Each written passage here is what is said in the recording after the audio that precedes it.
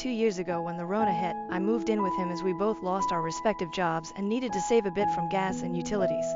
Since then I have found a new office job and so take some odd jobs online, but he basically stays at home most of the time. So has always been on the controlling side. He wanted me to cut all my male friends from my life. Hindsight is 20/20th, I know, but in his defense, he also cut all contacts with women, or at least to my knowledge. So has always been very adamant that he doesn't condone cheating, and even if someone else in his life was a cheater, he would cut them out of his life. The relationship has had its ups and downs. We have had a fair share of arguments, and a few months ago we hit a rough patch, but recently things were looking okay for a while. Or so I thought. So has become quite guarded with his phone lately, including hiding it if I look over his shoulder. He has never done this before, and it's very not like him. I am very open with my personal tech items. He's always welcome to look through my phone and laptop because I have nothing to hide. We even know each other's phone passwords. My gut feeling kept telling me that something was wrong, so when I got up for work this morning while he was still sleeping, I admit, I shouldn't have done what I did. I took his phone from the nightstand and checked out his conversations. So has been chatting with a girl he met online, 25. I only skimmed through the last few messages as I didn't want him to wake up and catch me snooping, but they have been texting back and forth every day while I was at work and sending each other nudes. I was so shaken and disgusted. I don't know when it all started, but I assume it's been at least a month because that's when I first noticed the suspicious phone guarding behavior. Honestly, no matter how much I look for a solution, there's no coming back from this. I know I have to leave. I haven't confronted him yet because I don't want him to try and persuade me to stay or spin it that it's my fault. I also don't believe in closure, so there's really no use in telling him that I know. Here's where I need advice. I have a place to move to and I have to move all my stuff. I don't want to have him damage my stuff to spite me or something. He has a history of throwing my possessions when angry, so I'll have people come help me move when he's not in the house. We have separate finances, so that's not an issue. The problem is, we have a dog. I adopted him with his approval when I moved in with him. I'm saying it's technically my dog since I do 90% of the dog activities. He rarely takes him out and I buy all the dog toys and dog food. Basically, he's the fun parent that gets only the pets and hugs. I know he loves the dog and the dog loves him, but I don't think he'd be able to take care of him and get up at 6 a.m. to walk him. My baby is also too used to the house and us, and he'll probably be stressed out if I move him. Should I take the dog with me without telling my soon-to-be ex, or should I leave the dog with him? Another thing I need advice for is should I leave him a note or a message with any explanation? Update 1. First, I'd like to thank everyone who commented on my previous post. It really helped put things in perspective for me. A few people asked for an update. It will be a lengthy one, so brace yourselves. One particular comment stuck out to me, that my pet doesn't know what's best for them and they could roll in literal shit and be happy, which really solidified my decision. As a preface, I'd like to apologize. I was paranoid that I could be found out, so I altered a couple of details in the original, one of which was that we owned a cat, not a dog. However, I was still doing 90% of the caring for the cat. On to the update. After reading all the comments and making the decision to take the cat, I called my best friend, her boyfriend, and my parents to tell them I'm breaking up and discuss logistics. I also told them to not mention anything in writing on the off chances that SO sees the messages. It took me quite some time to put everything in motion, 3 weeks to be precise, in which time I was doing my best to act like everything was okay while secretly moving some of my stuff to my parents' place to ease the final load. Finally, last Friday morning, my best friend, her boyfriend, and my dad came. We loaded up everything on my father's truck and left. The whole ordeal took 1.5 HRS. I was honestly amazed how much stuff I managed to accumulate for just 2 years. I took everything that I paid for out of my pocket, including a monitor and a headset that I lent him due to his equipment breaking, and he never bought new ones. The only thing I left was a queen-size bed I bought shortly after moving in. I also made sure to log into X's World of Warcraft account to cancel his subscription, which was paid from my bank account. I left a note on his desk that basically said, "Do not panic, you have not been robbed." I just took all my stuff and left. I'm taking the cat with me because I don't trust you to take care of her properly. Do not call me, my friends, or my family. We have already had the talk, so there's nothing else to say. Have a nice life, your ex. I didn't tell him I knew about the cheating because at this point it was irrelevant. In retrospect, it was just the last straw on top of many other problems. But hindsight is always 20/20. I blocked his number and never looked back. Sure enough, he messaged me on WhatsApp as soon as he came back to the empty flat. The gist of the messages was that we could have done it the Civil War.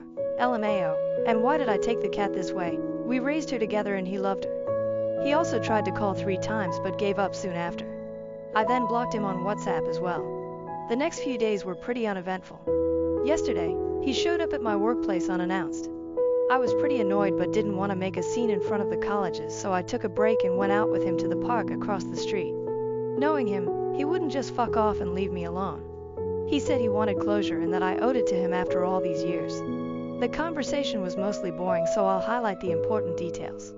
He said he wanted my monitor back and that he's willing to pay for it or trade me his new one, which is better, but wasn't with the same curve that he was used to. I told him that I like my monitor and tough luck. The best part is he went out, bought a new monitor, set it up to play WoW, but realized that I also took the headset. He then asked his mother to buy him one and she bought headphones without a mic. Pity. He asked to have the cat back. He offered me money, offered me all his crypto savings and even offered me 60k gold in WoW LMAO. I told him some things can't be bought with money. He then asked to co-parent, and when I said no to that too, he asked to at least say goodbye to her in person, also denied. I brought up that I'm the cat's primary caregiver and he can't even clean her shit. He replied he could, when push comes to shove, but didn't since I was doing those things anyway, despite him being in the flat almost 24/7. I also pointed out that if he really loved the cat that much, he'd want the best for her and to be with the one who takes care of her, instead of wanting to keep her for selfish reasons. He kind of agreed on that. The most baffling part, he offered to pay me to go grocery shopping together. We used to do that all the time when we were together. I pointed him to a couple of sites where he can buy groceries and have them delivered. He said it was too much work. I told him to adjust and evolve. He also apologized one too many times for hurting me, to which I replied every time I wasn't hurt, I was just disgusted and cringed at the conversations I read, to which he got offended and mumbled that it was private, you know. Not once did he mention the side chick, even then he didn't have the balls to admit to the affair. In their messages there was a recurring joke that if he comes to the hotel where she works, they'd have to fuck in the janitor's room. I brought her up a couple of times, told him I wish them both the very best, and since I left him the bed, he doesn't have to worry about fucking in the janitor's room anymore. He asked to be friends multiple times. I told him, also multiple times, he betrayed me and he's a pathological liar and I don't want to be friends with a dishonest person. He legit couldn't comprehend how his dishonesty impacts a potential friendship. He said he wanted to tell me he wasn't committed to me anymore but couldn't bring himself to do that. I pointed out the hypocrisy of him blowing up at me for platonically talking to male friends online, but he cheats the moment a semi-attractive woman comes his way. He said that a woman cheating on a man is the greatest sin, but a man cheating on a woman is not so severe. What the actual fuck? The rest of the conversation was him trying to play buddy-buddy and talk to me about his life and me reminding him that I'm not interested in his life and that he's a closed chapter to me. After what seemed to be eternity, we said our, hopefully, final goodbyes and I went back to work. In conclusion, for the past week since I left, I've felt like a huge load have dropped off my shoulders. I have all the time in the world, I'm working on myself, I'm reconnecting with people I haven't talked to in years. I'm trying to live my best life and I don't regret anything. There were good times, there were bad times. It was a valuable experience and a lesson learned what to look for in a partner and, more importantly, what not to overlook. Huge thanks to everyone that commented on my post. You really gave me the push I needed to make what I hope is the right decision. Update 2. I was contemplating whether to write this last update or not. A bunch of things have happened since I last posted and eventually, I figured we are all more or less people who laugh at their own farts and enjoy the occasional justice boner, so I decided y'all might appreciate how karma has caught up with X. Disclaimer and some background. I left out a lot of information in the original post and altered a lot of details to make sure X does not find the post and connect the dots. Our real ages are 28, him, 33, me, and 34, side chick. X and I were together for almost 7 years. Note 4. X had a chronic disease, nothing fatal if treated, very manageable, and a lot of people with the condition can work. He was of course using it as an excuse not to work, even online work, and mooch off me. We lived with his mother who was supporting his narrative that he is too sick to work. X was abusive, first only verbally but it progressed to physical abuse. I omitted most of this information in the first post because I wanted an unbiased opinion whether to take the cat or not. Even though the cheating was the last nail in the coffin of our relationship, I was actually contemplating leaving him for almost a year before the actual fact and on occasions where he ramped up the abuse. I will withhold giving examples for the time being because the topic might be traumatic for some readers. My last update ended with my ex coming to work to offer me pixel money for my cat. This was in August 2022. I vacated his flat at the end of July. I thought everything was said and done and I would not hear from him again. Spoiler, I was wrong. Since the breakup he has messaged me about every 3 months on Discord for various bullshit, like how he lost his best friend or asking for photos of the cat. I didn't block him there in case either of us needed to exchange items we forgot at our respective places. Sometime in March I found out by chance that he's still using my old League account. He has been banned on 3 different accounts for toxicity. I gave him the password while we were dating, but I did not think he would have the audacity to continue using it after we broke up. The kicker is, all it would take would be to ask me to use it and I would have no problems with it. It really rubbed me the wrong way that he could message me with his woe is me crap on 4 different occasions but conveniently forgot to mention that he is still playing on my account.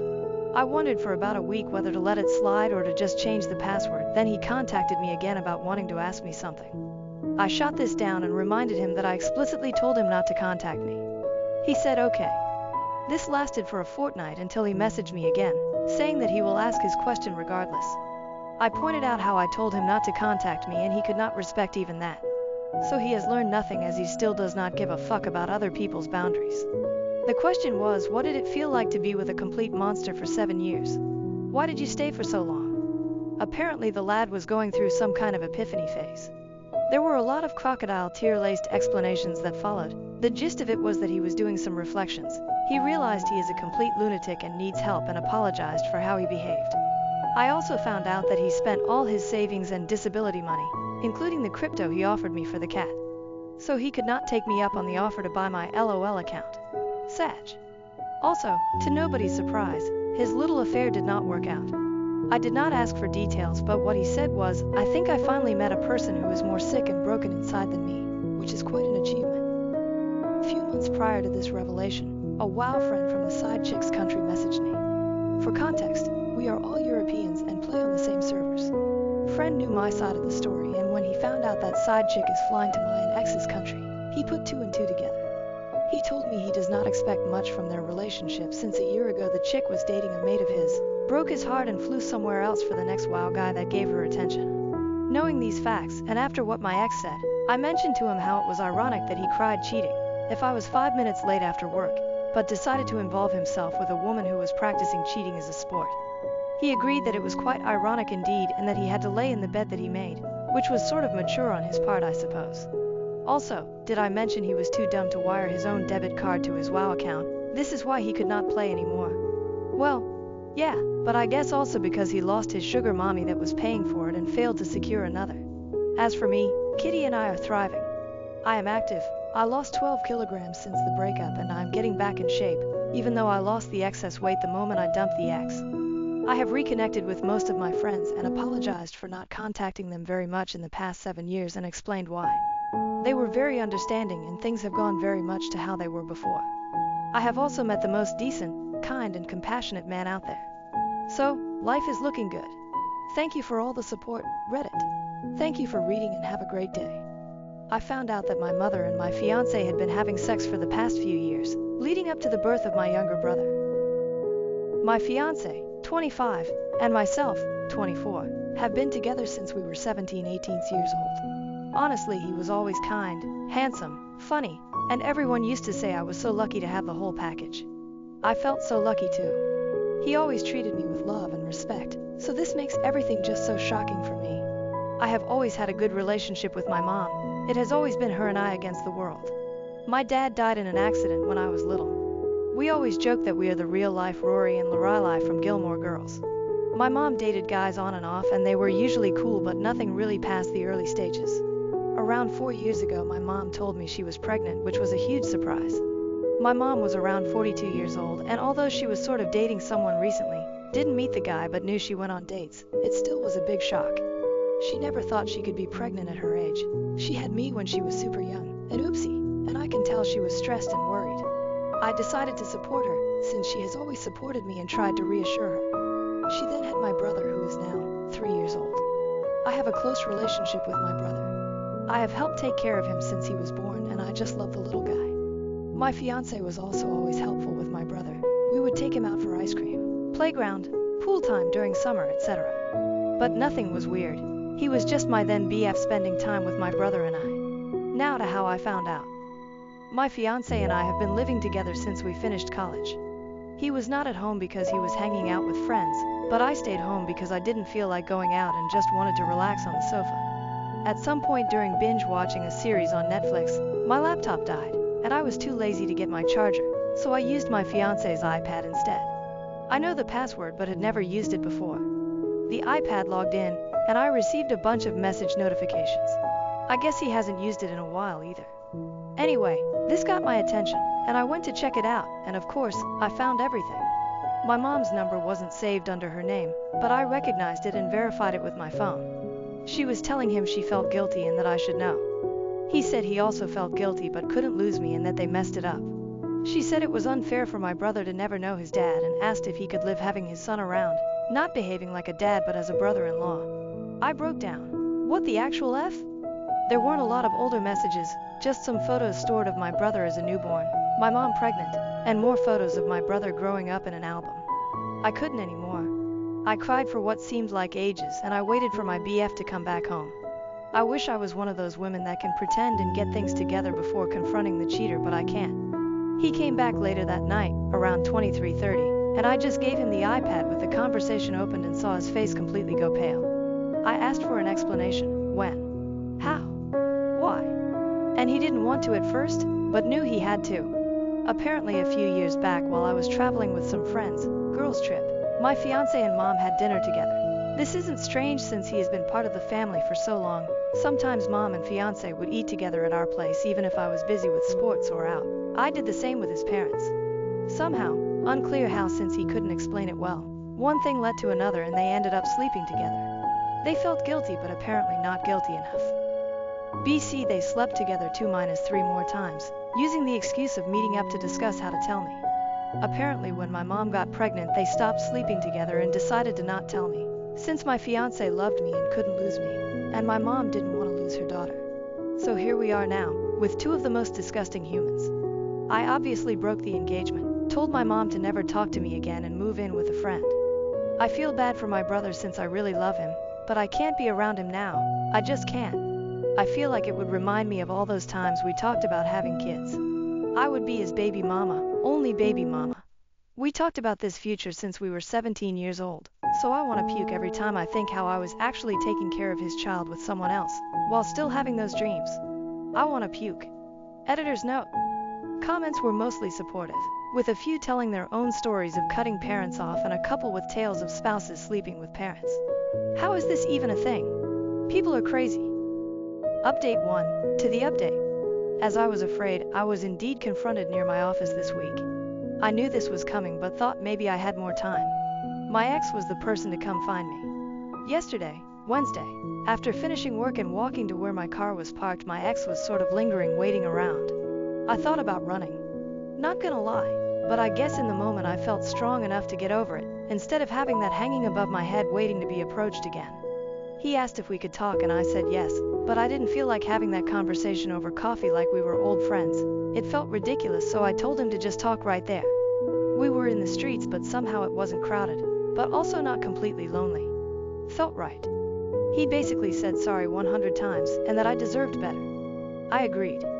He said he did love me and that he still does, but he would understand why I wouldn't want anything to do with him. He said that if I did in fact consider giving him a chance that he would go to therapy, alone or together or both, and that he would work hard to win my trust back. I told him it wasn't possible. There was too much damage. This sounds calm when I type it, but in the moment things came out more with louder tone and harsher words. Anyways, he did say that he is in the or will be. It was a bit of a blur, process of getting custody, partly, from my brother, and that he in fact does want to be a dad to him. He said he does not want to be together with my mom, that it was just a stupid mistake. Sure, BC 4-5 times is just a random thing.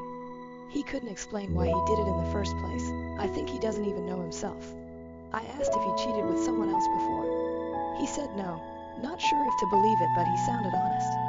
I asked why he didn't come clean, and he said that after he did the deed he always felt panicked and it hit him that he could lose me and he just didn't want to. I told him it was meant to be found out, that what was his plan? To have my brother around and ignore their relationship forever.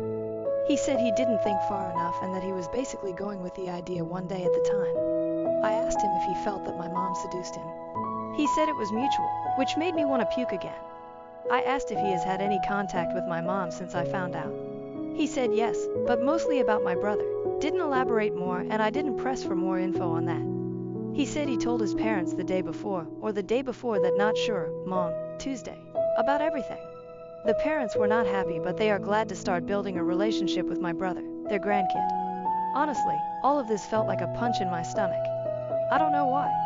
The parents wanted to contact me, but he told them to wait till he approached me first, hence why he was here. I said if he started or thought about the custody before I found out, and he said no, but when I found out was like the push he needed. Great. Seems I helped him get his shit together. And this past week he was arranging all of that mess. That's why he hasn't tried to see me before. He sounded and looked defeated, but the whole thing made me, besides sad, angry. I was mainly depressed before, but now I'm furious. I feel like he is still in an okay place and he isn't paying for his actions, beyond me leaving him. He will have my brother, his parents and others, and move on with his life. While I lost everything. I hate him. We parted ways not on a happy note, and I told him to never get near me again. I was done. He asked me to see my brother still, that I was important to him, and tried to guilt trip me, and it worked, but I still think I can. I don't know much about my mom and really hope she doesn't come find me anytime soon, because I'm fuming right now and won't be able to handle it. I will be contacting my family and friends and finally doing the blasting today.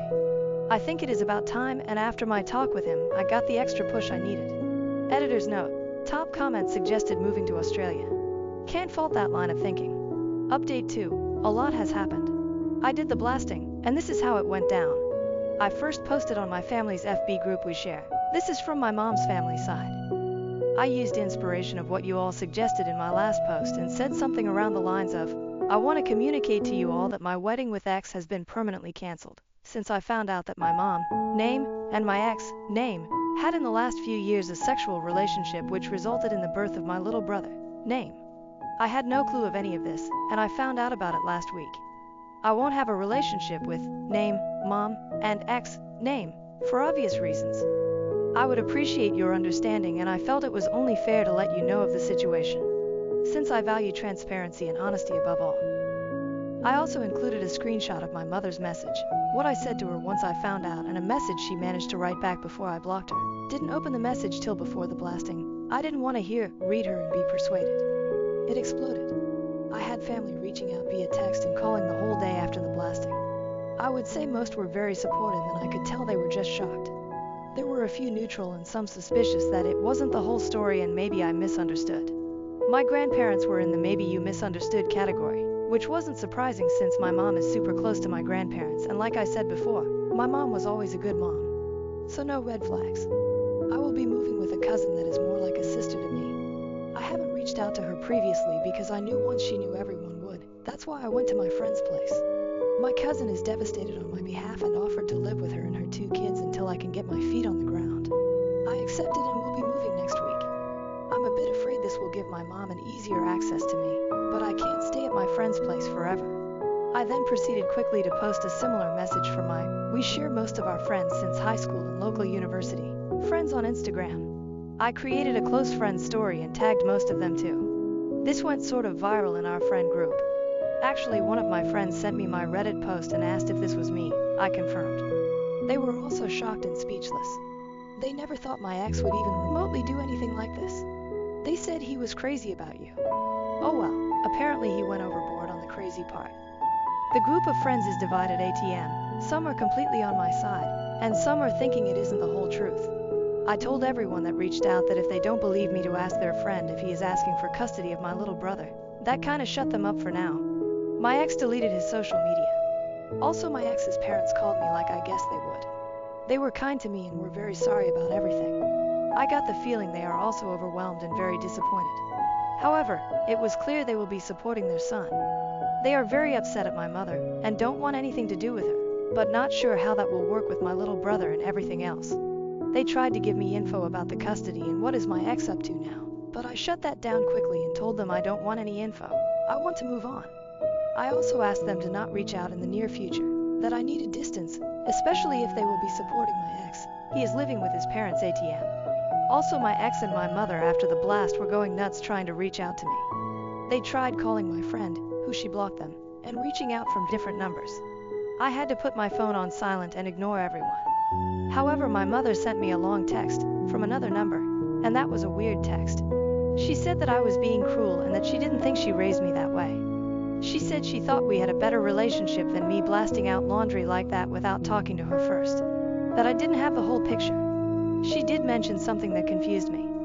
She said in her long-ass text that the reason she slept with my ex is because he reminded him of my dad. That it was grief. That she didn't mean to use him to heal her pain, but she wasn't strong enough. I don't even know what that means. Like, did she think that my ex looks physically like my dad? Or personality? Or what? I have seen photos of my dad, and well, yeah, my ex isn't super different but also not super alike. I mean, they share brown, dirty blonde hair, blue eyes, white skin. But that's not so uncommon. I don't see what else. I don't know. That threw me for a loop and honestly makes me want to confront my mom just to know what the hell. From all the things she could say, I was not expecting that. I'm holding on better. I don't cry every hour or want to murder them. But I'm still sad and upset, and it just feels like it isn't my life. That it is a big joke or a bad dream, and I will wake up to my normal life. I also need to really start planning my future and start applying for jobs in other cities, or maybe check the possibilities abroad more seriously. I might ask for 2-3 days off work to really get my thoughts together and do some research. I'm terrified TBH. I feel frozen, but I know I need to start moving. Editor's note: this one has some funny comments. Commenter 1: that mom is hilarious. I thought I raised you better. I never in a million years thought you'd fuck my boyfriend, but here we are. Commenter 2: my petty ass would be sending her that. Commenter 3: right. The irony of her blaming you for airing laundry when she did that. Commenter 4: the laundry wouldn't be dirty if you hadn't fucked my boyfriend on it. How do I tell my host mom about her son's weird behavior?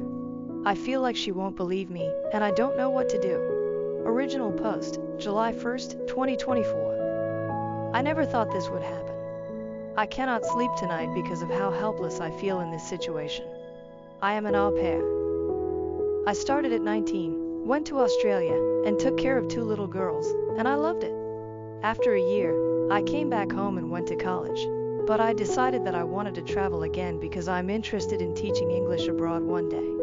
I met a really great family on an accredited website that I used last time for my au pair match. I met a German family. They really liked me and I really liked them and the area.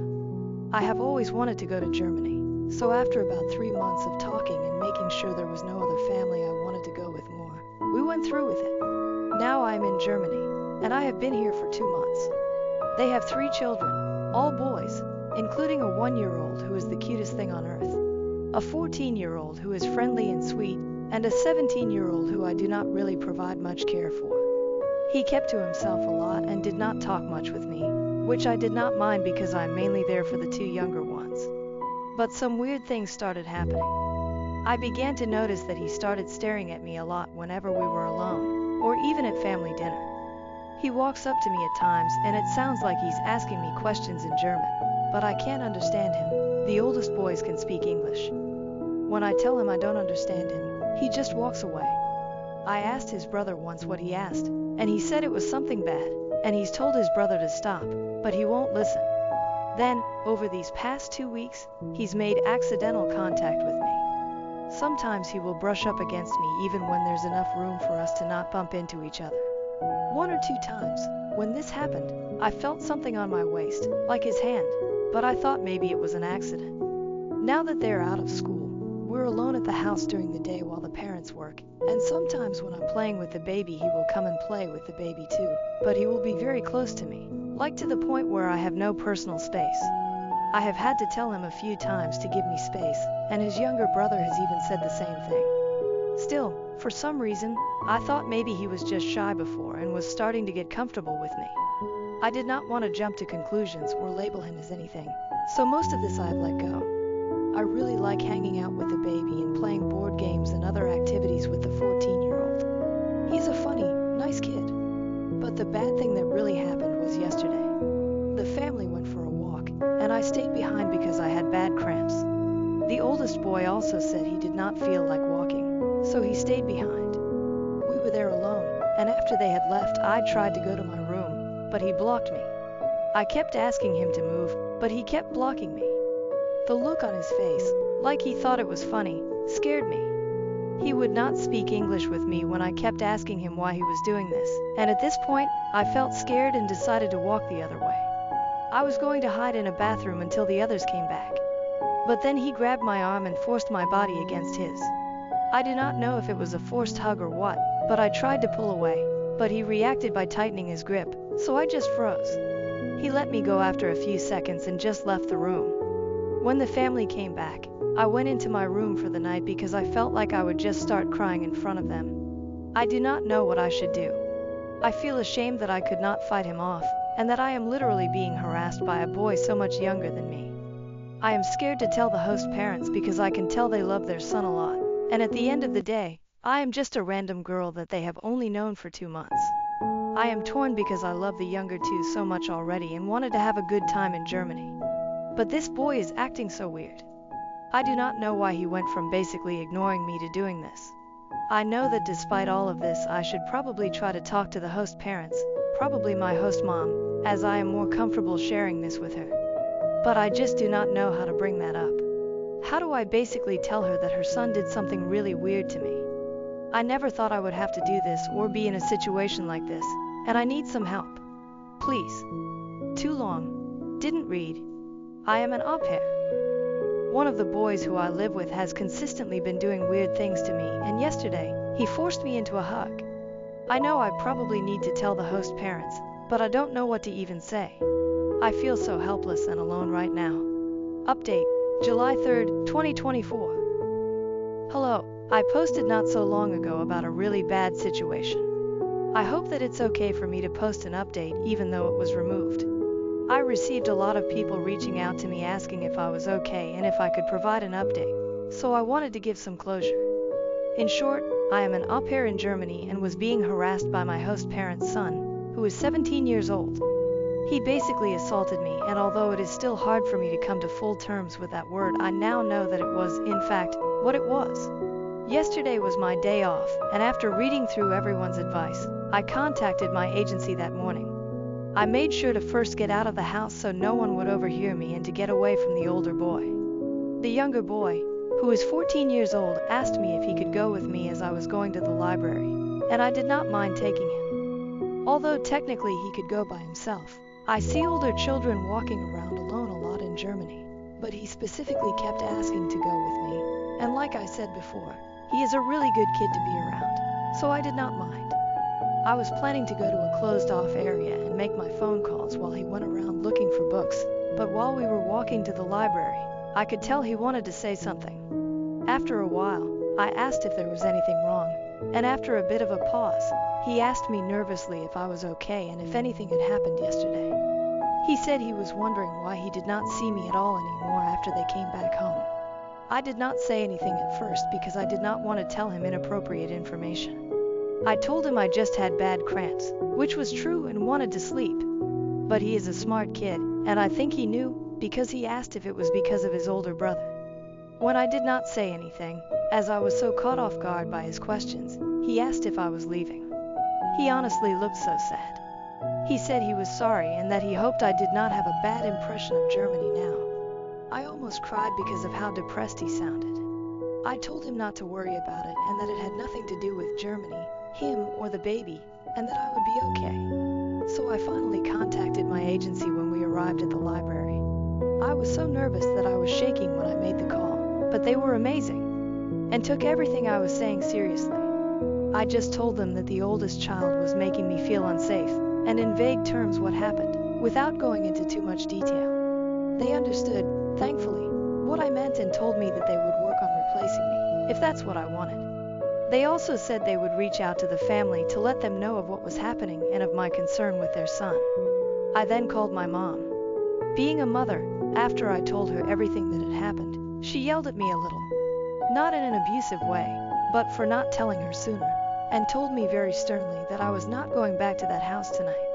Even being an adult, I don't argue with my mom when she uses that type of tone. She sounded so frantic, and sent me money to stay at a hotel for a while until they found me a new placement, even though she really just wanted me to come home. I felt a lot better after talking to her. After a while, the younger boy came back over and told me, very plainly, I am going to tell Mom. He would not listen to me when I told him not to, or not to put himself in that situation. I can handle it. He seemed very angry. He tried to reassure me that his parents would listen, and that they know that older brother causes trouble sometimes. They had another girl, a few years ago, that left because of him, and everyone thought maybe since he'd grown up and changed it would be different. I stayed at the library while he went home, and just waited. I did not know what was going to happen. I already had a hotel booked by then and knew I would probably need to go back to get my stuff. About an hour and a half later, I left the library. Since the parents were at home today, I felt somewhat safe going back to get my stuff. Before I got back, I received a call. It was from my host mom. When I answered, she was very frantic. She asked me if I was okay, and where I was. When I got to the house, the parents were in somewhat of an argument. I didn't understand all of it, because they went between German and English, but I heard some words like, "not again," and "ruining." In short, the mother pulled me aside. She said that she wasn't aware that the oldest son was still like this. She begged me not to leave. She told me she wanted her two youngest sons to have healthy attachments to their caregivers, and that it was very hard for them to do this with the oldest. She was actually crying during all of this, and told me she doesn't know why he acts like that, but she did not raise him like that. And that while she loved her son, she was not going to tolerate that behavior anymore. She said that once he turns 18 next week, I had no idea his birthday was next week, he will have to go live with his uncle and cousin in the Netherlands, for the sake of everyone in the house. She told me they, the parents, discussed it a bit when the first incident happened, but since he seemed to act better, they dropped it at the time. When I asked where he was, she said that he left quickly when his brother came home, saying he was going to a friend's house. He probably will not be back, and she said that even if he does, she will not let him in, and will tell him to go to his aunt's, who lives not that far, until he can go to the Netherlands.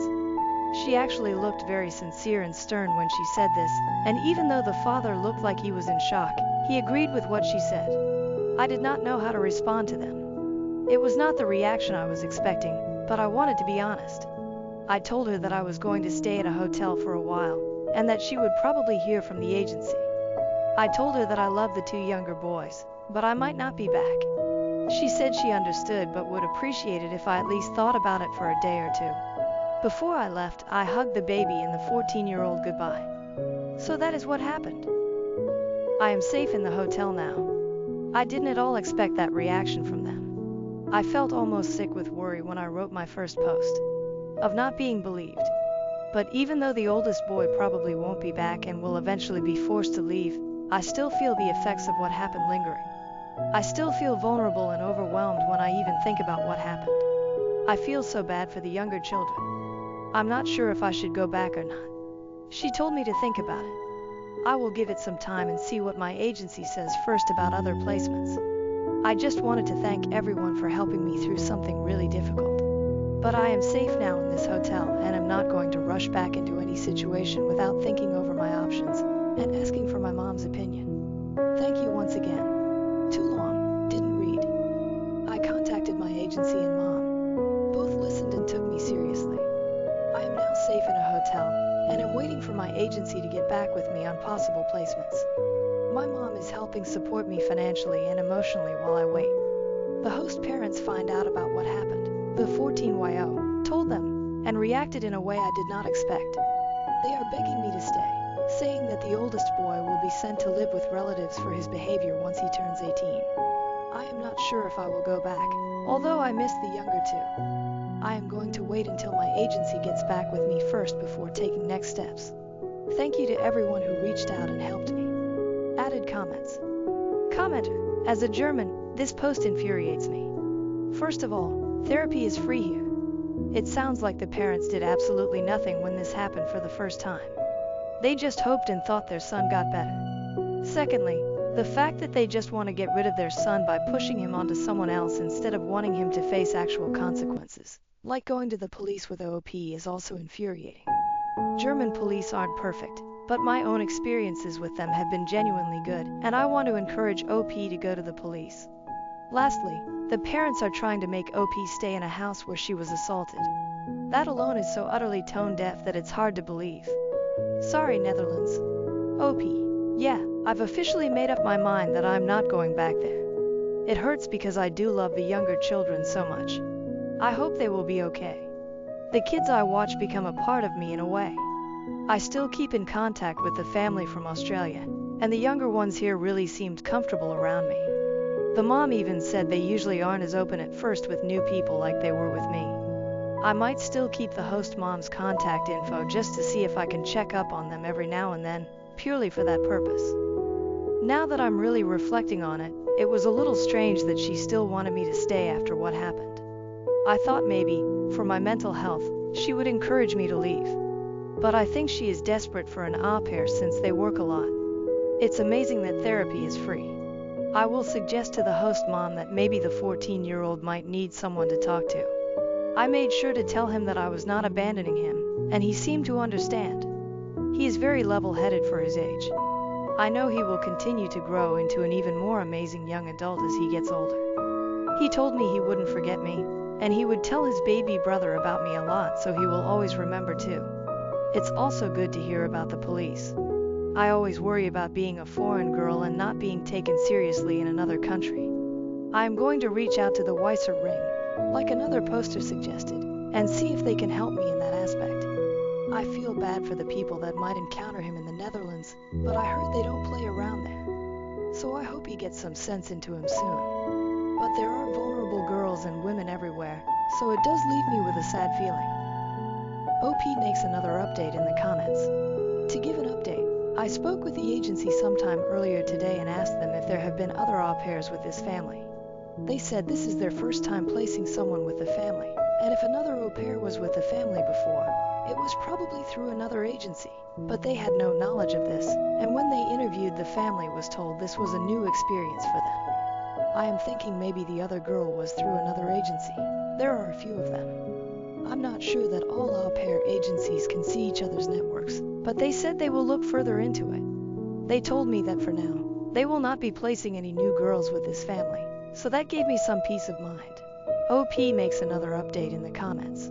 To give an update, I spoke with the agency sometime earlier today and asked them if there have been other au pairs with this family. They said this is their first time placing someone with the family, and if another au pair was with the family before, it was probably through another agency, but they had no knowledge of this, and when they interviewed the family was told this was a new experience for them. I am thinking maybe the other girl was through another agency. There are a few of them. I'm not sure that all au pair agencies can see each other's networks, but they said they will look further into it. They told me that for now, they will not be placing any new girls with this family. So that gave me some peace of mind. My wife and I want to adopt our foster daughter, but my father-in-law is furious. How can we protect her while dealing with his cruelty? My wife and I have 2 biological teenage sons, one older and one younger than our foster daughter. We have been fostering kids for many years, but the goal has always been to reunify the kids with their parents, which has happened successfully each time until now. 2 years ago we took in our foster daughter, now mid-teens. She had been through a lot and was labeled as a troubled kid and not adoptable. I won't go into details, but the issue in this matter is that there are images of her going around amongst a certain community from before we took her in. We were informed by authorities about all of this before, so it's not like this came as a surprise after we got to know her. I'm not going to lie, it has not been easy. Our families have seen us struggle, but almost everyone has been super supportive. The first 5 and 6 months were the hardest. She didn't trust us, and she was angry at the world, rightfully so. Then one random night I got up in the middle of the night and unintentionally ended up scaring her shitless, and she had a full-blown panic attack. She was okay after a little while, but it was like something clicked for her that night. It was like she realized that we were on her side, and we watched her change from this angry and sad little girl to the ambitious young teenager we know today. It started with her telling us thank you for everything we did, small things like driving her to practice. And she said it with a smile on her face. It was so amazing to see her feeling better and not so lonely anymore. From there everything changed. She made new friends and got a lot closer to my sons, especially the older one. Her grades went from failing multiple classes to getting straight A's. Not because we were nagging her, but because she wanted to. Each member of our household has developed a good and strong relationship with her, and the love we have for this girl cannot be put into words.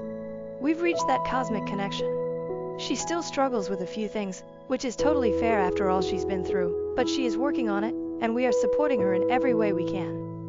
Overall, she's doing amazing. She's so strong and I'm very proud of her. We made the decision to fight the system to change their verdict from not adoptable to available for conditional adoption because we want to commit to her for life.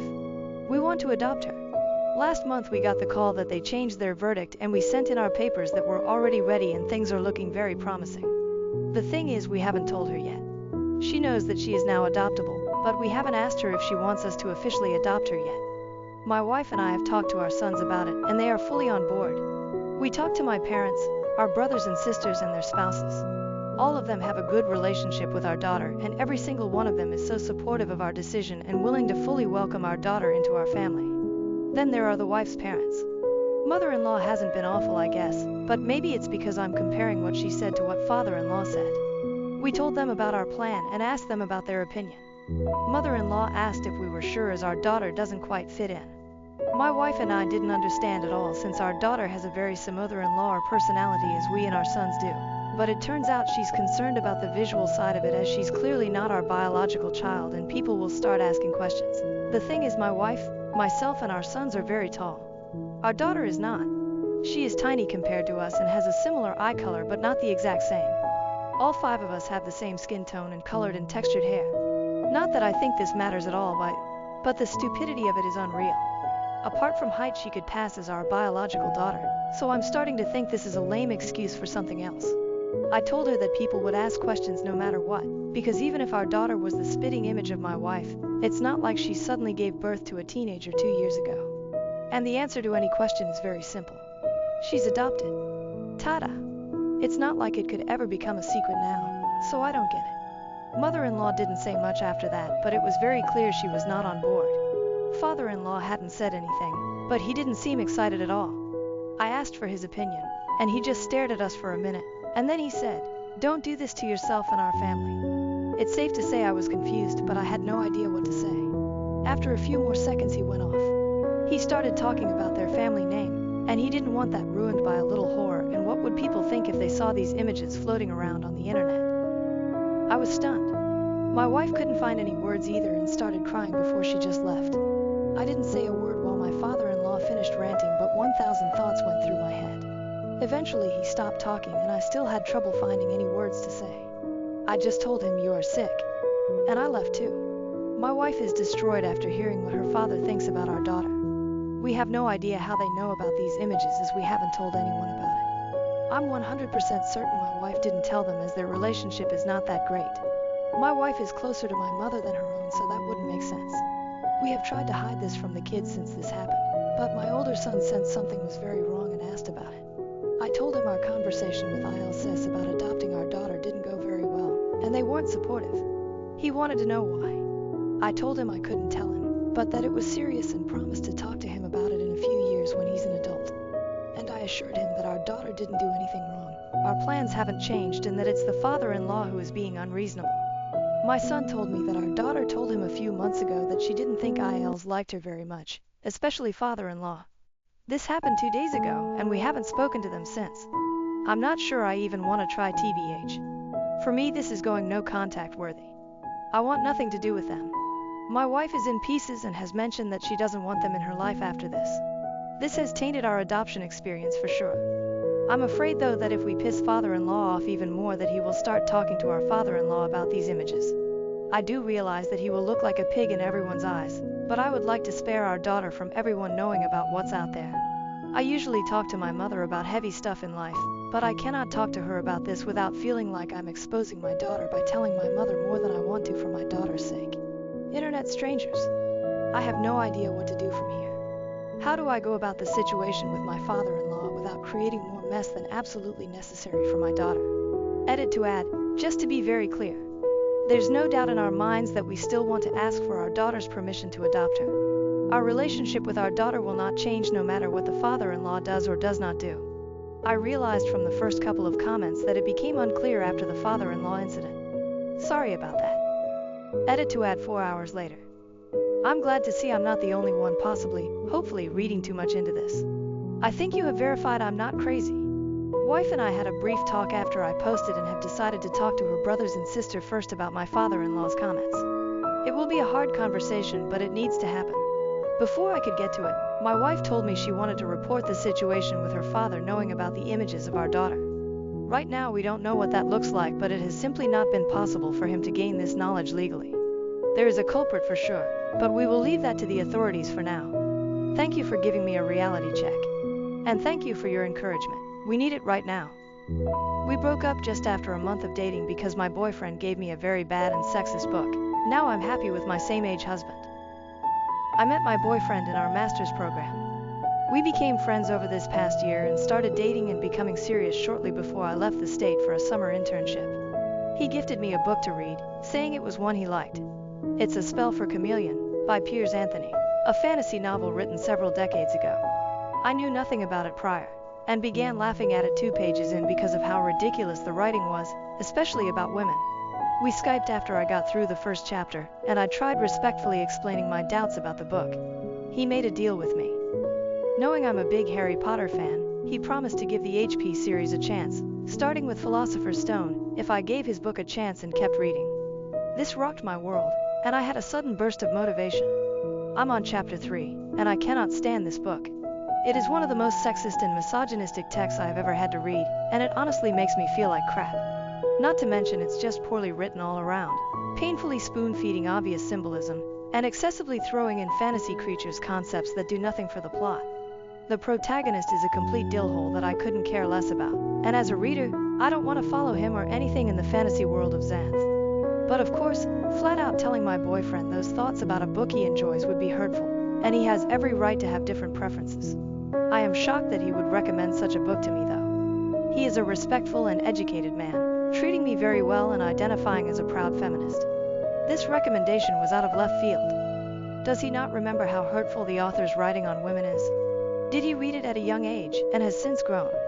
I can't expect him to hold his end of the bargain and read Harry Potter, which is fine, especially if it means not having to put myself through Piers Anthony's excuse for writing ever again.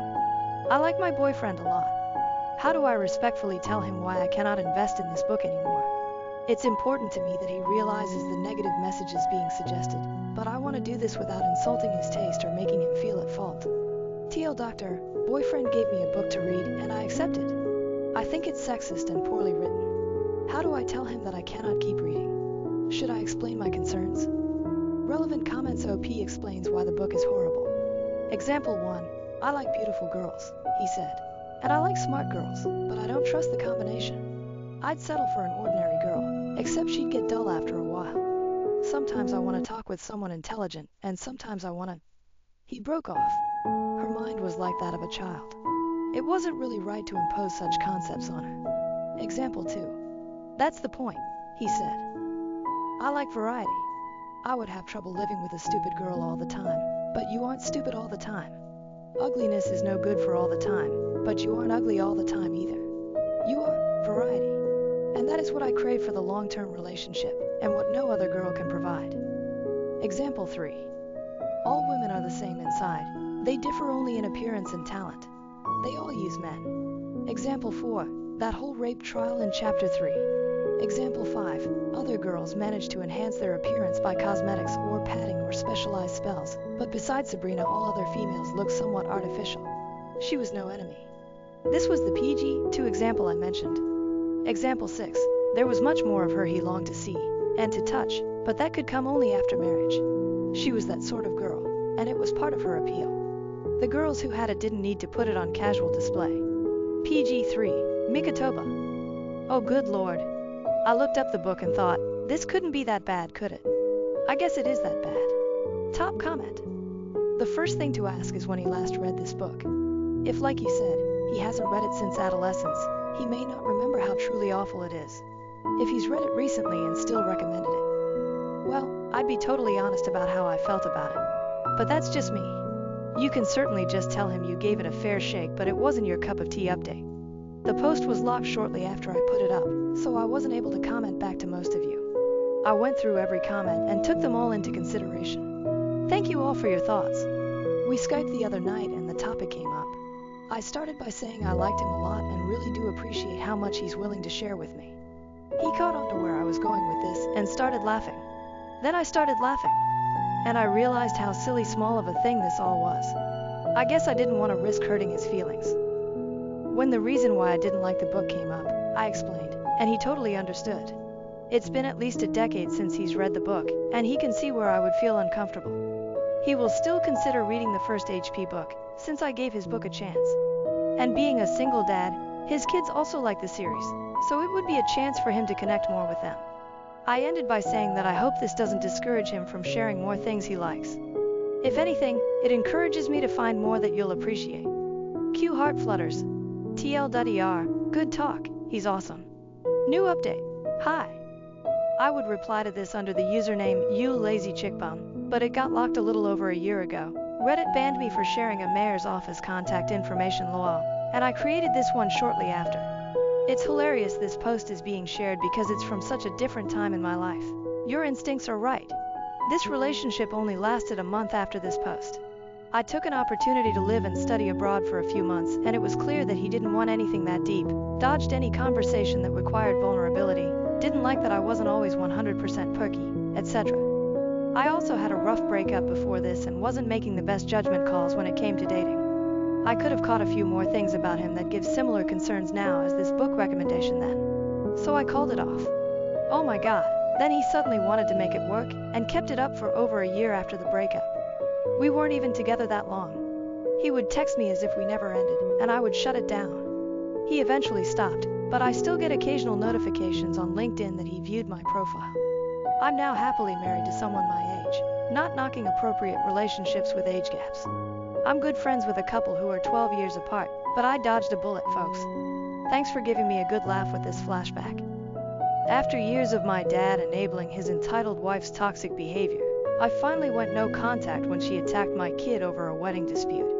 I attempted to share this story on Am I the Asshole through a different account a couple of days ago, but it did not go through. Considering the trigger warning, it is understandable.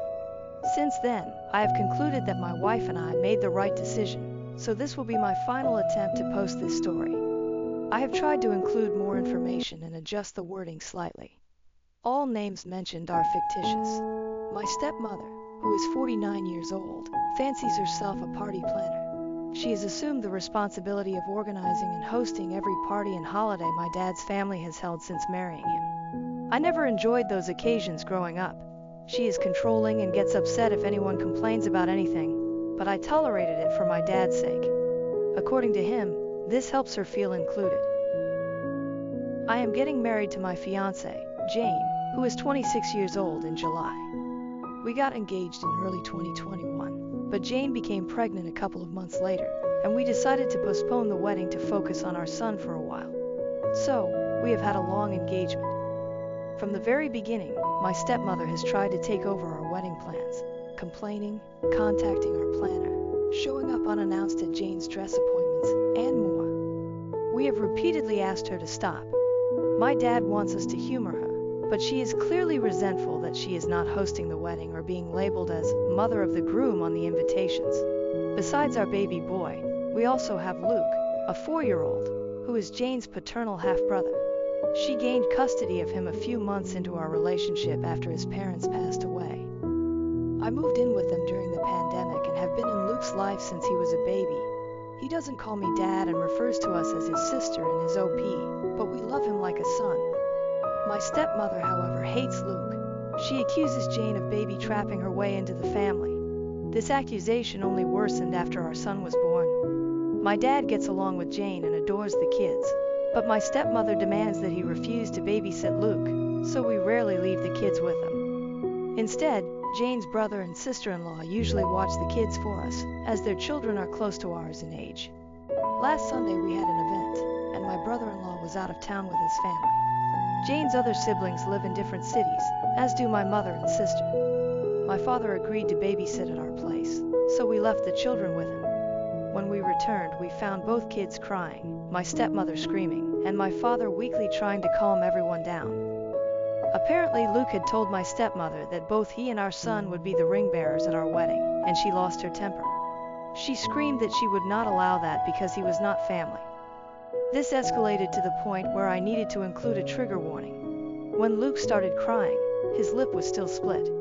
She had never gone this far before. We immediately banned her from our house and our wedding. My father is furious and has said he will not attend without her. He has also convinced half of his side of the family, including my stepbrother, to boycott the wedding by severely downplaying what my stepmother did. My stepbrother fully agrees with his mother, no matter how many times I try to tell him the truth. Jane and I are steadfast in our decision, but many of my cousins, who are now not coming to the wedding, are asking us to reconsider. Almost all of Jane's family supports our decision, although one of her aunts suggested that my stepmother might be acting out because she does not feel welcomed by my family. I have honestly reached my limit with my family's enabling of her behavior. I love my father and really want him at my wedding, but I am more than willing to let him go if it means protecting my family. Edit.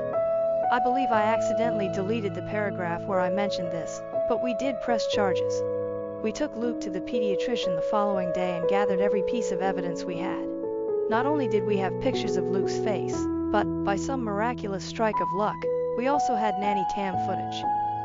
Some commenters correctly assumed that my stepmother had not been invited to our house, but my father has not really gone anywhere without her in years, so we took precautions. We did not expect her to actually do anything this terrible, but we have never trusted her with the kids. The physical attack happened off camera, but there is some footage of her screaming and Luke crying before and after the event. She now has a child abuse charge on her record. We would not let her get away with this. Edit 2. There is a lot of additional information I want to add. I will try to respond to at least some of the comments. I did not expect the amount I have received so far, but for now, I will add that Luke is okay. The visit to the pediatrician happened the day after the incident. He already had a counselor because Jane was quite traumatized when her dad and stepmom died, and she was worried it might affect him. We have continued with his treatment. We have been hugging and pampering him a little more than usual too. He is still upset but is already doing much better. Update: the entitled stepmother has managed to get herself banned from my wedding. I want to thank everyone who took the time to read and/or comment on my previous post. It has been a tough week, but it is always heartening to know that people care. Although I have not been able to reply to every comment, I will try to address some in this update. This might get a bit lengthy. To begin with, Jane and I have decided to go no contact (NC) with my father and my stepmother. We have not really spoken to either of them since the incident, and I do not intend to be the one to reach out. Any communication between us is being handled by my younger sister, who is entirely on our side, but we maintain low contact for the time being. I have chosen to adopt Jane's approach to dealing with people she cares about. Forgive what is apologized for, but never forget.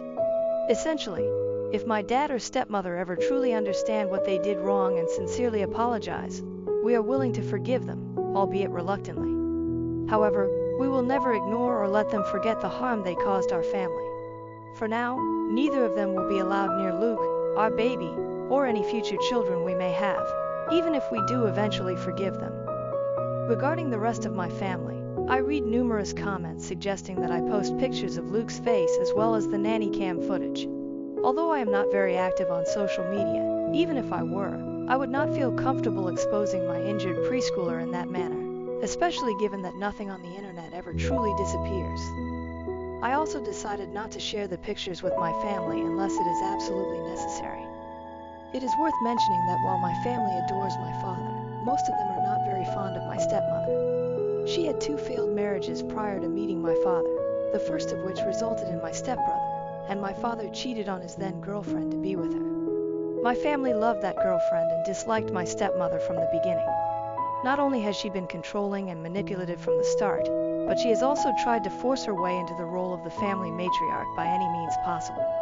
Taking over the planning duties for every family event was her favorite way to do this because of all the attention and compliments that come with it. The primary reason I disliked these parties while growing up was that my stepmother always managed to make everything about her, even events like Christmas and my sisters and my birthdays. The rest of the family felt indifferent towards her, but they never truly liked her. However, things were different with Luke. Most of my relatives did not meet him until COVID restrictions were eased, and by that time, he was already 2 years old. He is a bright and genuinely lovable child, and since there were no other small children in the family, everyone immediately began doting on him. From my perspective, my stepmother was upset that Jane and Luke were so easily accepted by my family, which was a stark contrast to her own experience, and this fueled her resentment towards them. Although I cannot confirm this, she was also angry that she had no role in planning the wedding or being part of the wedding party. She tried to pressure us into letting her officiate, but that role had already been offered to one of Jane's best friends a year ago. My stepbrother was not interested in being my best man, and I had already chosen my best friend for that role. We had asked Jane's sister's daughter to be our flower girl, and we had promised Jane's 3-year-old niece. Also, her sister's daughter is 15 and does not know us well.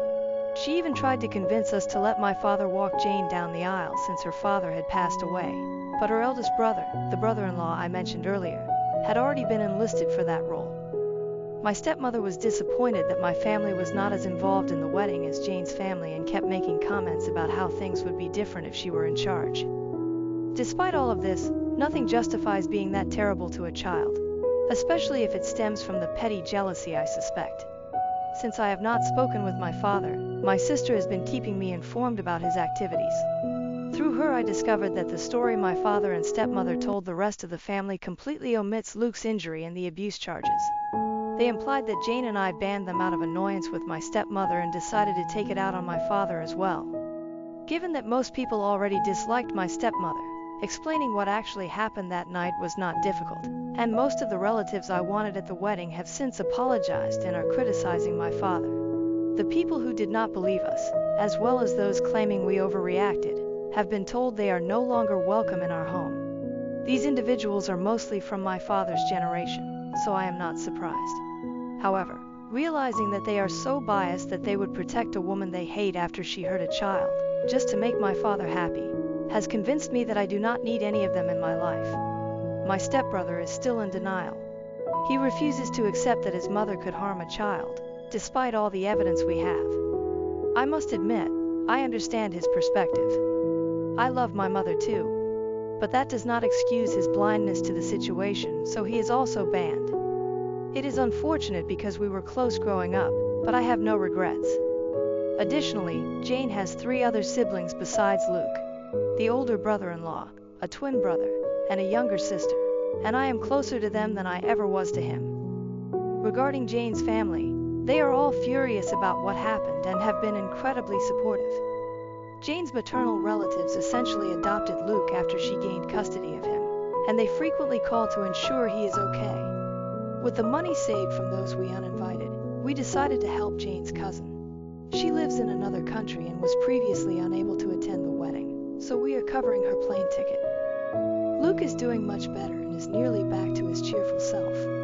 His split lip was shallow, healing slowly but did not require stitches. A few days ago, we sat him down and explained that my father and stepmother would no longer be around.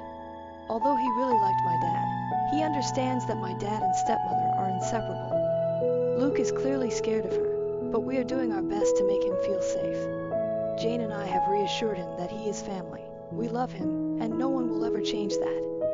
I am not too worried about my dad or stepmother trying to show up at the wedding, but we have alerted the venue and provided them with pictures just in case they try anything. It is better to be safe than sorry. Some people brought attention to the fact that SM is a hypocrite for saying Luke isn't family. I agree for obvious reasons.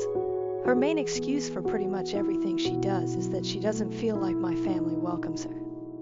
Dad has been guilting me to take part in everything she plans by reminding us of that for as long as I can remember. The way he continues to make excuses for her without realizing this is basically a case of the pot calling the kettle black, except Luke actually is family.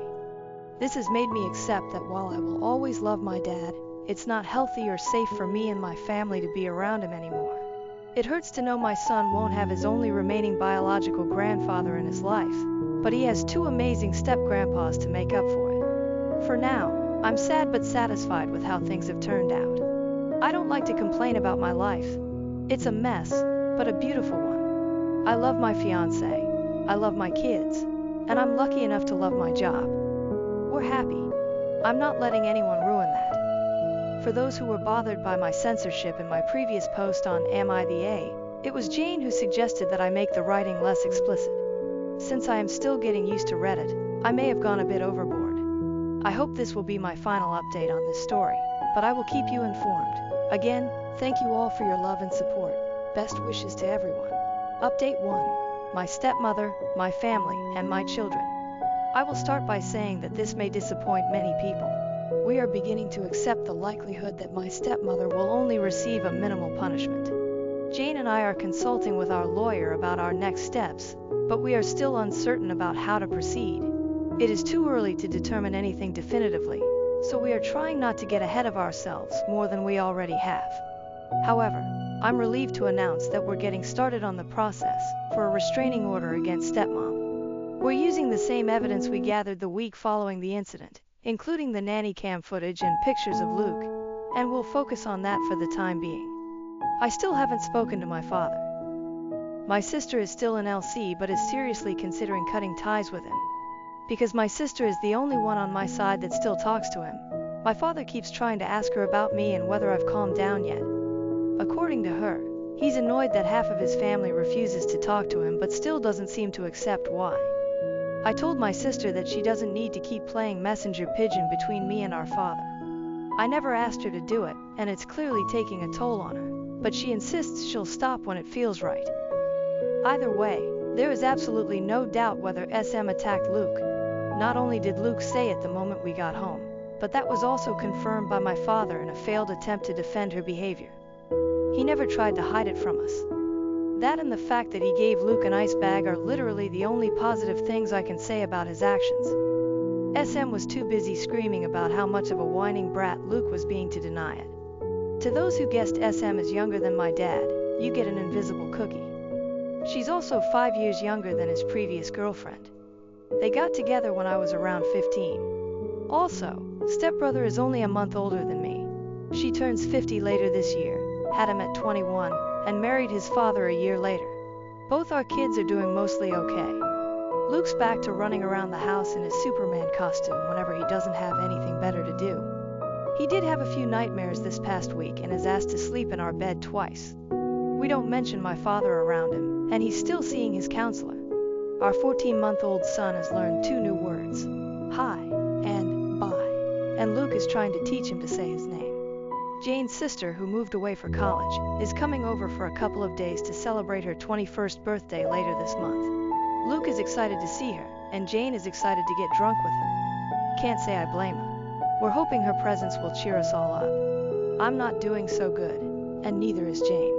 She's usually the kind of person who tries to keep her negative emotions to herself, but she cried herself to sleep almost every night the week it happened. It breaks my heart to see her like that, and I can't help but feel like this is my fault. There's a part of me trying to tell myself I had no way of knowing SM would do anything like that, but that doesn't really change anything.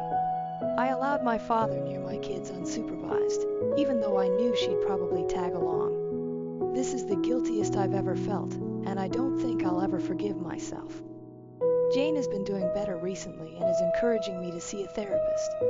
I've never really done that before, except for seeing a psychiatrist when I was younger, but now seems like the right time to try it.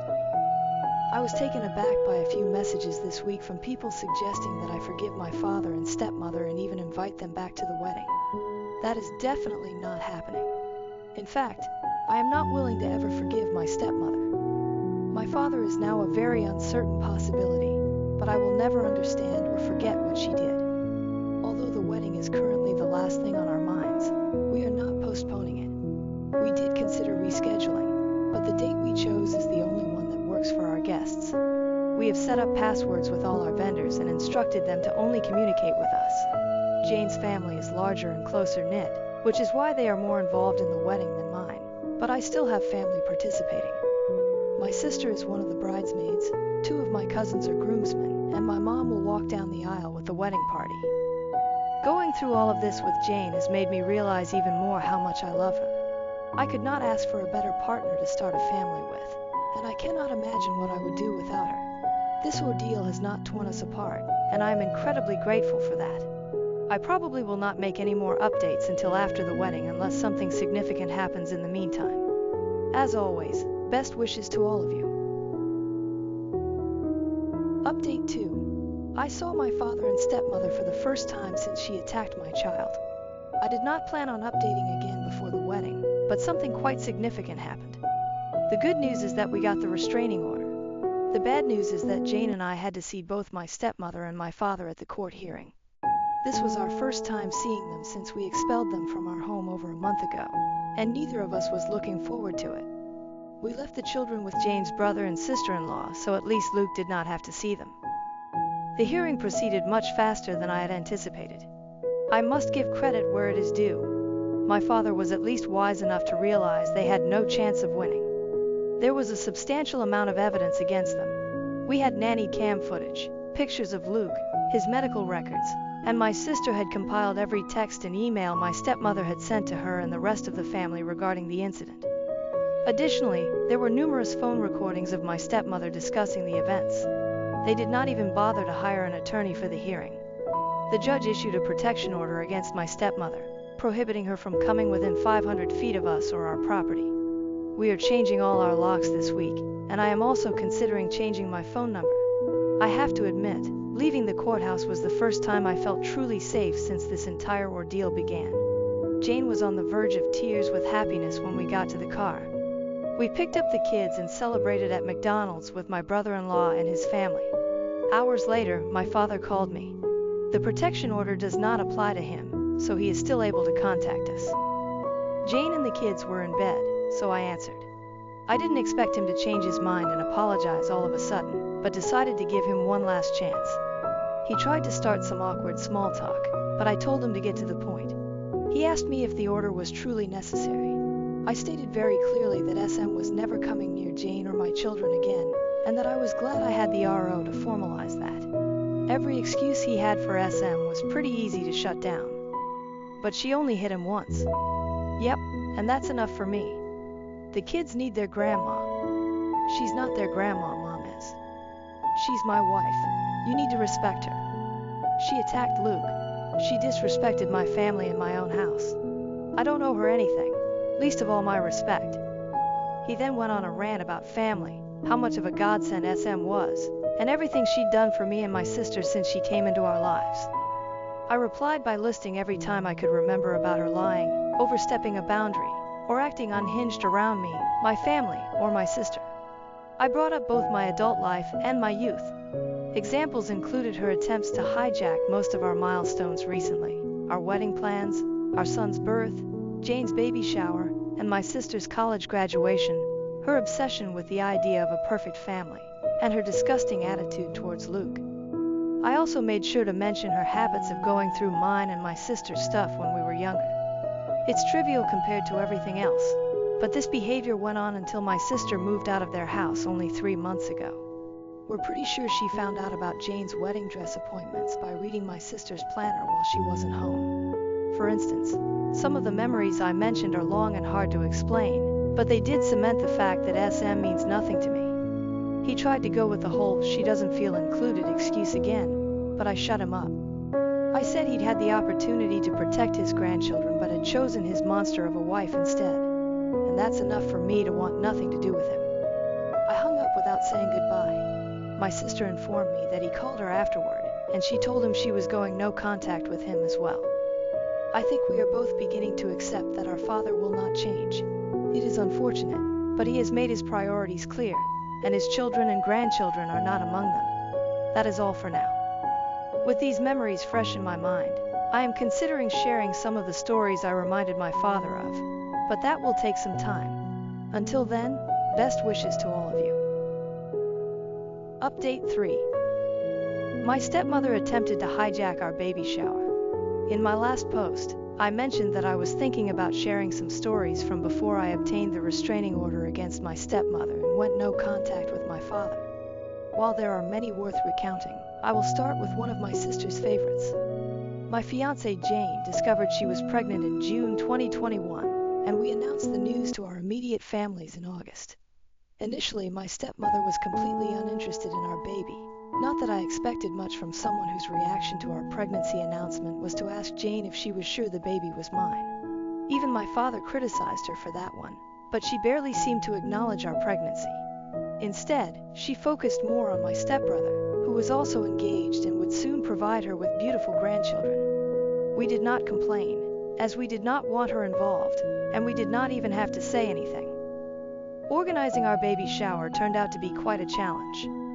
Jane and I had to work until the holidays, and I wanted to be actively involved in the planning. With our due date set for February 2022, we decided that early January would be the ideal time for the shower.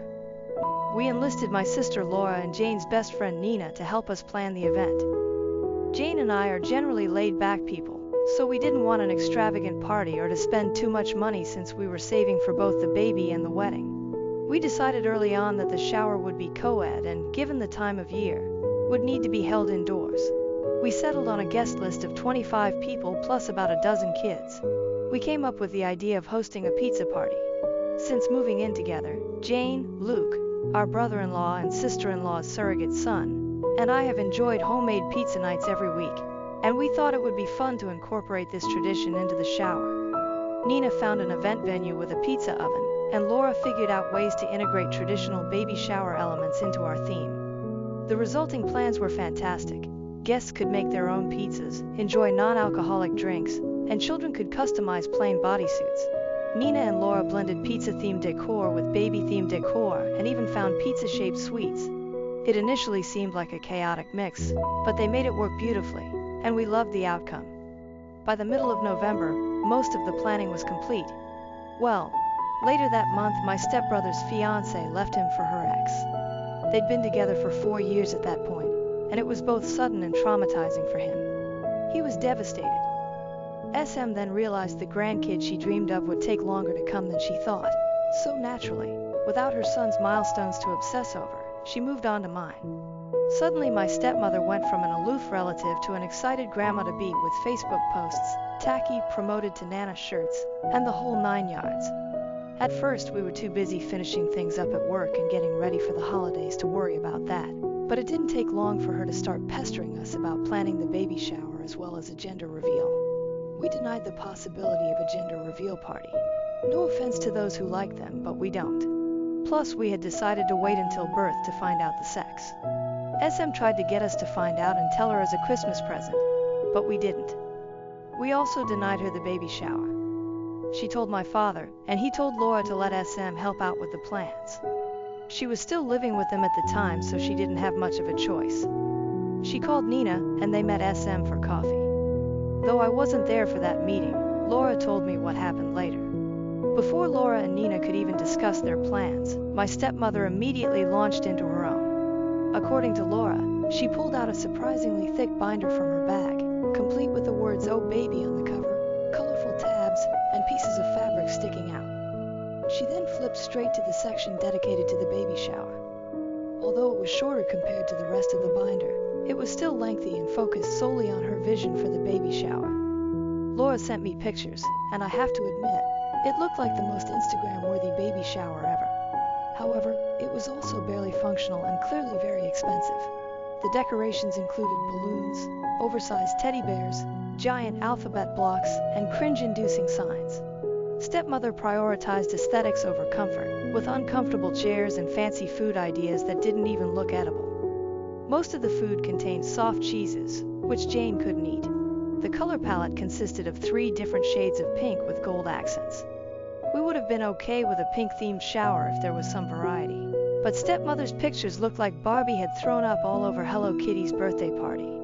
When Nina reminded her that we didn't know the baby's sex, stepmother insisted she just knew it was a girl. Spoiler alert, it wasn't.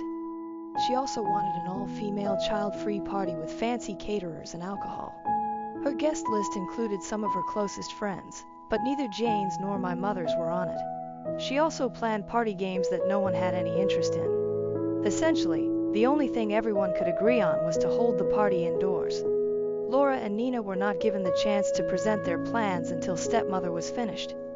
Once they had the opportunity, they explained that although they could incorporate some of stepmother's ideas, the pizza theme had already been decided. She tried to object, but Laura firmly stated that it was generous of them to even consider incorporating her ideas, given that the shower was a month away and we had already approved their plans. Stepmother even called me to try to persuade me to change their minds, but I just echoed what Laura had said. My father had discovered he couldn't attend the shower, so he no longer had any influence over the plans. As the holidays approached, the topic was dropped, and my stepmother seemed to accept the pizza party idea. Nina cleverly paired some of the pink decor stepmother wanted with matching blue items, and even included one of the huge teddy bears. Fast forward to a week before the shower. Jane was nearly 8 months pregnant. All the decorations had been bought, the guests had RSVP'd, and everything was set to go. The shower was scheduled to begin at 7 p.m. Stepmother offered to arrive early to prepare everything. Laura agreed, knowing that stepmother would complain if she did not get help, and the venue allowed them to drop off decorations ahead of time. Jane and I promised to arrive at 6 p.m. However, 2 days before the shower, the venue contacted Nina. They informed her that stepmother had dropped off large heavy boxes, calling them a little surprise for us. She told them she planned to arrive at 3:30 p.m. to start setting up. The venue was calling to reiterate that the space was only booked after 4 p.m., which had nearly caused stepmother to throw a fit. Since all the decor was still at Nina's place, she called Laura to check if they had left anything with stepmother. Thankfully, my sister is both clever and familiar with stepmother's antics, so she drove to the venue the next day to inspect the boxes. She told me she was not even surprised by the contents but was still taken aback by stepmother's boldness. The boxes were filled with pink frilly decorations, many of which seemed to be the exact items stepmother had initially shown Laura and Nina. Signs, balloons, placemats, and everything else. Laura realized that stepmother's intention was to arrive early to set up her vision of the baby shower, essentially forcing us all into her version of a Barbie hell.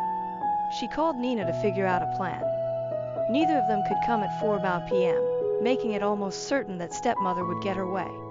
The most obvious solution was to throw everything away, but Laura had a better idea. That night they called me and Jane and asked, "Hey, want to destroy a party in 2 hours?" Laura got home and invited SM to go to a salon with her, lying about having coupons. SM agreed, and they planned on going right after SM was done preparing the baby shower at 4 p.m. The next day SM got to the venue, was done setting things up by 5. I'll admit the woman is fast, and quickly left to meet Laura at the salon. Once they were together, Laura texted Nina that the coast was clear. At that point, Jane, Nina, and I went to the venue. Sure enough, SM had prepared her party. To make this shorter, I won't describe it, but I will say it was so pink it almost gave Jane nausea. For the next 2 hours, Laura distracted SM at the salon while the three of us quickly took down every piece of decor SM had put up and replaced it with the pizza party stuff. We set up the activities, made up the tables, and put every pink item we found back in SM's boxes. It was actually really fun. We were done only minutes before the shower started. A handful of guests arrived before SM did, so I barely saw her all night. Laura told me that when they got there, SM's jaw dropped as she tried to make sense of what had happened to all her pink decor. My sister just smiled, whispered "nice try" in her ear, and went to help Luke customize a bodysuit. Overall, the baby shower was everything we'd hoped for. Our friends were there, people had fun, and we had a ton of pizza, so I didn't really care that SM spent the whole party literally sulking in the corner. Nina did catch her trying to put little pink bows on top of the cupcakes, but she quickly shut that down. I give Laura and Nina full credit for saving the day. SM's interest in our baby quickly died after that. She stopped wearing her Nana shirts, didn't come to see us at the hospital when he was born, and refused to even acknowledge that he was a boy until she met him weeks later. Up until we went NC, she was a very loose definition of the word grandmother. I couldn't be more grateful my son will never know her. Edit. The baby shower was at 7 p.m. because it was the only time that worked for everyone. That included the venue because it was booked for the morning and we needed time to set things up. Luke was the only small child there. All the others were at least 9. Most of the parents there left early on too. Also, though it wasn't child-free and we were prepared for everyone we'd invited, not everyone on the guest list was able to come. Update 4. The stepmother is out of our lives, and I believe it is for good. After being engaged for over 2 years, Jane and I finally got married last Saturday. We are still adjusting to calling each other husband and wife, but we are getting there. Fortunately, the wedding was amazing. The children had a great time, our extended families finally met, and we danced so much that I could barely stand the next day. Luke took his role as ring bearer very seriously and held my son's hand as they walked down the aisle. Apart from my aunt getting heavily intoxicated and needing to be escorted out in a wheelchair, which I anticipated. Everything went according to plan. It has been 4 months since we obtained the restraining order against stepmother. Things have been mostly peaceful, and I wouldn't have it any other way, though completely quiet would be ideal, but we can't always get what we want. I never really worried about stepmother showing up at the wedding, especially after the restraining order. It is literally illegal for her to come near us, and we made it very clear that if she tried, we would call the police immediately. My friends still advised me to take safety measures, most of which I did. Stepmother did not show up, of course, but I firmly believe that any money spent on security is well worth it, so no regrets on that end. My stepbrother and I wished each other happy birthdays, and he also texted Jane on her birthday back in June. That is the only contact we have had during these months. He knows that the door is still open if he wants to apologize. My father has given up on trying to reach me. We have not spoken since April. He is still trying to talk to my sister for some reason, but she is ignoring him. A few days after she went no contact with him, they had a huge fight over the phone about stepmother's treatment of us over the years. Insults were exchanged, sensitive topics were brought up, and most importantly, my father took stepmother's side on almost everything. My sister called me crying afterward.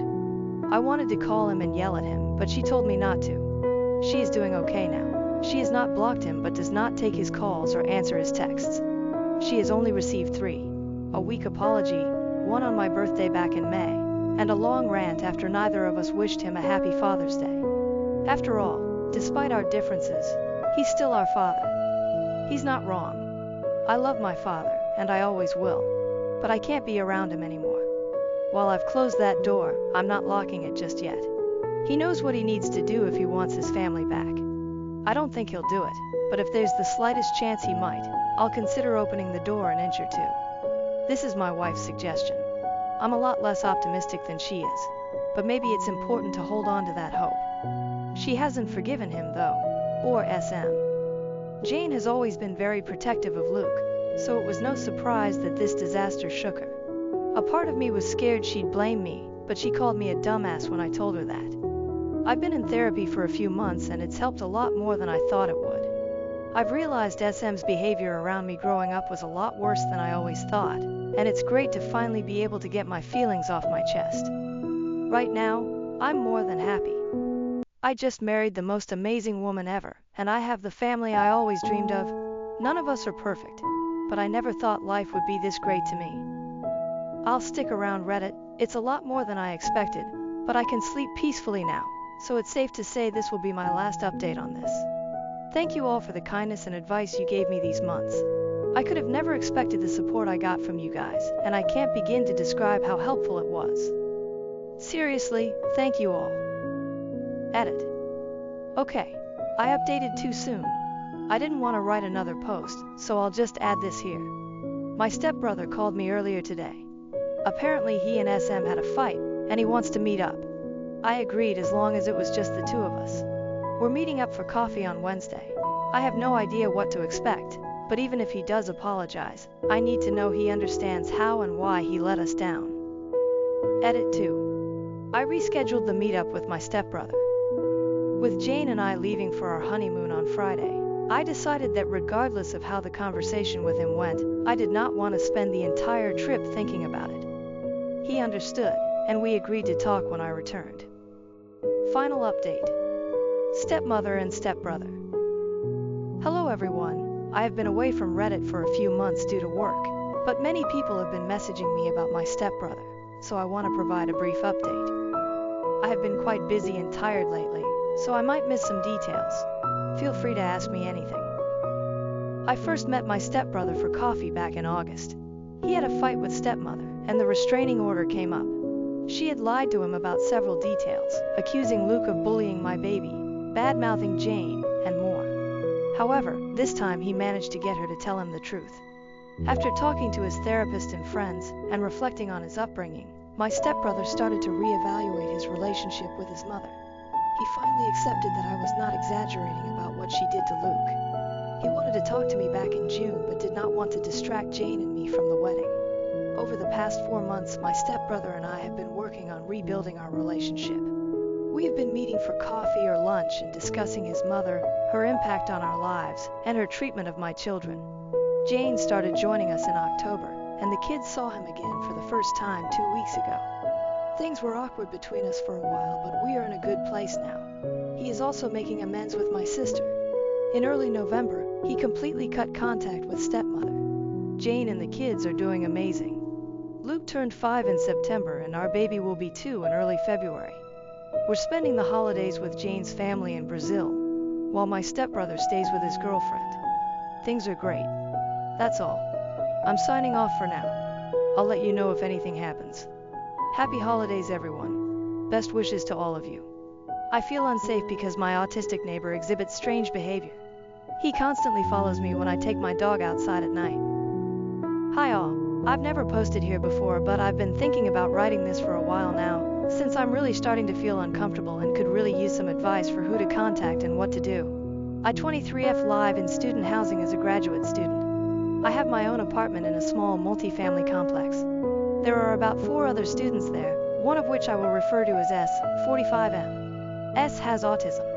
I know these terms are outdated, but for context, his autism is rather profound, and he has lots of social difficulties and stims in conversation. I previously haven't had any real difficulties interacting with him, especially since I used to be an instructor for children with autism and am used to handling various social behaviors from people on the spectrum.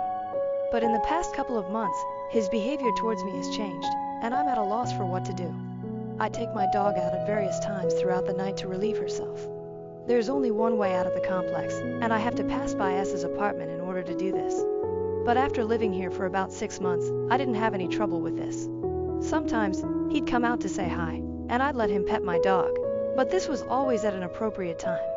About a month and a half ago, things started to get weird when I took my dog out at 4:30 a.m., which isn't unusual, and saw him peeking at me through the window. He then opened the door and came outside to sit down and pet my dog. She started barking and I politely told him that I can't have her barking at this time of night and took her inside. I'll admit I felt a bit uncomfortable with him coming out so late at night. After all, he is a large older man and I'm a very small female. For the next month, I would notice S lingering outside the apartments a lot more often. I found it disconcerting when he was doing this late at night. My partner, 20F, came to visit for a month, and while she was there, his behavior got even stranger.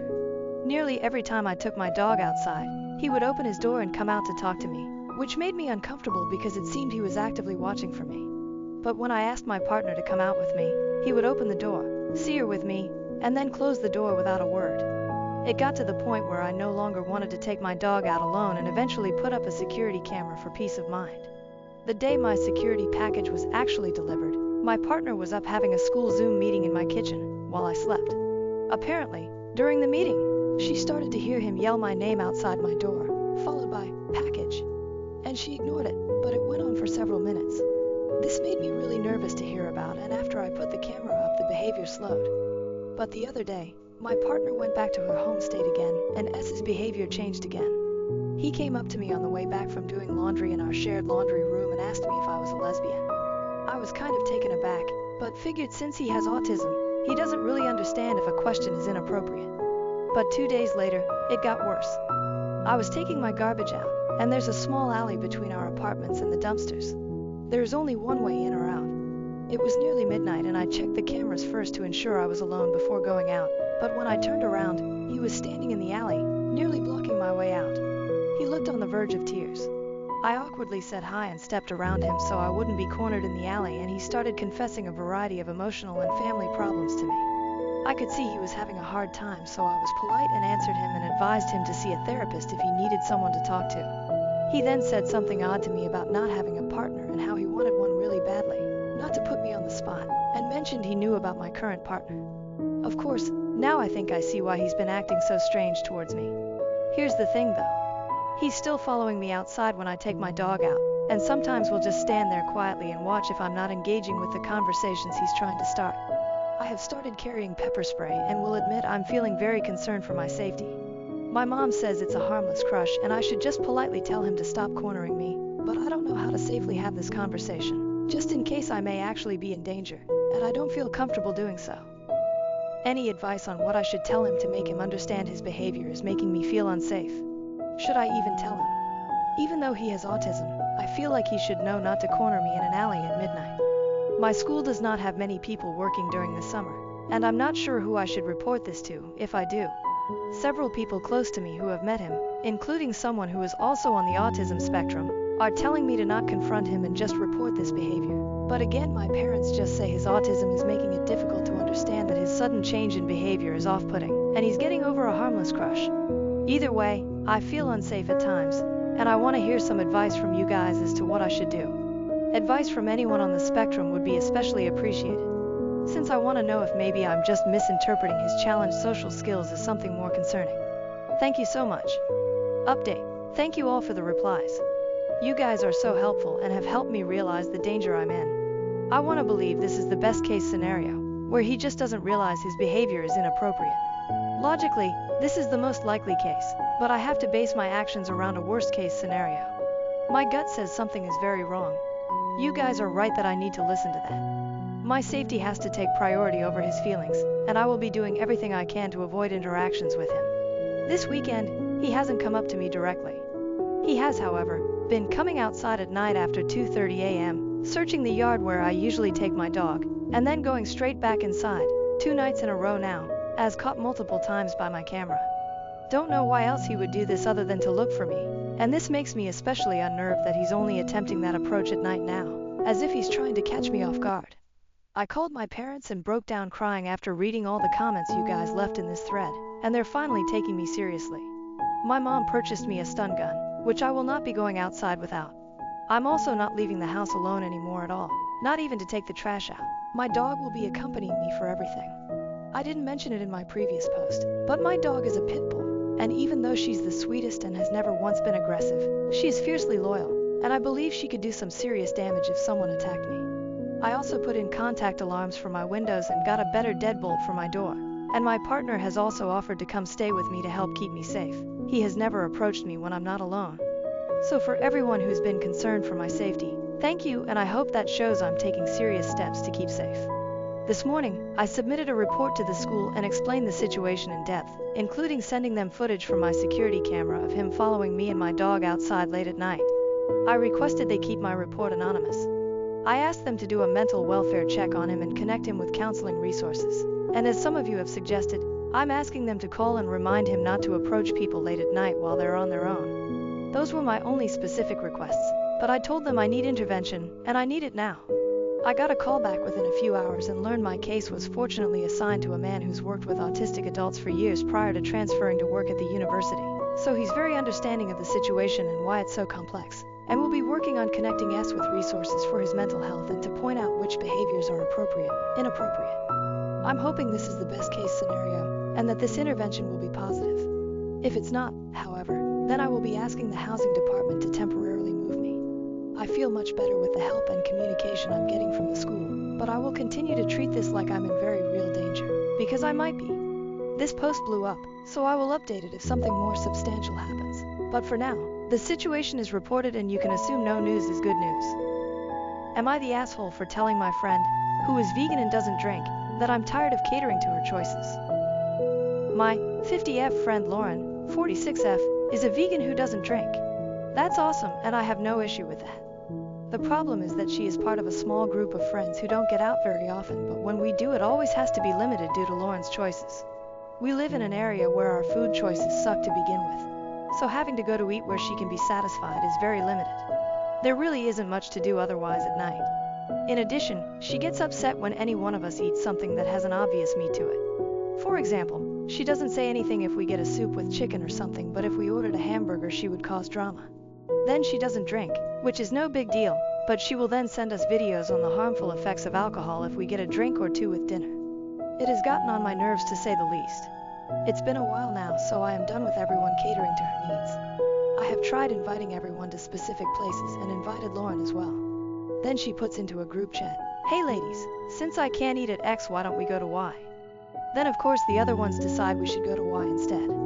I have backed off of going out because I don't want to spend money on food that sucks. Remember, it's vegan, not vegetarian, so it's very limiting. And is expensive, or have my intelligence questioned by sending shit about the effects of alcohol as if we are not beyond old enough to know or Google it. I barely drink anyway, but enjoy a glass or two every so often. She asked why I keep bailing, so I told her I respect your choices, but by the very nature of them they have limited mine. Being that I don't have the ability to go out often nor unlimited funds, I am only going to go when I know the entire experience will be what I want. So if I'm in the mood for a steak and a vodka tonic, I want to have them in a relaxed atmosphere, and that obviously bugs you. If I'm in the mood for a salad and water, I will gladly join you, or we can just hang out at the beach when we have time during the day. She didn't like that too much. She said that isn't what friendship is about, and I should enjoy the company enough not to care. I told her that I understood and I would gladly hang out with her when food or drink isn't in question because it's too expensive not to enjoy it. She said that there is nothing else to do around here. Then I asked if it's just about friends. Maybe she can eat first and join us out sometimes, and other times we can go to where she wants. She then told me that she's not going to sit around watching people eat meat. I said, okay, I get it, and you need to get that I'm not catering to your needs each time I'm free to hang out. I later got a text from a mutual friend that Lauren was upset, but she agreed with me because she was tired of the same shit. Of course this friend doesn't like conflict, so just listen to Lauren. So AITA, for not wanting to continue to eat food I don't like or refrain from having a drink or two to keep the peace here, or am I right in feeling like she's being selfish, expecting the rest of us to do what she's comfortable with each time? Relevant comments. Comment 1. NTA, but drop the friends that don't like conflict. Why surround yourself with spineless morons? OP. True. It was all getting on my nerves and why I was happy not going anymore. However, I sometimes wonder if I'm an asshole when others just easily bend to other people. I appreciate that. Comment 2. NTA. Lauren is an ass though. The condescending comments about meat and alcohol are beyond me. OP. The alcohol really pissed me off. It was such a self-righteous type of behavior to me. Comment 3. NTA. She's exactly right. That isn't what friendship is about, and so why can't she enjoy hanging out with her friends who are allowed to eat and drink whatever they want, while she eats and drinks what she wants? I'm sorry, there's probably not a great ending here, but the way she's framed the situation can easily be turned around back on her, so she's not right. Neither is she wrong. It just may be that you two are incompatible as friends. OP. Yes, I'm feeling we are not a good fit. To be honest, I am working hard on setting boundaries, but sometimes I question if I'm not going overboard, especially when many other women my age seem to just go along with something. I felt like she was being extremely selfish, but thought I could be missing something, and why I asked. OP on if she had a problem with Lauren being a vegan and doesn't drink. OP. No. The problem is that I'm expected to become a vegan and not drink in her presence. I don't care what she does, but she cares what I do and the other women as well. OP on the food choices in the area. OP, nice try. I live in a small beach town. There is shitty food to begin with, so the options are extremely limited here. So I can't tell you how many salads I have been limited to eating while going out with her. There are no solely vegan restaurants and very few that have vegan options. She doesn't make it worthwhile to listen to negativity to get what you actually want, so that leaves fucking salad. So just because you misinterpret what I meant or assume the worst in people doesn't mean you're right. Fucking fame? Seriously. Damn. I thought my life was pretty lame just asking this question, and to think someone thinks I'd actually make this shit up. FFS. Update. Thank you so much to the countless people who commented on my post shown below. You made me realize that I wasn't an AH and shouldn't have put up with her BS. Many asked how I put up with it for so long. I don't have a good answer, but it was more about the group itself, where I didn't want to create drama. My experience with friends has been lucky, as most everyone has been loving, fun, and selfless. We can also call each other out on BS by busting chops and laughing. This was my first group who met semi-regularly, and the others were very sweet to where I felt uncomfortable rocking the boat. Anyway, yesterday it was a bazillion degrees out here in Florida, and I was playing tennis with Lauren and 2 others. We were dying. I don't normally play with her, but these women are all on my team I joined coming up in the fall, so we needed to start practicing. No, I did not join because of Lauren. LOL. I've played against the other 2 throughout the years, and they have been asking for me to play for a long time now. I live in a small area, so it's common for circles to mix like this. One of the ladies had to stop due to dizziness, cramping, and nausea. We all decided that we should only play much earlier in the summer. Except of course Lauren, who didn't want to wake up early because she said she didn't play well then. That's when I had it. With the power of thousands of random Reddit strangers in my head, I basically told her off. I told her I've never met someone so self-absorbed in my entire life, and it was disgusting that she would even think that way in front of a teammate who clearly had heat exhaustion, let alone have it come out of her mouth. I said all this while her ass was sitting down, while the other woman and I got a cold wet towel for this woman and got her to drink. Lauren stormed off. These other 2 thanked me. One was her usual partner, who is the sweetest person alive and said she has been wanting to tell her off for a year now. The other one, who was feeling like shit, said she's going to tell the captain that she needs to go because she is like a cancer on the team. I am very happy to say that I will not be dealing with her selfish BS any longer. She can go shove a carrot up her ass for all I care. LOL. Thanks so much, everyone. Tonight I'm going to have a giant hamburger and a cold beverage in your honor. Cheers. Relevant comments. OP not respecting Lauren's wishes and trying to make this whole thing about herself and not Lauren. OP, I did say something and suggested other things. She wasn't having it. I wasn't pouting. We are busy and have lives, so this isn't the end of the world, and I was quite happy with that choice. I kindly told her my feelings and she told me I wasn't being a good friend because it isn't about the food. So then why do we have to eat her shit every time then? I wasn't hurt over the videos. It was fucked up to cross others' boundaries like that, as she was some self-righteous queen of health. She's controlling, as thousands have pointed out. That should be clear, with her not budging on playing in the mornings after her teammate got sick from the heat. I spoke with her already calmly and nicely.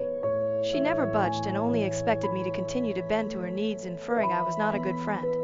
I still ended that conversation in a respectful manner to then learn she goes to a mutual friend to bitch about me.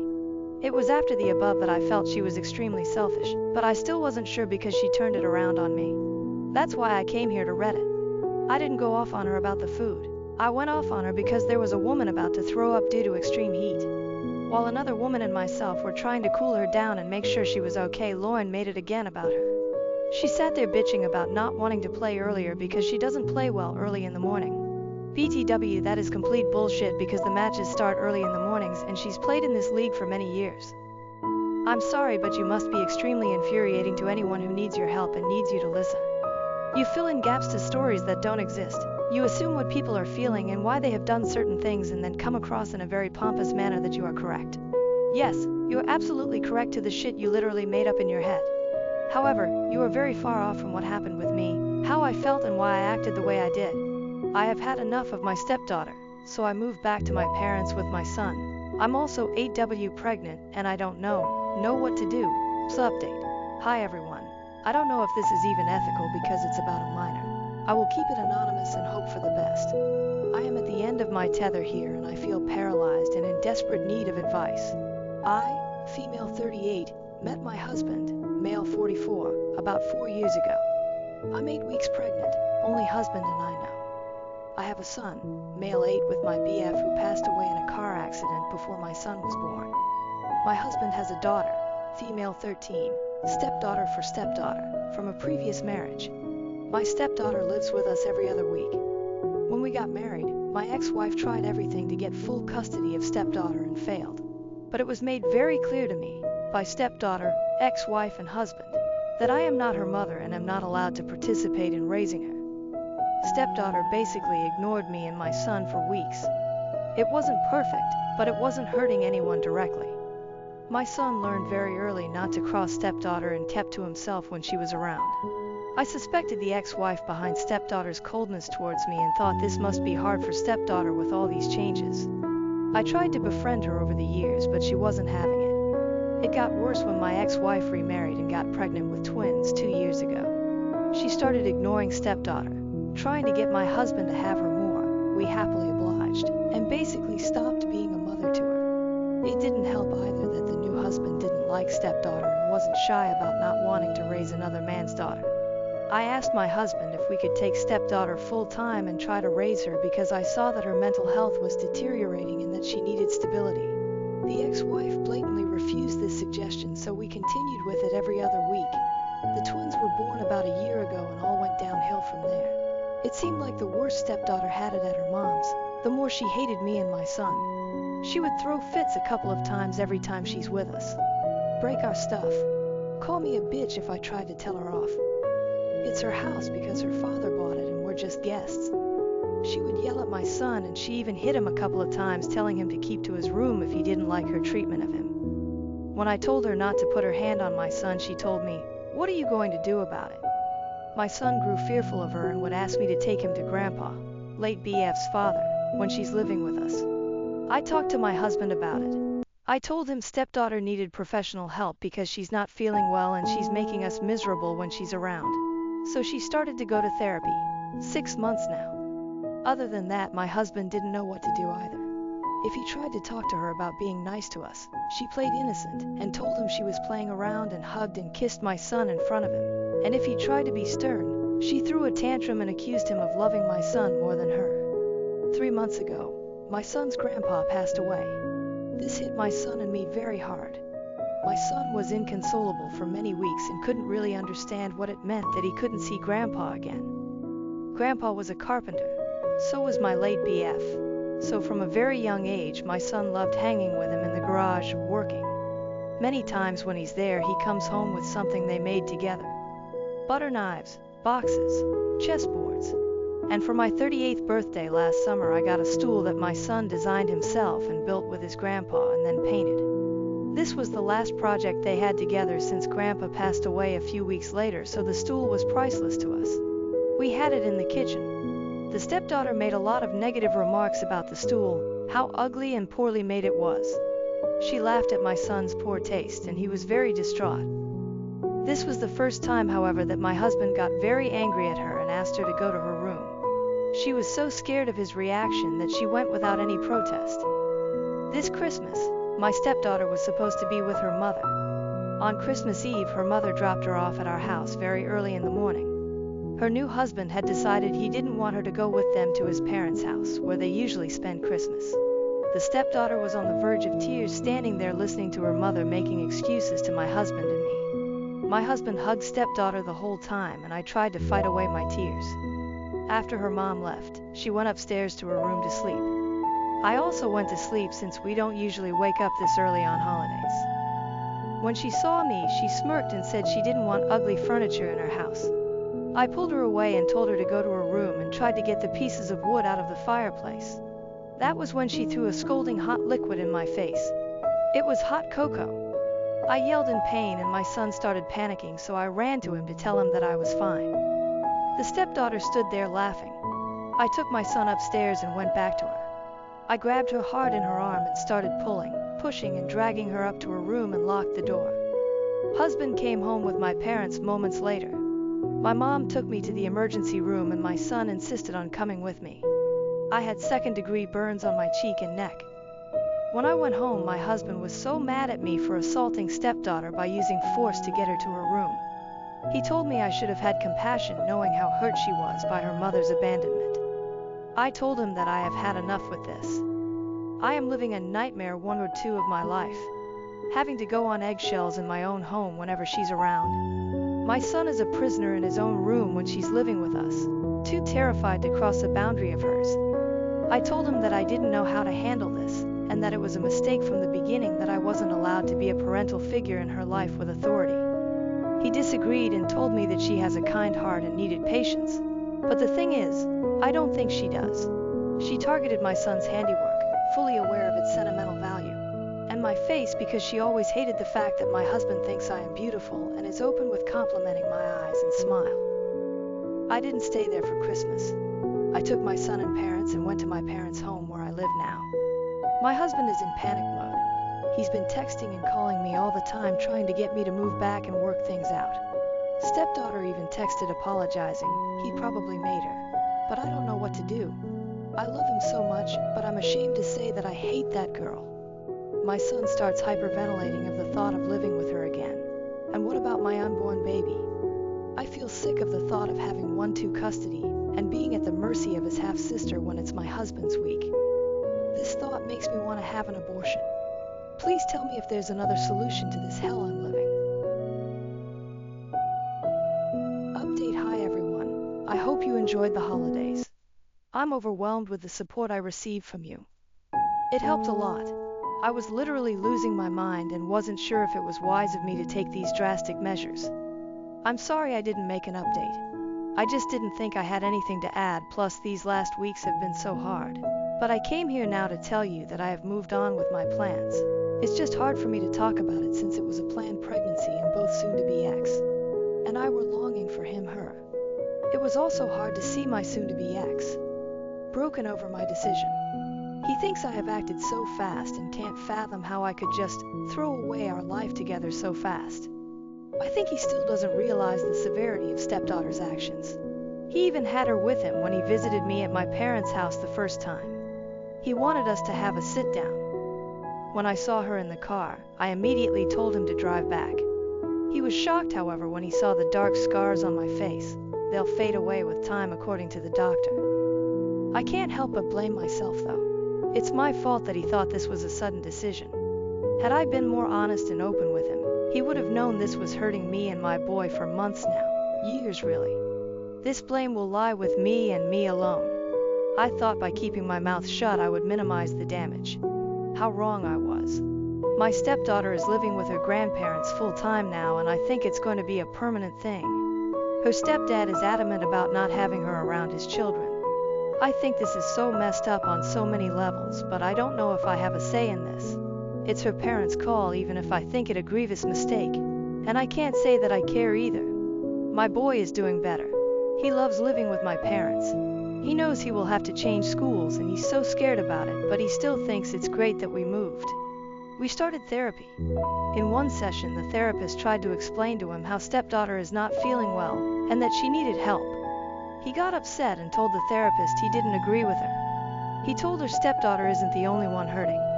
Many kids have bad parents and that he never knew his father and lost people he loved, but still he wasn't mean to his family.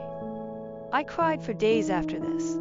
I am so sorry for what I put him through. I just want to spend the rest of my life making it up to him. My beautiful baby. With Omicron, we're back to working from home, so it really doesn't matter that I live 5H from work. I work in a bank and I have talked to my boss. She will help me apply to a nearer office. I think I have covered everything. If anything major happens, I will make a new update. Thank you again for the support. You helped more than you can imagine. Ciao, edit. We have rebuilt the stool. We couldn't make it perfect and we had to patch it in many places and repaint it. But we love it. Some explanation from OP. I'm sorry I haven't been able to answer all your questions. I wrote my update very late and went to sleep. When I woke up it was locked. I will try to answer some here soon. To be ex. And his ex got divorced because the ex cheated on him. Her relationship with the affair partner didn't last. An affair partner left her when they got busted.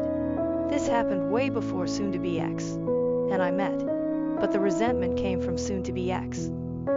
Moving on. From what I understood, soon-to-be ex and his ex were planning to give their relationship a second chance right before I met him, and he allegedly changed his mind. He blatantly denies this, but I've heard it from his ex and even stepdaughter. I know I was harsh on the stepdad, simply because I don't think him to be a good human being. His reluctance towards stepdaughter started way before the twins, and even before they got married he made it clear he would prefer it if stepdaughter didn't live with them. He even tried not to have her at their wedding. But after the incident, I don't blame him. Even though I know he was happy, he got a reason to get rid of her now. The problem is that stepdaughter loves him and the twins. She never speaks ill about him and always praises him. When she felt hurt by them, her hatred for me increased instead. I don't know how to explain it, but I kind of understood her. My soon-to-be ex isn't an evil man. He's probably a bad parent, but I don't think he is malicious. He knew his daughter was hurting and his solution was to spoil her when she stayed with us. It didn't help either that stepdaughter saw that he loved my son and treated him well. She always accused him of favoritism, and that drove him to spoil her even more to prove that she's his first priority. A vicious circle. On the morning of Christmas Eve, when my stepdaughter was dumped at our doorstep, soon-to-be ex cried after she went to bed and felt hopeless. I think that's why he couldn't understand the severity of what she did. She had bruises from where I dragged her to her room. Getting mad would probably have been my first reaction if I didn't know the full story and my child was bruised by an adult. I'm not trying to defend him. I'm trying to understand why he reacted like he did. About my stepdaughter moving with her grandparents. I think soon-to-be ex, even though he doesn't want to admit it, is repulsed by her run. It's so sickening, but I don't think he can help it. He feels terrible about the termination, and he's on sick leave now. This is so hard for me to write, but I think this is the brutal truth. I have promised myself not to get involved or utter an opinion about this matter to him or anybody else. She's not my responsibility, and maybe it's for the best because her grandparents are decent people. Even though I don't know, more feelings of abandonment is what stepdaughter needs. I don't think she's a psychopath. She has feelings, and a lot of them, especially rage. I don't think she's faking her rage. It feels very genuine. Many accused me of being a bad mom who only reacted when I personally was assaulted. I will have to live with this guilt and make it up to my boy for the rest of my life.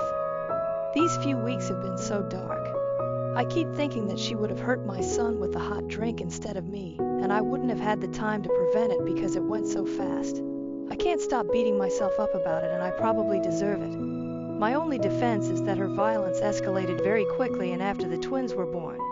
Before that, I deemed the situation to be manageable. I was wrong, and I'm so sorry I let it go for so long. I don't feel well. The termination was so hard on me because I loved and wanted the baby. This has nothing to do with my political views or beliefs. I don't live in the US or any other religious country. Where I live, abortion is a basic human right and not a political view. It was hard for me because I have longed for a baby. Please stop abusing me in the chat, calling me a murderer and whatnot, or at least do it here and not hide in the private chat. I'm going to live with my parents for a while now, even after we settle the economy and separate our finances. I feel like it's good for us ATM. My son is so happy with them, even if he misses soon-to-be ex. He knows if he chose soon-to-be ex, it meant stepdaughter too, so he's trying to adjust to a life without his dad. We're getting a dog. He has always wanted one but couldn't because stepdaughter is allergic. I hope this answered all your questions, and thank you again for the support. Relevant comments. Commenter. OP mentioned soon-to-be ex.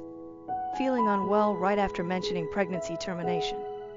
My speculation would be just some negative feelings or depression about losing the prospect of losing an unborn child and correlating the cause to be his daughter, and particularly the burns she caused to OP, which he got to see the scars caused by it as a surprise when visiting her. I am assuming OP's injuries were bandaged up when she came home from the ER, and was confronted by OP and had no idea about the severity. Seems like things went from blissful ignorance to shocking realization of the current state of things around him. Some sort of a breakdown. From his life going from being married with child, stepchild, plus unborn child on the way. No more marriage. Stepchild is gone along with the wife. Discovery that bio-daughter was violent towards wife and stepson, which resulted in wife getting second-degree burns and scars on neck, face, and that ended up being the direct cause of termination of unborn child. Pretty much went from thinking he's got a near-perfect life to where did everyone go in the span of a single day. Commenter. I'd like to hear more about why stepdaughter is with her grandparents rather than father. All we have is conjecture. Understandable that we won't get an answer if OP has completely broken it off with him, which it sounds like she has and is certainly for the best. Am I the asshole for putting my profoundly autistic daughter on birth control without her consent to alleviate her painful and confusing menstrual cycles? I, 45F, have a daughter, 19F, Layla, who is profoundly autistic. She was diagnosed as a young child, and due to the efforts of her speech and OT, and her own hard work, she has been able to gain a lot of independent daily living skills over the years. As she started hitting the teenage years, though, we started facing an extreme struggle with her period. Due to her diagnosis, she is estimated to have the developmental age of a 3 or 4-year-old child. This makes her month cycle extremely painful and confusing for her. She does not know or understand why she is bleeding or in pain. She suffers from bad cramping, which is difficult to treat as she has a hard time communicating when she is in pain. Aside from the pain, the hygienic side of her cycle is very difficult for both her and me. Due to the painful nature of her cycle, keeping things consistently clean is extremely hard as there is a negative association there, and she does everything she can to avoid dealing with her period. After trying different OT therapists and plans, both me and her father, her OT therapist and her pediatrician have decided the best thing for her is to be put on birth control so her cycles can be managed. We safely have her skip the majority of her cycles during the year, and it has been a blessing for us. It has been 4 months, and not only has she been able to avoid the pain she goes through every month, but her general mood and demeanor has improved as well. Her therapist believes her irregular cycle was causing her a lot of anxiety. The issue comes with my Sile Ashley. She was over at the house yesterday having lunch with us when she asked how Layla had been doing recently. I told her that she was doing very well and explained to her the changes we made in the last few months. Ashley was horrified. She started ranting about how I am taking away my daughter's autonomy by putting her on birth control without her consent, and that the long-term effects could hurt her fertility. Layla will never have children, and will never have an intimate relationship with others due to her developmental age. I tried explaining this to Sil, but she held firm. I honestly don't know if she has a very good grasp on autism or developmental disorders at this point. I ended up asking her to leave as she was getting louder and I didn't want her to upset Layla. I let my husband know what had happened when he got home from work. Layla had already texted him trying to shame him for allowing Layla to be put on birth control. She has now involved my MIL and has even reached out to my own mother over Facebook, claiming my husband and I are taking away our daughter's autonomy. I really think that birth control was the right choice for our daughter, but the constant barrage of insults is starting to make me question things. Am I the asshole? I was excited to meet my sister's wife, but she was cold and unfriendly. She avoids talking to me but was happy and chatty with others. December 17, 2017. Using a throwaway account for privacy, sorry if this gets long.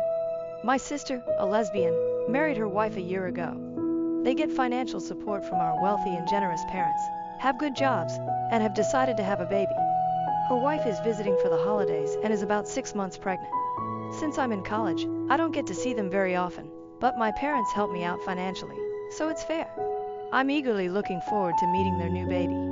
My sister and her wife have been together since their senior year of college and were friends since childhood. I'm 7 years younger, so I was kind of out of the loop. I didn't really get to know my sister's wife until they got married, and even then, I was busy with my first year of college. I was really looking forward to this trip to spend some one-on-one time with her. Our parents live about 2 hours from my sister and her wife, and I flew in from across the country.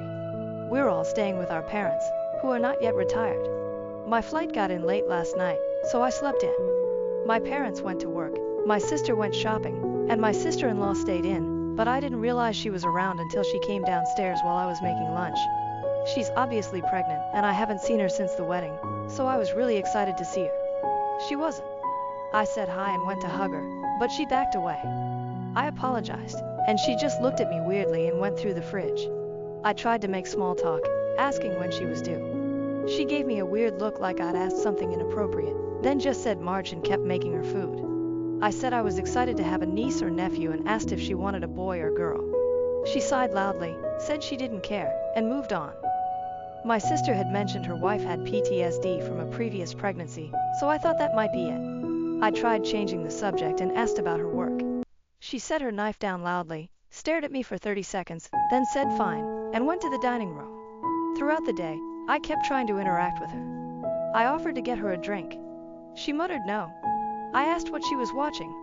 She said, "You wouldn't know it. It was The Simpsons." I said I was glad she was spending the holidays with us. She begrudgingly said, "Yeah." I thought maybe this was just her personality. Then my parents and sister came home, and she was super cheerful and nice to them. My dad asked if they had names picked out, and she wouldn't stop talking. My sister wanted a family name, and her wife wanted a unique name. My mom suggested my name, Aeneas, since it's uncommon but a family name, same as my grandmother. I said I wouldn't mind having a niece with my name, and my sister was enthusiastic. Her wife gave me a death glare. At dinner, I asked if she could pass the potatoes, and she ignored me. I repeated myself, and my sister had to tell her. She then giggled and said, "Guess I didn't hear." What should I do? Should I tell my sister or confront her wife directly? I have good relationships with my parents and sister and want to be involved with my niece and nephew, so I don't want to go no contact. How can I resolve this? Too long, didn't read. My sister's pregnant wife is cold and short with me. What should I do? Update, as of this morning. This morning at breakfast, my sister-in-law actually spoke to me, but it wasn't positive. She asked if I was seeing anyone, in a snarky tone. I said no, I'm busy with school. She responded, "Well, not everyone finds someone." My sister changed the subject, asking my parents about their winter home. My sister-in-law was so nice to them, saying how gorgeous the house is and how grateful she was for the vacation she and my sister took there last month. My mom started gushing about her, and it was a mush fest. After breakfast, I took our dogs for a walk. When I came back, my parents and sister had gone shopping, and my sister-in-law was home alone. She asked how I liked college. I said I liked it and started talking about my pre-dental major. She rolled her eyes. I apologized for oversharing and she said, "No, it's fine. You just have a problem with reading the room, I guess." Then she walked away. When my sister comes home, I'm definitely going to tell her about this. OP clarified why her sister-in-law might not like her. There was one incident regarding her wedding that comes to mind. Initially, the wedding was scheduled on the day of my finals, before invitations were produced or mailed. I called my sister to tell her that I either couldn't make it or the date would have to be changed. She was really upset because she and her wife had wanted a winter wedding, and the date seemed perfect for them. I suggested they didn't have to sacrifice the winter aspect, just maybe move it a day back. We had a big fight, and I assume my sister-in-law was involved. But my sister, who likes to be liked, didn't want to stay mad at me, so we worked through it. The wedding ended up being the day after my finals, which I was grateful for, and there's been no resentment or hard feelings since.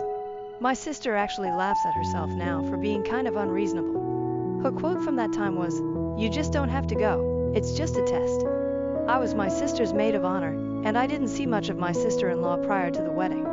She'd gotten food poisoning from her bachelorette party, so she was kind of holed up for the majority of the pre-wedding hubbub. During the reception, I made a toast, talked about my sister and her wife's friendship, how we've just been waiting for the two of them to get married, they're a match made in heaven, etc., etc. She teared up, gave me a big hug and said she was excited to be my sister-in-law. I wanted to talk more with her, but some relatives wanted to ask me why I chose the college I did, so I went to go talk to them. I'm probably going to bring this up with my sister either today or tomorrow. I'll probably bring this up with my sister either today or tomorrow, depending on what my sister-in-law is up to. Highlight comments. Commenter. So you said that the longest time you spent with her was camping, from a previous comment, and the wedding. Could you elaborate on the wedding? Did you interact with her at all? Were you at your sister's bridal party? But I agree with other commenters, you've just got to talk to your sister and/or parents to see what can change to make this better for the rest of your stay. OP, there was one thing I might be able to think of in terms of her wedding. It was initially scheduled on the day of my finals. This was prior to invitations being produced and mailed, just their idea. So I called my sister to tell her I either wouldn't make it or the date would have to be changed. She was really upset about it, because she and her wife had wanted a winter wedding. The date seemed perfect for them, etc. I said they didn't have to sacrifice the winter aspect, just maybe move it a day back. There was a kind of big fight, and I can assume my sister-in-law got in on it, but my sister is the kind of person who likes to be liked, think of her as a human golden retriever. And she didn't want to be mad at me, so we worked through it. Her wedding ended up being the day after my finals, which I was grateful for, and there's been no resentment or hard feelings since. My sister actually laughs at herself for being kind of an ass. Her choice quote from that time was, "You just don't have to go. It's just a test." I was my sister's maid of honor, and I didn't see much of my sister-in-law prior to the wedding. She'd gotten food poisoning from her bachelorette party, so she was kind of holed up for the majority of the pre-wedding hubbub. During the reception, I made a toast, talked about my sister and her wife's friendship, how we've just been waiting for the two of them to get married, they're a match made in heaven, etc., etc. She teared up, gave me a big hug and said she was excited to be my sister-in-law. I wanted to talk more with her, but some relatives wanted to ask me why I chose the college I did, so I went to go talk to them. I'm probably going to bring this up with my sister either today or tomorrow. It all depends on what my sister-in-law is up to. Commenter. Even if this is the underlying issue, and sister-in-law was annoyed by OP's attempts to make conversation, sister-in-law is still being an asshole. She's 26, old enough to have the self-control to say, "Sorry, OP, I want some time alone right now. I'm not really up for talking." She's allowed to feel irritated, but being pregnant doesn't give her the excuse to be rude without apologizing. My direct advice, OP, is to scale back your interactions with your sister-in-law. You can still be polite. It will highlight the drastic difference between the way you treat her and the way she treats you. Every time you make an effort to be friendly, she mocks you and belittles you. You deserve better, but it's also not your responsibility to earn decent behavior from her. Focus on those who return your friendliness, like your sister and parents. Next time you're home alone with your sister-in-law, try doing solo activities like reading or playing video games to pass the time. Update, recovered through Reddit. December 20th, 2017. So I didn't get the chance to talk to my sister. When my parents came back from shopping with my sister, my mom started saying how she had the perfect onesie for her granddaughter. Before my sister-in-law could start gushing, I asked what my mom meant. She asked if I hadn't heard I'd be having a niece, and I replied I hadn't. My sister said it was weird, because she'd asked her wife to tell me once they'd gotten the ultrasound. Her wife had zero excuse, and had the most deer-in-the-headlights reaction. There was something that just sort of snapped, and I started crying. I felt kind of spoiled and horrible for it, so I apologized, and went upstairs with the dogs. My parents came upstairs, and my mom went to ask if I was okay, and my sister and her wife started shouting downstairs. My mom basically said that my sister-in-law does not like me and that it wasn't really my fault. She's just bad with people she doesn't know, and took it out on me inappropriately. And yes, my sister-in-law was still pissed about the wedding date thing, which just made it worse. I felt really shitty and just like really bad. Part of it wasn't my fault, but part of it was my fault. And apparently my sister knew about both issues beforehand, and had given my sister-in-law directions to try and get along with me. They were still shouting downstairs, and I was kind of bordering on a meltdown, so I asked my mom if we could take the dogs for another walk. We went out the back, and when we came home my sister had left the house to cool down, and her wife was upstairs. I spent most of the rest of the day downstairs, until my sister came home. She had obviously been crying and was in a bad mood. My mom took her into the kitchen to try and calm her down, so I kept sitting in the living room. I felt like a bratty little kid again. Like, I genuinely felt like I'd fucked up my sister's marriage and probably ruined our relationship in the process too. Everything just felt awful. And when my sister came out of the kitchen, she didn't even look at me. Just went storming back upstairs. Her wife started yelling first, and they were fighting for a while before it got quieter upstairs. My mom, dad and I went out for dinner, and when we came home my sister-in-law was waiting for us. My sister-in-law apologized to me, saying she had been petty and rude, and that the wedding date thing had been a non-issue. I said it was okay if she was upset about the wedding thing, but I wish she had let me know. She said it wasn't that easy, since my sister would basically take a bullet for me, and it had caused them a big fight before their wedding. I said I had no idea and that I was sorry to be the source of the tension, and I just wanted to be able to be a good sister-in-law myself and be a good aunt. My sister-in-law got angry and said I had ruined the opportunity for the first one, and she wasn't banking on the second one. Then she stormed upstairs, and she and my sister got into another big fight. I felt awful. The bad feelings manifested physically, and I spent most of the night throwing up while my sister and her wife fought. My mom was really kind to stay up with me, and my dad tried to get my sister and her wife to get off each other's backs. I specifically heard my sister-in-law shouting, "Who would you jump in front of a train for, me or her?" And my sister responded without missing a beat, "My sister, no questions asked." They got quieter after that, and my sister-in-law started screaming about an hour later saying, "I'd let all my siblings die for you." My sister slept on the couch, and the two of us went out for breakfast in the morning. She basically said that after my sister-in-law gave birth, she and my sister were going to separate. They would try counseling prior to the birth, and afterwards too, but if things weren't getting better, they'd be divorcing. I said that it shouldn't have gotten that far, and I was sorry for pushing both of them. My sister said that my sister-in-law does this to all my sister's friends, and they've been fighting often. But she clarified that the way she treated me was a deal breaker. She said it might have sounded sad, but I was her best friend from birth, and she wouldn't let me not feel welcome like that. I felt really guilty and started crying again. She kept saying she wanted it this way, their relationship was broken as is, etc. It's been tense and awkward ever since. My sister-in-law won't look at me or speak to me, and I've given up. My sister has been by my side a lot, and has amped up the good sister behavior 10x. I feel like shit, everything is really terrible, and I'm sure I'm going to be making another post during the actual Christmas bullshit. Not a great update, but there we are. Too long, didn't read. My sister and her wife are separating because of my sister-in-law's behavior towards me. Spot on comments. Commenter. The sister says her wife treats all her friends that way.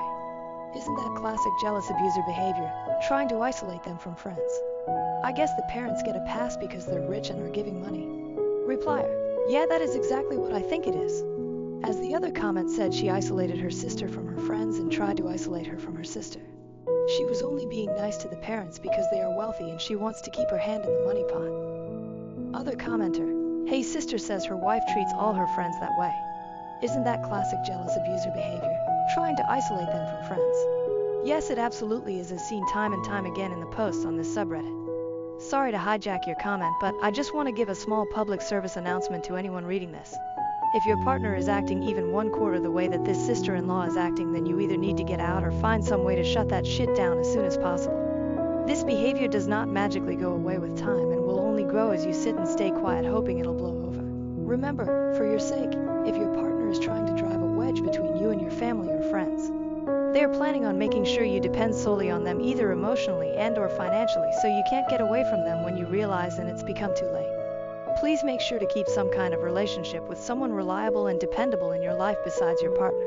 So you always have an escape in a worst-case scenario. Don't get trapped. My husband abandoned us to see the Grateful Dead's final show, leaving me and the kids broke. I've decided to plan our divorce. Am I the asshole? My husband is a deadhead. His entire identity is built around this band, and he's seen them and their various incarnations over 50 times. Normally I don't mind, but 2 years ago I was in an accident that left me unable to work. I now receive a tiny disability check once a month for it. He works, but it hasn't been easy with the cost of everything skyrocketing. My disability check doesn't even cover the full cost of our rent, even though our rent is the lowest in our area. Long story short, Dead & Company is made up of what remains of the Grateful Dead, and this is supposed to be their last tour. We live on the East Coast, where he's already seen them twice, which was already more than we can afford. But a few days ago he took out a loan and bought tickets to go see their final show in San Francisco, along with round-trip air and hotel and whatever else he needs out there. Me and the kids are left with $10, some pocket change, and what feels like a very big fuck you. School starts back in a month and the kids both need school supplies and clothes. I could name 1,000 things we need, things that we're going without while money is tight, but this is what he chose to do. We're not going to starve over the weekend, but I don't even have enough money to go get them a pizza while their dad is having a blast on the other side of the country and hanging out with his online Deadhead fam. I understand that this band means a lot to him, and I tried to be supportive of that, but I feel like he's crossed a line here. He refused to talk about how much all of this is costing us, but when I looked up the cost of concert tickets, flight tickets, hotels, transportation and food, the bare minimum figure I get is still around $1,000. It could very well be, and probably is, a lot more than that. I've supported him through a lot of things, but this weekend, while he's off having fun and leaving us to fend for ourselves, I'm slowly planning my divorce. I'm playing nice while I get all of my ducks in a row, but this is it for me. I'm tired of watering down essentials like shampoo or laundry soap, living off rice and beans just for him to turn around and take out a loan so he can go to a show all by himself across the country. Edit to say I commented somewhere below to let everyone know the current plan. Apologies if you have to scroll to find it. OP adds an update to a deleted comment. You guys, I wish I had the time to thank you all individually for the overwhelming support I've received here. I really was not expecting that when I posted. Even though I'm dealing with something so fucked up, I feel so much better than I did a few hours ago, knowing there are so many decent and kind people out there, so thank you for that. I mean it. As for everything else, divorce is inevitable.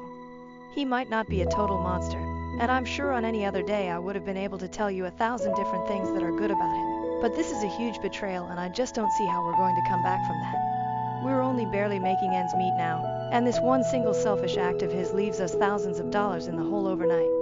I'm occasionally capable of small miracles, but pulling money I don't have out of my ass isn't one of them. It's the weekend now, so I won't be able to even think about speaking to a lawyer until Monday at the earliest. I wish I could say I'm packing up now, but the reality is I'm stuck here, at least for a little while. The $10 I have in my account doesn't go very far these days. I'll have money again on the 1st, so tomorrow I'll be packing just the essentials, birth certificates and the like, and taking them to my friend's house for safekeeping for now. I'll also be calling my landlord to see about having my name removed from the lease agreement. I'm not going to tell my husband I'm leaving yet though. He's going to come home and tell me what a beautiful experience it was. Tell me how much he wishes I could have been there and how he'll take me one of these days and make it up to me eventually. And I'll smile and play along for the next 2 weeks. I'm not sure where I'm going yet, but I do know I'm not going to pay 3/4 of the rent just to be immediately broke again and have the lights and water and phone all turned off a few days later because he put us in this financial pit. I hope his social media fam are impressed enough by his presence and Instagram stories to make all this worth it to him. I hate it. I can't even begin to explain how hurt and shocked and tired and angry I am. I'm also numb. I don't know how it's possible to feel all this at the same time, but hey, here I am. Thank you though from the bottom of my heart. And for the handful of pecans wringing their hand about me being a leech and sucking the joy out of his life. Keep in mind that I worked from the time I was 16 up until I got hurt, and there were plenty of times throughout this relationship where I was the breadwinner. I provided for him during those times because that's what people in relationships do for one another. I'm very sorry you've never cared enough about someone else or had anyone care about you to understand that. I draw disability now because I paid into a system that was put into place to do for people exactly what it's doing for me right now. Edit. I appreciate the offers, I really, really do, but if you need to donate to anything, please donate to your local animal shelter or food closet or a needy family in your neighborhood. This blew up way bigger than I thought my rant was worth to anyone, but the kids and I are gonna be okay. We're leaving tonight to stay with a couple of friends. Everything is moving very quickly now. It's sort of surreal. OP updates the original post update. I wasn't expecting I'd need an update already, but he knows. Someone here decided to share my vent elsewhere, so he saw it on Facebook. He's angry that I've made him look like an asshole. I told him all I did was talk about it without naming him. And if people decide he's an asshole based on his actions, he's got no one to blame but himself. I'm so nervous, I'm shaking, and I feel like I might vomit. Some friends have offered to come help me pack and let me and the boys stay with them until I can figure out something more permanent. Edit. Also, please don't try to send me, or anyone pretending to be me, pretending to collect on my behalf, anything. We're in good hands right now, and we're not going to go without. I figured, since this whole thing blew up today, I might as well tell all of my friends what's going on, and they've really pulled up for us, so we're definitely going to be okay. Relevant comments. Comment 1. Divorce him. He has made it clear he doesn't care about you or your kids. Anyone that's selfish needs to be held accountable, and the only way to do that is by leaving him. OP, I'm finally realizing this. He's always been a bit selfish, but usually it's smaller things like buying one of his fam birthday rounds with our last $5. We were already struggling because his last 2 East Coast shows really set us back hard. He missed work for both those shows, but we could have skimmed because he used his PTO for those shows. But not only did he take out a loan for San Fran, he has no PTO left and he's missing 3 days of work, which means his next paycheck is going to be super slim, and we'll have a new loan payment to make. I'm expecting this to set us back at least 2 or 3 months, but probably more. The kids go back to school in a month. The youngest had a massive growth spurt and literally none of his clothes fit. He's got a single pair of jeans, 2 pairs of shorts, and I think 5 t-shirts that he can still wear. I have no idea how I'm going to do this, but I'm tired of making all these sacrifices just so he can go do whatever he feels like. Comment 2. That is shockingly bad. He doesn't care if you and his own children are low on food and necessities. If he's gotten this low, who knows what he will do in the future, and you said he's always been selfish. This goes beyond selfishness, and I agree with all the other comments about divorce. There's no going back from this. At least that's my opinion. I wouldn't be able to ever see him the same again, and I'd be absolutely heartbroken. I'm sorry he did this. Don't let anyone downplay his actions. OP, I keep going back and forth between heartache and rage. We've been together for almost 20 years, and I cannot believe he would stoop so low to just leave us like that. Life feels so unreal right now. I have a doc appointment this week that I'm gonna have to call and cancel first thing Monday morning because I don't have the money for it anymore. This is so fucked. It's 8 in the morning and I didn't sleep at all last night worrying about this stuff. I can't wrap my head around it. Update. I was injured in a work-related accident that has severely affected my mobility, and this process has been ridiculously slow, in part because my lawyer told me we needed to know how well I might expect to recover and a slew of other things, and those things require time and doctors. I've been basically guaranteed a fairly large settlement. The problem is I'm planning on filing for divorce tomorrow. I had a fairly solid career before my accident while my husband sort of skipped from job to job. I was fine with that at the time, but I'm on disability now and my husband has made a series of increasingly awful financial decisions that, well, let's just say they're bad and I can't stay married to him anymore. Are either of us entitled to alimony? Will he be entitled to any of this settlement when it comes through? If I collect child support from him, is that going to have any bearing on my other case? I'm calling my attorney and maybe a divorce attorney tomorrow if my current attorney can't do it. Hopefully he can recommend someone, but I don't know how long it'll take to set up a meeting, and I guess I just wanted to ask here first so I'll have some kind of heads up. Married almost 20 years in South Carolina, if that matters. My accident was about 2 years ago. He's never acted as my caretaker or anything because I stayed at my mother's home with our children where she did most of the caretaking when I actually required it. Relevant comments. Comment 1. He shouldn't be, but this is something you should talk to your divorce lawyer about. They'll have far more information and the steps you will need to take to protect yourself and your kids. This is a little above Reddit's pay grade.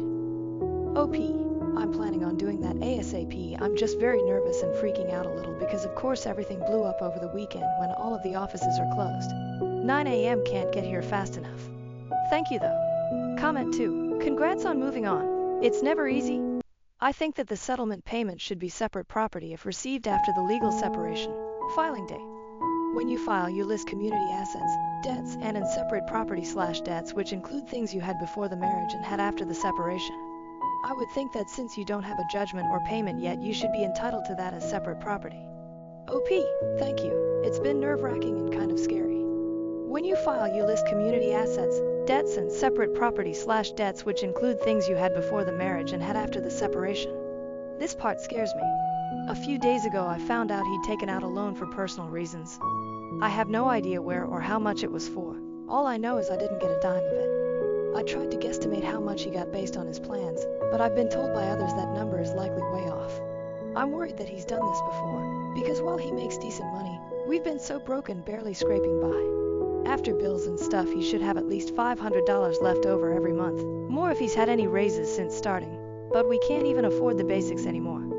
So if it turns out he's been getting credit cards or other loans and owes a ton of money without my knowledge, am I on the hook for that? Even if I didn't benefit from it in any way? Comment 3. Unfortunately, most likely the answer is yes. Sign up for a credit monitoring service and run a credit report. Better yet, sign up for 2 accounts, one in his name. You'll be able to see what loans and credit cards are taken out and account payment history and balances. And importantly, lock your credit so he can't take out more cards or loans. You'll have to lock in with all 3 credit score companies. Do this now. My wife made negative comments about our daughters posing for her school photos. Am I the asshole for getting angry at my wife over this? I, 60, have been married to my wife, 51, for around 15 years. We also have a beautiful daughter named Hayoung, 17, who is in her junior year of high school. Yesterday after school, Hayoung, pronounced Hayoung, came up to me and my wife and showed me her school pictures, both her individual photo and her group grade photo. They were taken all the way back in February, but they had just arrived today. I complimented Hayoung and told her how beautiful she looked in the photos, before telling her how proud I was to see her grow up throughout the ages, before showing my wife the pictures of our daughter. It did not go the way I hoped it would go. Instead of looking at it for a bit before saying something, my wife immediately pointed out to Hayoung that she was looking too downward at the camera and that her eyes looked strained/forced. I was a bit taken aback at first, but I decided to just keep listening. My wife then said to my daughter that she would have to have rehearsals for school pictures with her for next year, because in my wife's words, Hayoung still doesn't understand how to properly pose, smile, and look beautiful for a school picture. I was a bit irritated, but I let it slide. What set me off though, was my wife then said, Hayoung's picture is a fail. Honestly, Melissa looks the prettiest out of everyone. Hayoung got quiet and said, I'm gonna be honest, my picture this year is really bad compared to sophomore year. I got mad that evening. We had a huge argument in the living room. I told my wife that she was being cruel to our daughter, and since school pictures were over, there was no point being so picky over it. My wife retaliated, saying that even Hayoung says that she doesn't like how she looks in her school picture. I was just being honest. I'm only trying to help her. She then went into her room and started crying, saying that I don't understand her. I will admit, I raised my voice while we were having that argument, and I'm seriously sitting here questioning myself about whether I was an asshole or not. After our argument, I knocked on Hayoung's door and I could tell by her expression that she had listened to every piece of the argument. I feel bad because I may have overreacted to something as simple as school pictures. Plus, I ruined my daughter's evening and my wife's too, and I also made my wife cry. TLDR, I shouted at my wife after she made some comments about my daughter's school photos, and I'm wondering if I'm the age. Edit 1. This is not the first time my wife has said something like this. This is why I feel even more terrible, because I let my daughter suffer like this.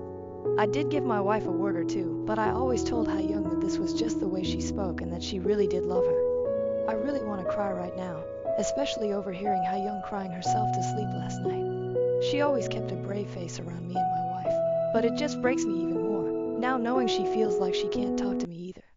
I failed her. Hayoung always asked me every morning if she looked beautiful. She would always ask at meal times if she was eating too much. I'm so afraid of the damage we both put her through for so long. I'm so scared she's going to develop an eating disorder, and I'm going to make sure to set things straight with my wife and take care of my daughter better. She is always my first priority. Edit 2. I was taken off guard even though my wife has made responses like this in the past, because though it's not the first time, I had a little bit of hope left that she wouldn't point out Hayoung's appearance that outright in her school photo. Relevant comments. Commenter, I am guessing based on the fake name that your wife is Korean. I know beauty standards there are super high, and she could be projecting her own insecurities and maybe even comments that she got when she was young. Of course this is not okay, but it could be worth sitting down with her and having a talk. OP, you're right, me and my wife are both Korean. The beauty standards there are super tough, so I'm probably going to talk to my wife privately to understand why she said that and check up on Hayoung a bit before talking with my wife. I know she's super shaken up, so the best I can do is be the best father I can. To another commenter. I've lived in the States longer than in Korea now. Commenter. Do Korean women tend to have very high beauty maintenance standards? And no, you are not in the wrong. Teenage girls are already extremely sensitive about their looks, so your compliment was kind and nurturing. OP, I cannot speak on the behalf of everyone. I know that the beauty standards are extremely tough there. I've heard people commenting about the fatness, skinniness of people's bodies. I've sometimes heard conversations about K-pop idols' bodies and faces, makeup, surgery, etc. Later that night in comments, hello everyone, OP here. Tonight, since my wife is working a night shift today, I decided I'm going to stay together with Hayoung for a daddy-daughter date.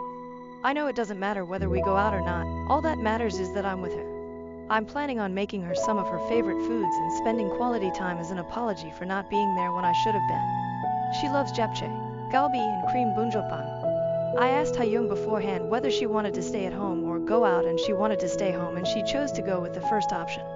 I'll let you know how it goes. Update post, July 16, 2024, about 5 weeks later.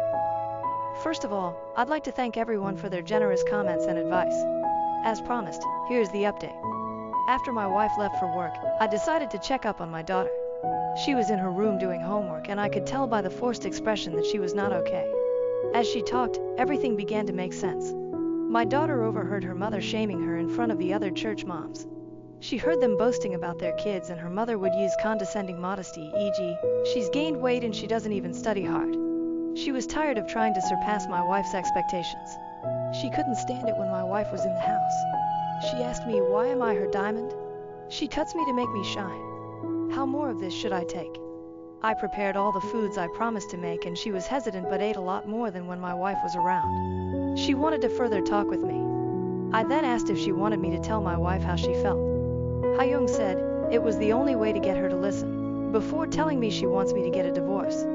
I asked her if she was absolutely sure, as it was something very serious. She said she was fine with it. I'm just devastated it has reached this point. When Hayoung was at school, I had a conversation with my wife. I brought up Hayoung's concerns, along with mine. I asked my wife what made her put down my daughter on the day of the school picture incident. She made excuses such as having bad days, hence she'd accidentally release her anger and other emotions by yelling, the silent treatment, etc.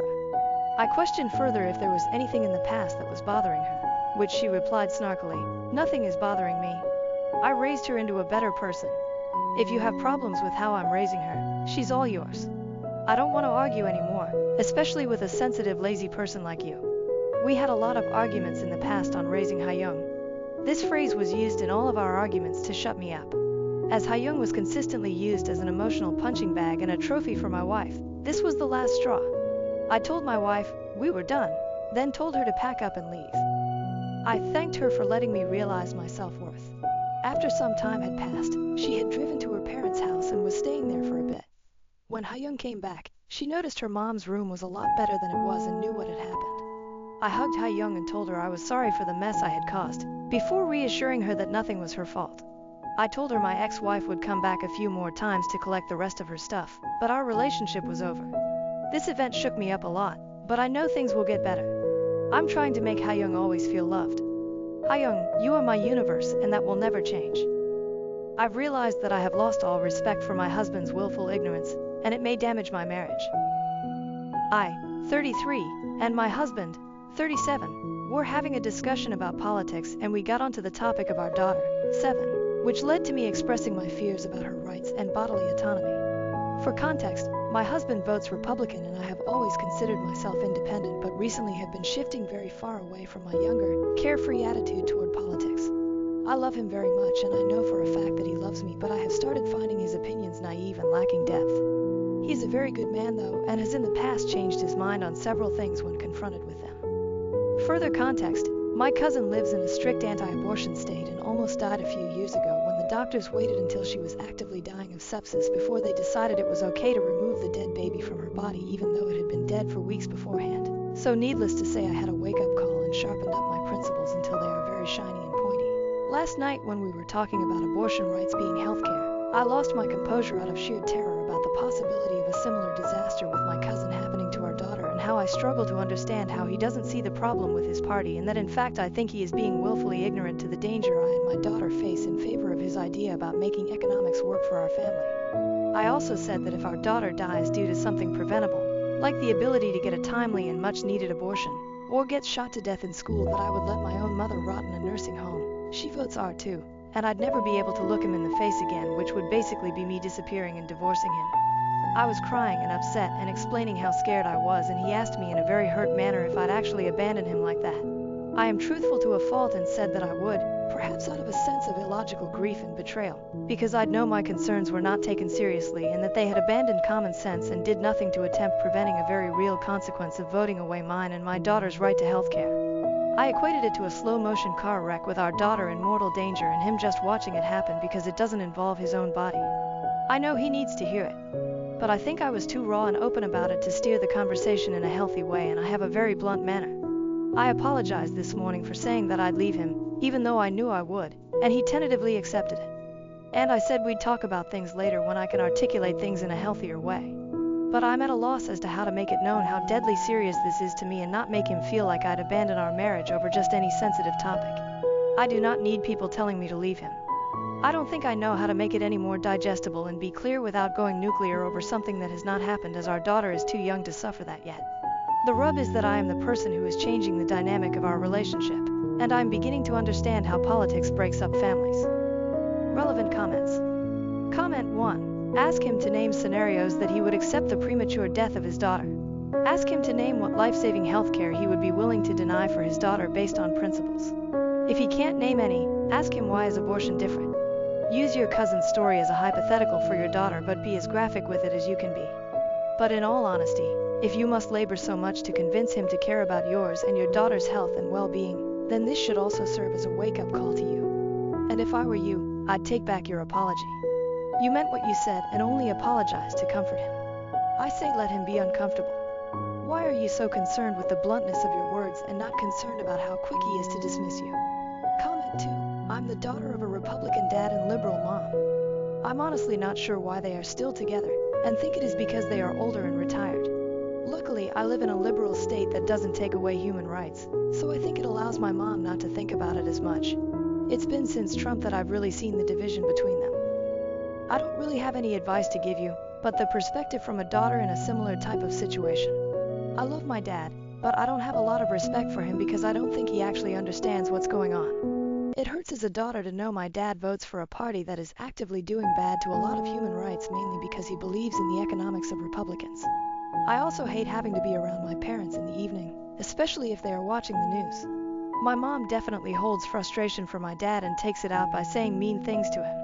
And I feel like my dad doesn't take it seriously, because I don't think he actually understands how scary this is for certain people. I wish my parents would do therapy together, and honestly you guys should probably do therapy together if you actually want to make your marriage work without resentment growing. Comment 3. The worst part is all these men talk about the economics of being a Republican, when all the data shows time and time again that those economics are absolutely horrible for 99.9% of us. They literally will cause harm to their families and others because they believe lies and don't want to hear otherwise. Comment 4. I understand why you don't want advice to leave him, but you may have to accept that as your reality simply because your morals, values, and ethics are no longer compatible. But of course, do everything you can to try to reach him. Obviously, deep down, you know him and know he has the potential.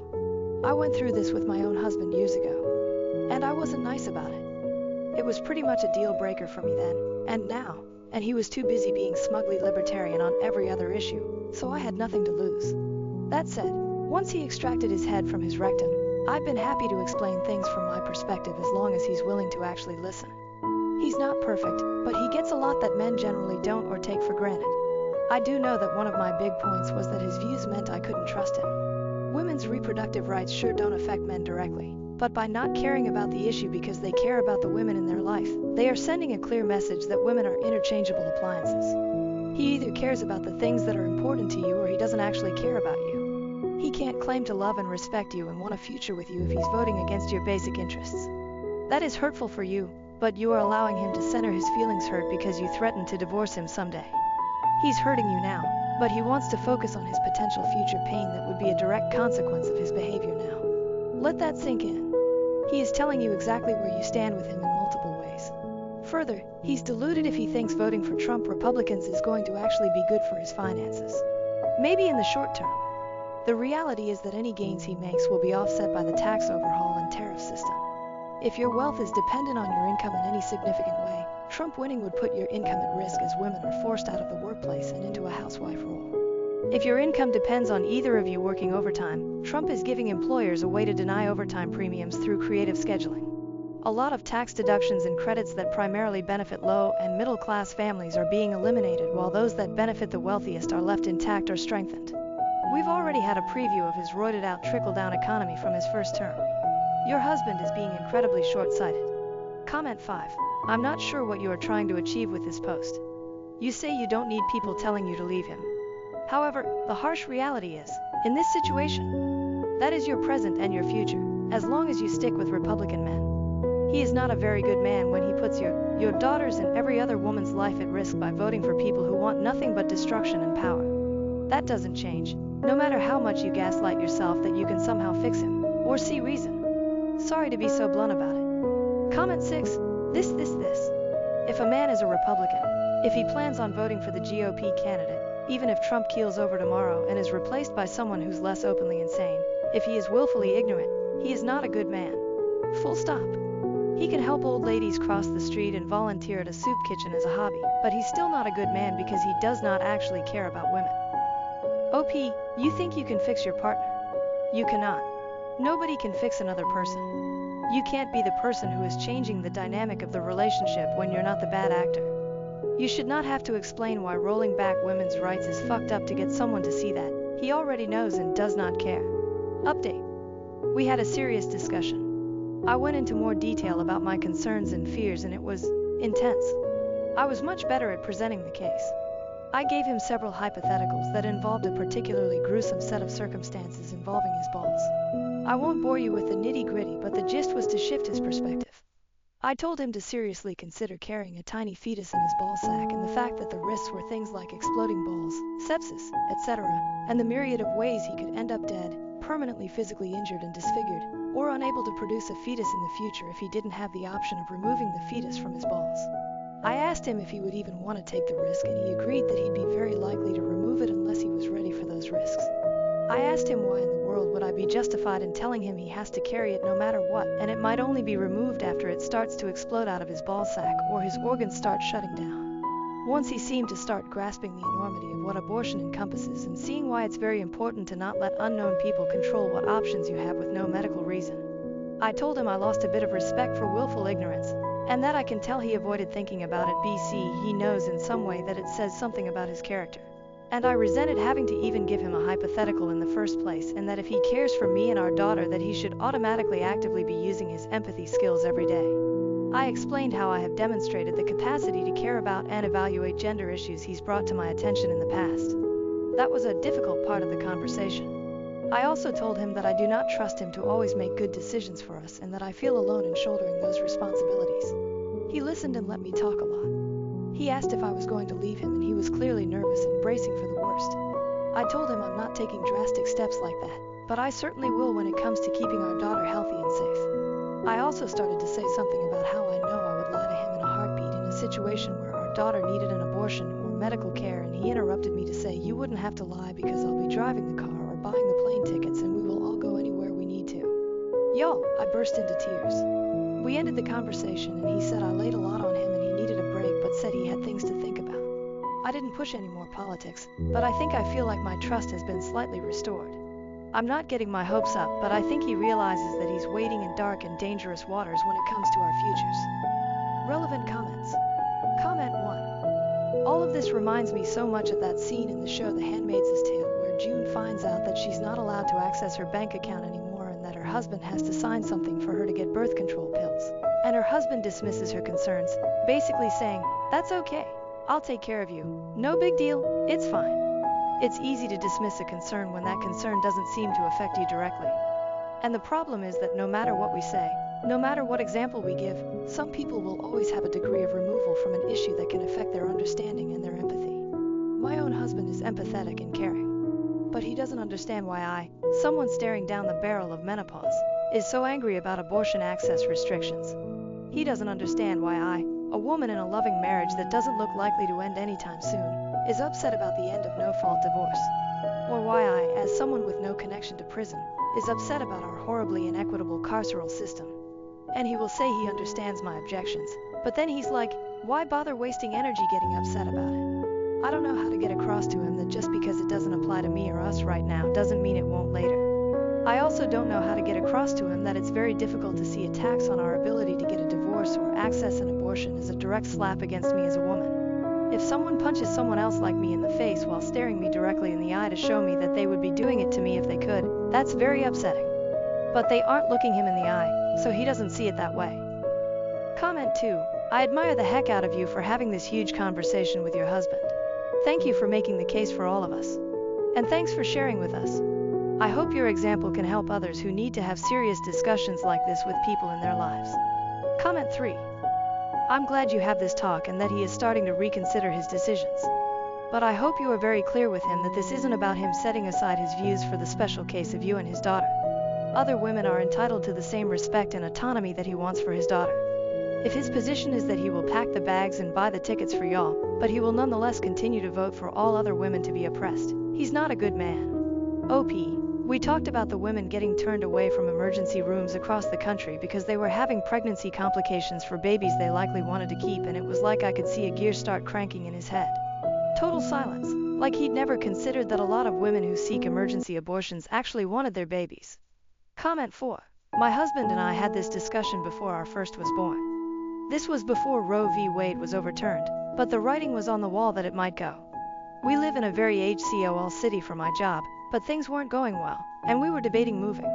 I told him that as long as kids were on the table, moving to a red state was out of the question. I refused to move to a place where I would not be able to get access to care that I needed and end up dead just because we were trying to have a child. My husband brushed it off. One of his close family members is one of the most prominent OBGYNs in the country. He said that, when the worst came to worst, she would help us out. But I said, how exactly? Imagine I'm suffering from sepsis and about to die, and the hospital I'm in literally will not perform an abortion. What exactly will she do? And he stopped in his tracks. That ended the discussion right there. My husband had simply never had to consider it before.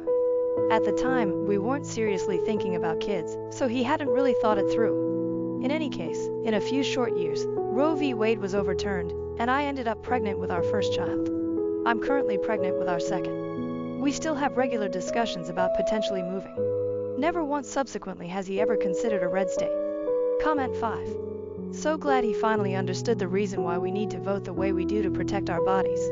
But is he going to back up what he says he now understands by voting the opposite of what he's done before? Comment 6. I hate that many men only recognize women's bodily autonomy when they become fathers. I hope you really talk to him about voting Republican this year, otherwise this whole thing is really moot. Comment 7. I'm glad he understood, but he still votes Republican. The Democratic Party is still right-wing. No, they are not leftist unless you're talking about the progressives, but your husband deliberately chose to vote for the more racist, ableist, sexist, bigoted in every way party. The only reason you had this discussion is because it affects you and your daughter on the basis of gender and sex. I'm not going to tell you to get a divorce, but you should probably take a good look at your own morals and principles if you still think it's okay for him to vote the way he does. Especially given everything that has happened since 2016. Editor's note: OP seems satisfied with her discussion with her husband, whether you disagree or not, so is unlikely to update. Therefore, I have marked this conclusion. 3 weeks ago, I got beat up defending 2 girls. My girlfriend felt unsafe, grew distant, and moved to her parents, leaving me to recover alone. First of all, I want to thank every single one of you who commented on my last post. The love and support I received was immense, and it actually made me feel a little better in the mess of it all. Thank you from the bottom of my heart. All of the following happened yesterday, so excuse me if I ramble a bit, it's all fresh in my mind. Original post. Mandatory. I have been with my GF Sarah for 3 years and been living together for 1.5. She is honestly everything I have ever wanted, and I am planning on proposing somewhere next year. So 3 weeks ago I was out with Sarah at a local bar drinking and having a great time with her, as it was just after quarantine had ended where I live. At around 3 a.m. we decided to head home. As we headed to the parking lot where we had parked, we noticed a group them to go to his house. The girls were clearly very uncomfortable and trying to find a way out. Sarah told me that we had to do something, and I told her to go call the cops and get someone as well, because the very least I wanted was her to get hurt during this. So I approached the group and tried to pretend I was the boyfriend of one of the two girls, and long story short, I got my ass kicked. The guy was at least 6 feet 4 and 220 pounds, whereas I'm 5 feet 11, 167 pounds. I'm fairly muscular myself, but there was no way I could have taken someone that big. I knew it from the start. At least from all the noise we had made. A lot of people rushed to the scene and the girls got away safe. I was rushed to the ER because the motherfucker had broken my ribs, which had punctured my right lung. Yay. After that incident, Sarah has grown distant from me. Even though she visited and stayed with me at the hospital, she hasn't been the same since. And I thought she just needed time to move past this. However, 5 days ago she told me that she is not the same person after what happened, and she doesn't know if she feels safe with me after I got beat up like that. Honestly, hearing that hurt me more than when I got my ribs broken. She has moved to her parents for the time being, and she told me she needs time. Meanwhile, I had no one here to help me, so my brother left his 2 boys and wife to move in with me. I know I'm just venting at this point, but I don't want this to be over like that. Reddit, is there anything I can do to salvage the situation? Update. Until yesterday, it had been 14 days since my last contact with Sarah. My brother had left 4 days prior because I felt bad keeping him away from his family for so long, plus I could take care of myself to some extent. So around 2 p.m. while I was making lunch, I heard the doorbell ring. I go to open the door and there she is. Sarah. With tears in her eyes, eye bags, frizzy hair, looking like a total mess. During the time we've been together, I've seen her in her ups and downs, but I'd never seen her in such a horrible state before. So I let her sit on the couch. We still hadn't said a word as we were both dumbfounded. I was so overwhelmed by emotions, I wanted to hug her. I wanted to full blast her. I didn't even know what I wanted to do. So I did nothing and waited for her to talk. After 5 or 10 minutes of silence, she starts sobbing and saying she's sorry and then crying. At this point, I can barely hold myself together. So I hold her hand and try to calm her down so I can figure out what is going on. After a while, she finally somewhat calms down and starts talking. And that's where it got bad. Something that I didn't include in the original post, because it wouldn't make sense anyway, is that Sarah's mother has been divorced and remarried once. From what Sarah has told me, her biological father cheated on her mother while she was still a kid, and that's why they broke up. And that's also why she doesn't have any kind of relationship with her father. It seemed odd when I first learned about it, but I didn't question it. That is not the whole story though. Sarah's biological father didn't only cheat on her mother. He was a drug addict that also used to beat her up frequently. Without getting into a lot of graphic detail, in one instance when Sarah's brother tried to intervene and protect her mother, he ended up getting beat up too. So when she saw me intervening and getting my ass kicked in the bar incident, it triggered some kind of PTSD in her head that she could not control. That's why she had grown distant and eventually left. It all spiraled out of control and she could not handle it. In those 2 weeks we'd been apart, she'd barely eaten or slept and even made some really dark thoughts which I'd rather not go into. She told me as a horrible girlfriend for leaving me alone in my condition, and that she doesn't expect us to be together again after that, which I told her isn't the case. So we have a very long road ahead of us. My number 1 priority right now is getting her to see a therapist, which I suggested we can do together if she's scared to do alone. So yeah, that's where we are at. Some of you were right, that there was some deeper issue behind what happened, but I could not have possibly known. I also wanted to take this opportunity to say something that I got messaged about a lot. I got a lot of comments and messages saying that I was a moron for what I did at that parking lot and that I should mind my own business next time and not play the hero, etc. First of all, I did not initiate the fight with the dude. As I said when I got there, I tried to pretend I was the boyfriend of one of the girls in case. When that didn't work, I got between the girls and the dude, trying to create some space between them, and that's when he started to push me and eventually started throwing punches.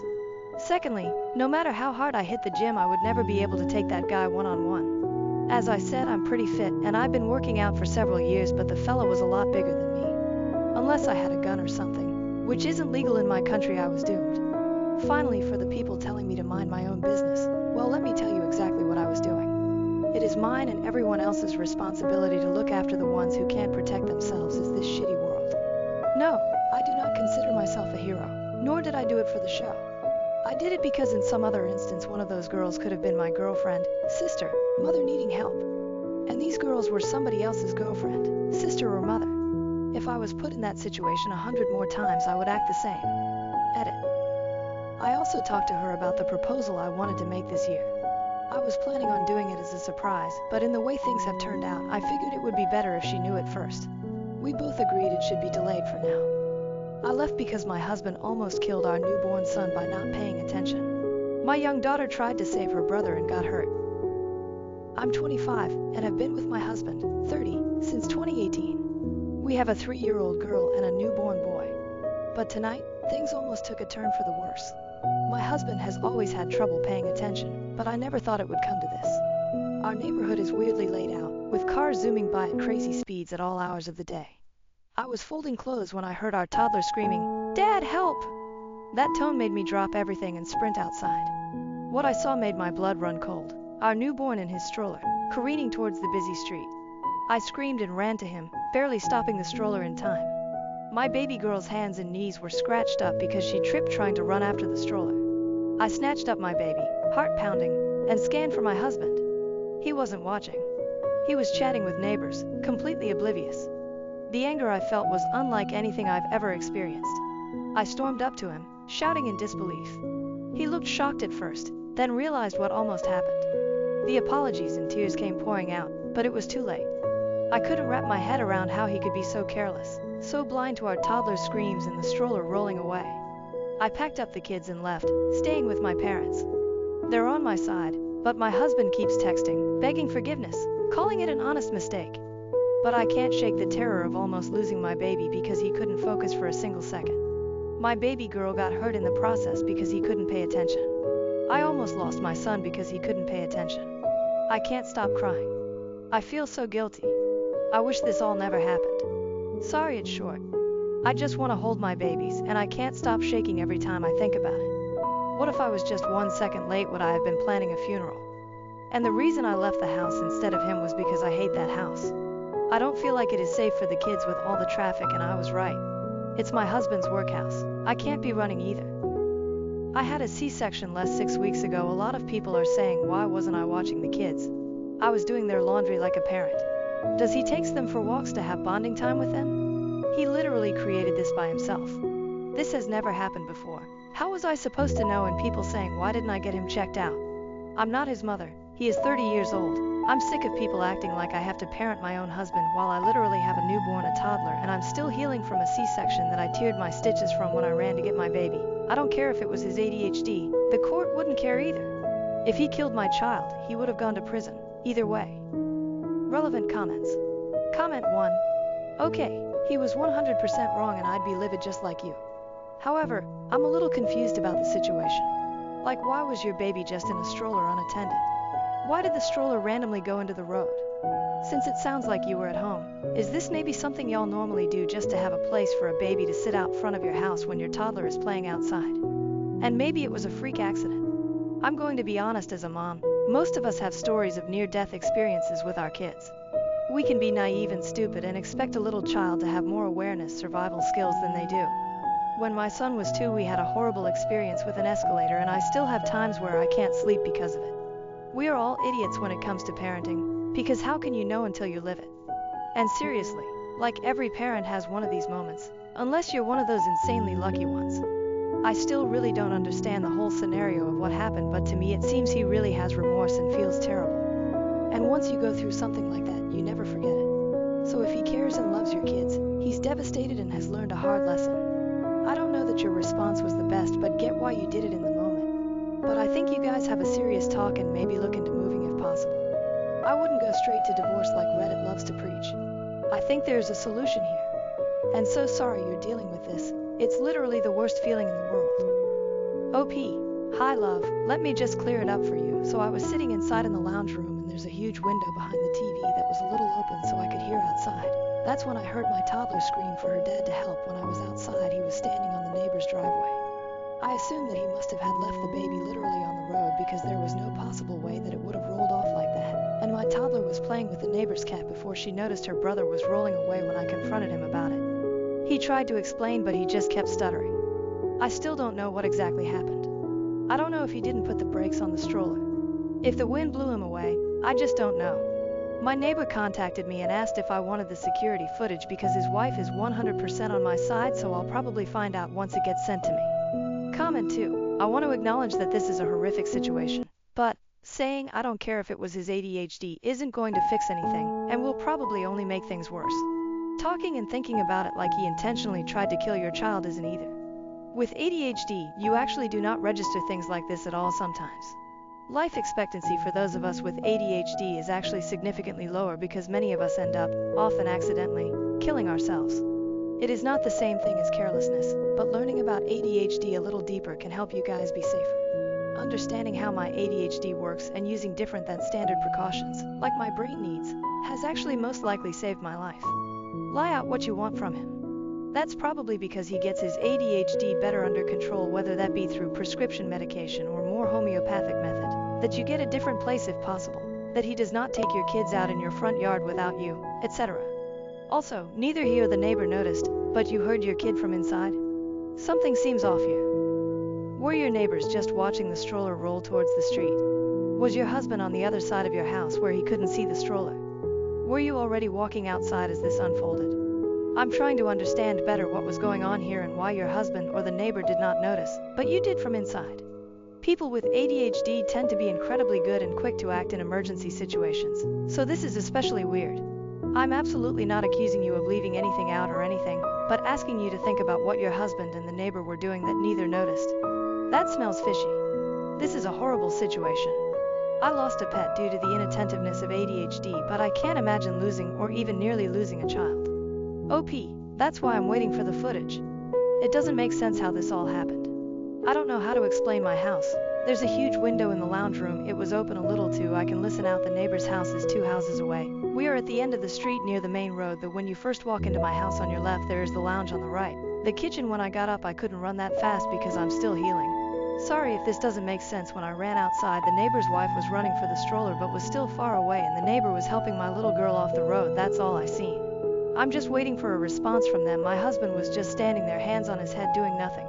Comment 3, I fucking screamed when I read what happened. Are you okay? Like, did you get any more damage to yourself?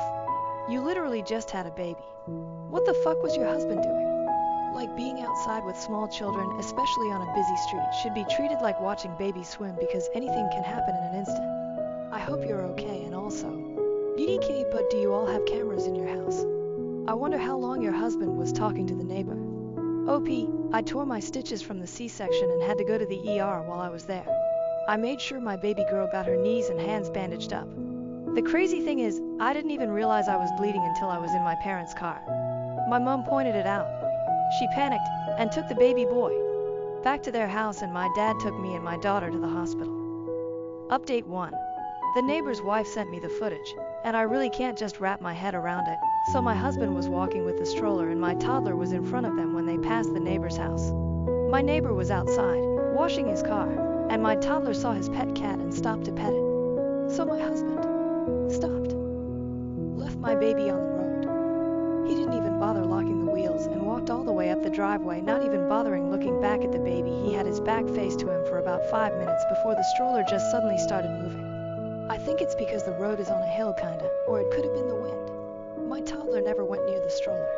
It couldn't be her. The stroller went down the road and my toddler. That's when she started screaming and running for it when she saw it. The neighbor started running after my daughter when she tripped. He tried to pick her up. That's when the neighbor's wife's car comes into frame and she stops and starts running back to the way the stroller is coming after that. You can't really see anything because it's all out of frame, but you can hear all the commotion. My husband just stood there the whole time, hand on his head with a blank stare on his face. He didn't even do anything when our toddler was crying from hurting herself. He only started crying when I confronted him. What should I do? I genuinely do not know what to do. I'm panicking.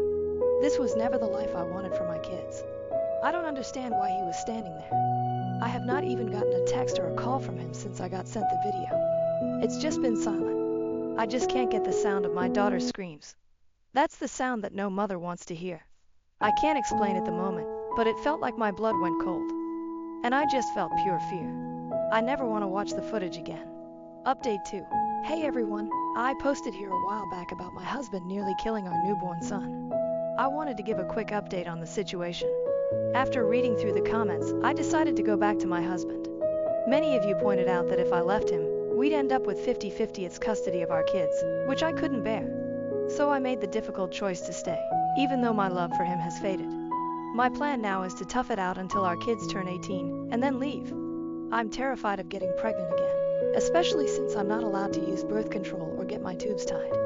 My parents, who could offer support, are moving away, leaving me feeling trapped. Despite everything, my husband tries hard to make things right. He still treats me with affection and goes out of his way to create special moments for our family. Seeing him bond with our newborn and our daughter fills me with conflicting emotions.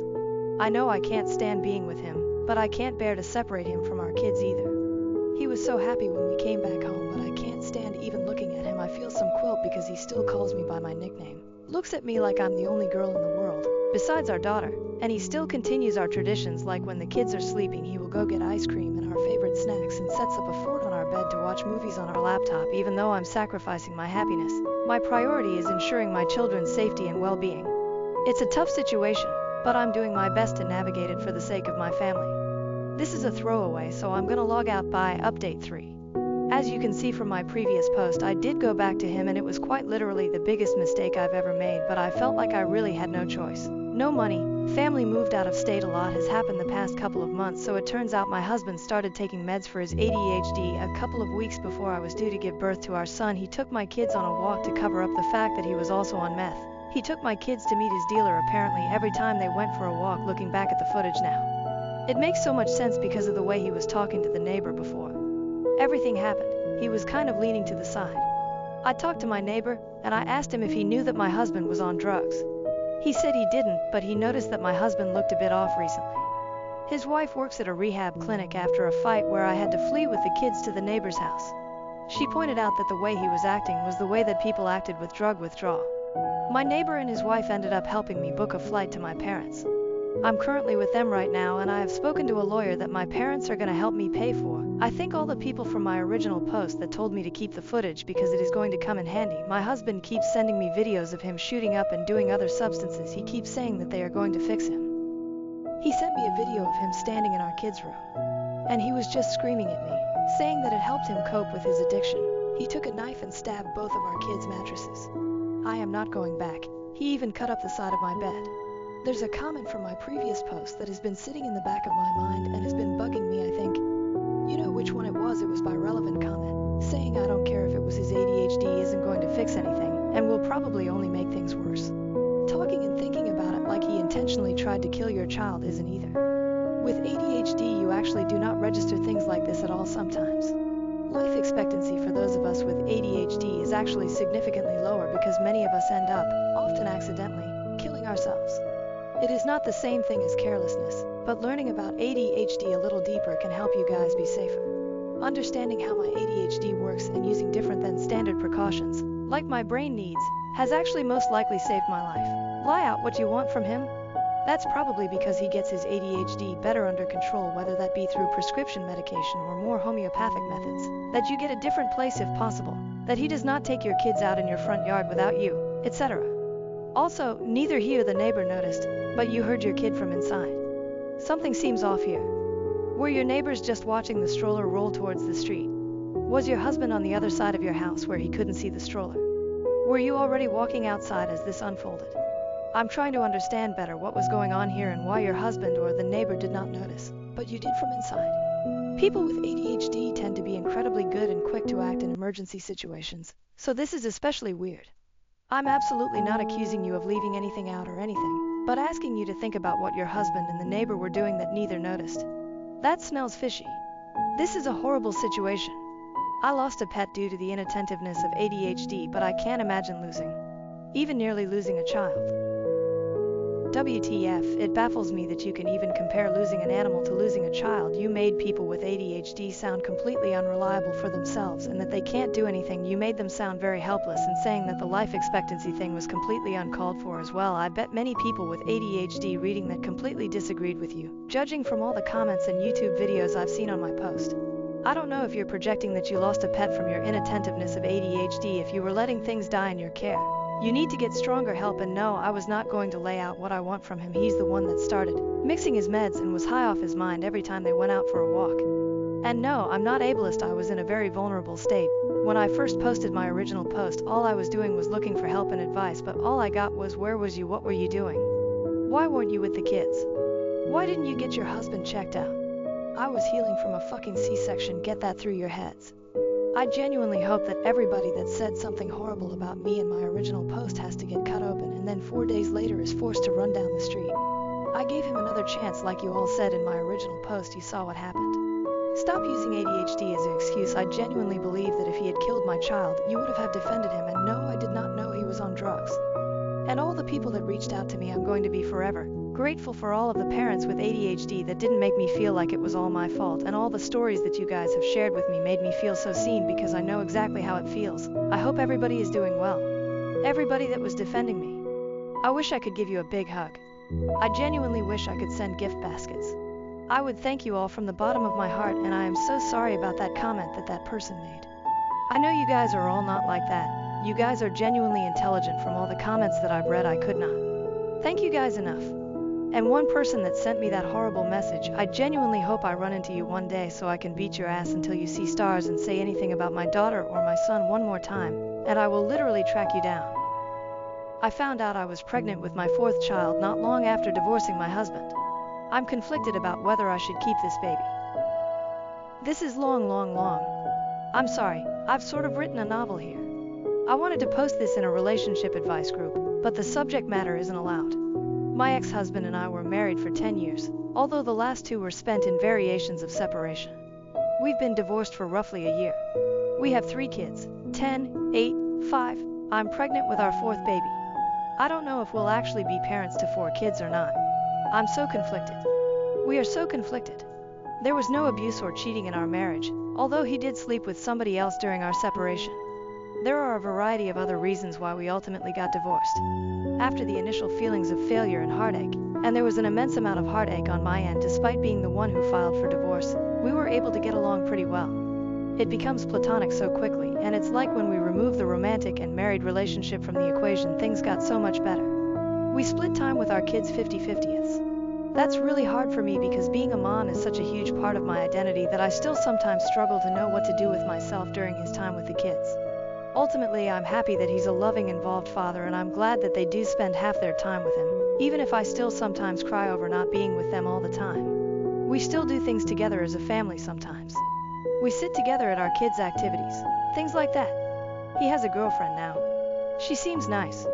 He met her not long after our divorce was finalized. It hurt. I cried way too much over it. He waited over 6 months to introduce her to our kids, which I was thankful for. My kids like her. Our youngest child was unexpectedly admitted to the hospital not long ago. He had surgery. In the grand scheme of things, it was a pretty minor surgery and he's absolutely fine now, but this is my baby and he had to spend multiple nights in the hospital, so this was a big deal for me. My ex-husband was there the entire time, being a great dad, being a supportive partner to me as I worried over every little thing. We spent all those nights in the hospital together and I remembered why I married him. He was always able to be the strong, level-headed rock for me. He was this safe person who I knew would take care of everything and protect me. When we were in the hospital, he told me that I'm the most important woman in his life. When our son was discharged, my ex-husband came back to my house. My baby was home safe. Our other 2 children were excited to be home after staying with my husband's sister for several nights. We were all together at home like a family again. That night after our kids were in bed, we had sex. I hadn't been hoping for it or planning it. It was just like as soon as the kids were tucked away in their rooms, we were having this intensely passionate, needy, amazing sex that we shouldn't have been having. We went to sleep in my bed, and at some point in the middle of the night we had sex again. The next morning we both decided our emotions with the whole situation with our son just got the better of us. We said we didn't regret sleeping together, but that's all it was, and we were just going to go back to our normal divorce lives. We wouldn't make it awkward, just move on. Then I found out I was pregnant. We didn't use a condom. I don't even have condoms in my house anymore. I'm not on birth control. I haven't been since we divorced. I haven't needed it since I haven't had the time or interest to start dating again. I really wanted to be single for a while. I know I was ovulating when we slept together, which was probably a contributing subconscious factor as to why it happened. My body sees him being a good dad to our kids and it wants another. My cycle is like clockwork, and we've always conceived on the first try every time we've tried to get pregnant. Our first kid was not even a try. It was 2 weeks before your wedding you find out you're pregnant and spend your honeymoon with morning sickness surprise. So now I'm about 8 weeks pregnant. I've known for about a week. I just told him this past weekend. I didn't know if I would tell him at all. I realize now that I only told him in hopes that he'd tell me what to do and figure the situation out for me. Only he didn't. I know it makes no sense to have a baby with somebody I chose to divorce. I don't need a fourth child. Why can't I let go of this though? Update 1. I posted about a week ago. My ex-husband and I have been divorced for about a year. We have 3 kids, ranging from 5 years old. We have gotten along great since the divorce, better than when we were married. It's almost like we're friends, can do things with our kids, and enjoy being around each other. About 2 months ago, our youngest unexpectedly ended up having surgery and spending several nights in the hospital. He's fine now. My ex-husband and I stayed together with our son the entire time he was in the hospital. When he was discharged, my ex-husband came back to my house, or former family home, at our son's request. He was just supposed to spend a few hours there, help our son get settled, then go home. However, I guess all of the emotions and being together as a family in our former shared home got the better of us, and we ended up having sex twice that night. Now I'm 9 weeks pregnant. I wasn't on birth control, was on it until after our divorce was finalized, but have been intentionally remaining single for a while and not involved with men in any way, so was giving my body a break from birth control. Initially, we were undecided about what to do, but as of last weekend we made the decision together to have the baby. It feels sort of crazy to me. Definitely not a situation I ever imagined I'd find myself in. I already picture this baby looking just like our other kids. I guess that's why I struggled with the idea of not continuing with the pregnancy, which I know isn't really a valid reason to have a baby. This is probably the last baby I'll ever have. I'm 39, so even if I were to meet a man who I trusted enough to want to have a child with and a future with, I'll be well into my 40s by then. I plan to be very picky, but I'm not even at the point of wanting to find somebody new yet. We're not getting back together, for now. We get along great when we're not married and living in the same house. We feel it'd be irresponsible to all of our children to attempt to get back together right now because of this. Chances are higher that we'll be able to co-parent this baby successfully if we live separately. However, we are committed to working together to do what has to be done to take care of the baby when he or she gets here. Our kids are doing so great right now, and they seem very happy and secure with the current setup of our lives and homes, so we want to stick with this for now. I don't know if I really understand what I'm getting myself into. Our other kids were all born into a marriage and a 2-parent home. I know that sharing custody of a baby will be a lot different than the kids going back and forth between homes. I might be feeling too positive about it, but I think it could work out fine. The new baby will just see this as normal, right? Next thing to worry about will be having to explain this to everyone when we tell them. My family and friends will get over it, but I'm especially concerned with explaining it to our kids. I'm worried our oldest won't take the news well. She also knows what sex is and how babies are made. And for everyone concerned about his girlfriend, she's not his girlfriend anymore. Top-rated comment. These two are 100% getting back together within a year and then breaking up again in another.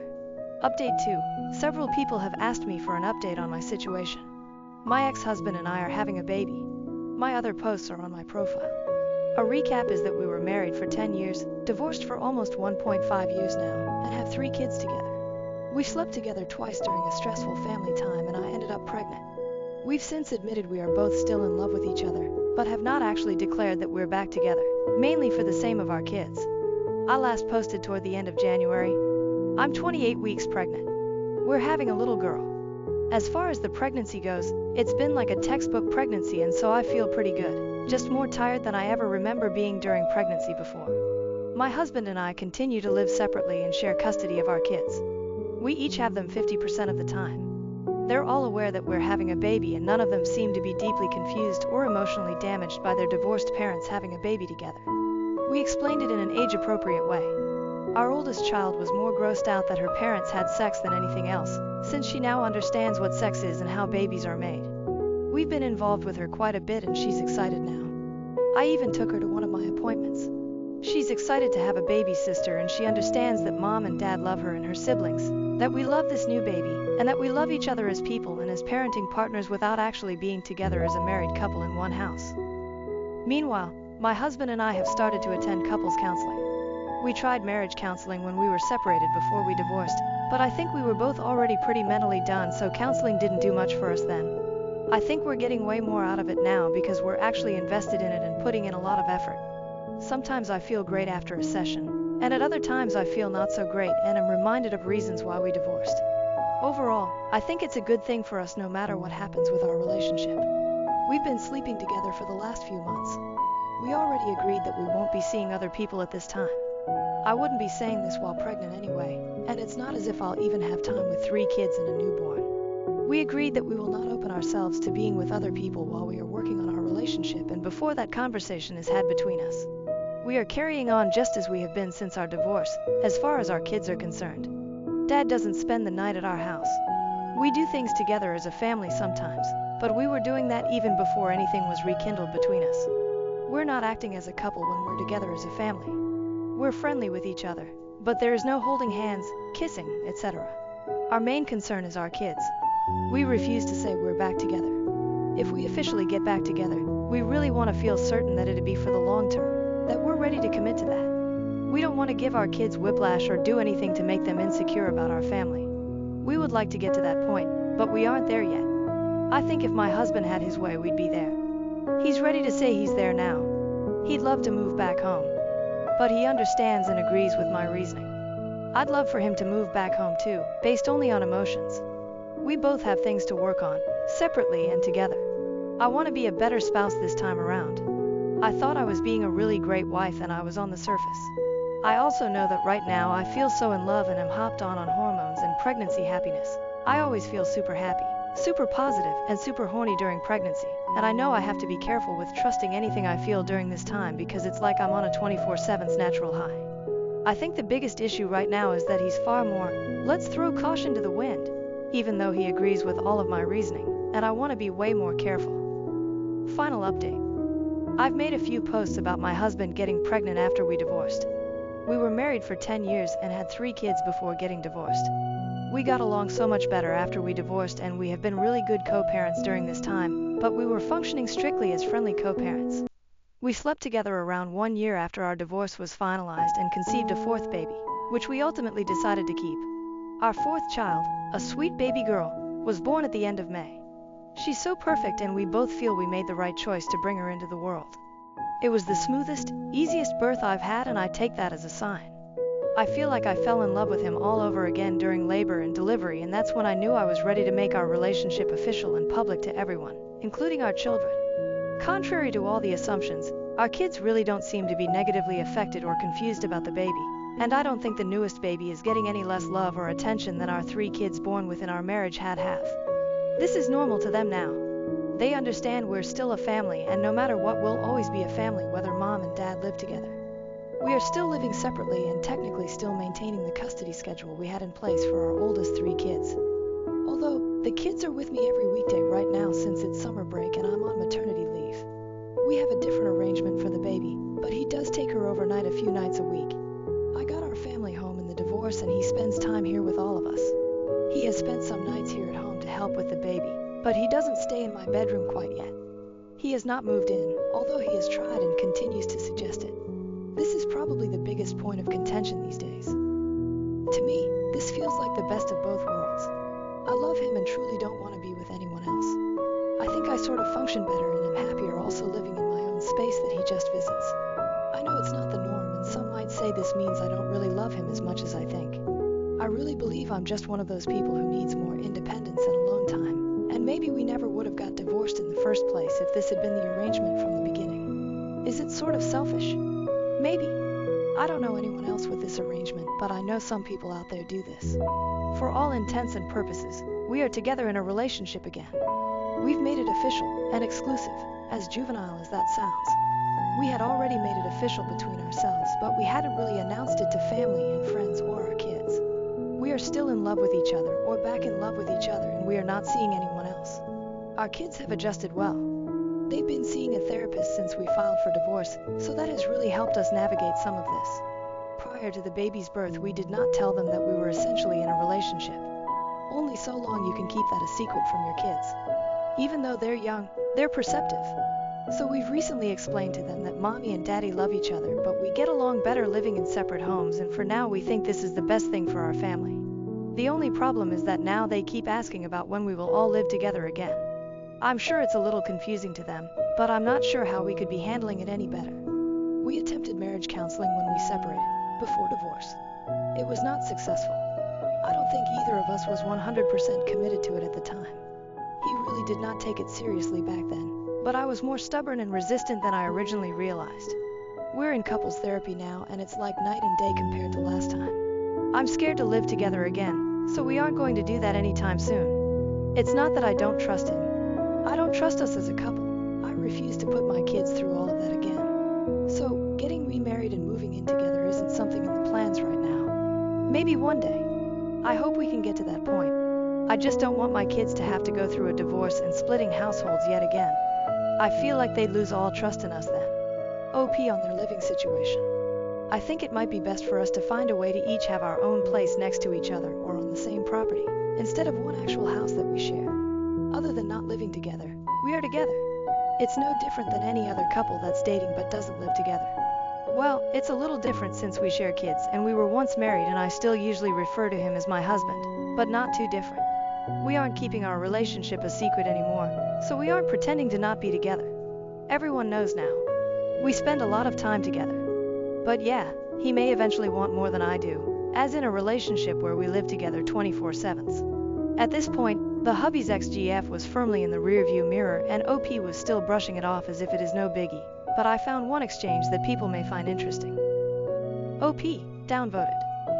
Yes, he had a girlfriend at the time. It's in my post history and I'm not trying to hide it, but we have moved well beyond that now. Response. People are downvoting her comment because it is pretty black and white when it comes to cheating. Cheating hurts others, and a lot of people value living in a world and having actions that don't result in hurting others. He was in a relationship and committed to his girlfriend when he decided that he had the right to sleep with his ex and not immediately tell her that he did it. She deserved better than to get trauma from someone who claimed to be committed to her, but was willing to step out on her. Cheating on someone does result in emotional trauma, which will affect how they will view love and relationships going forward.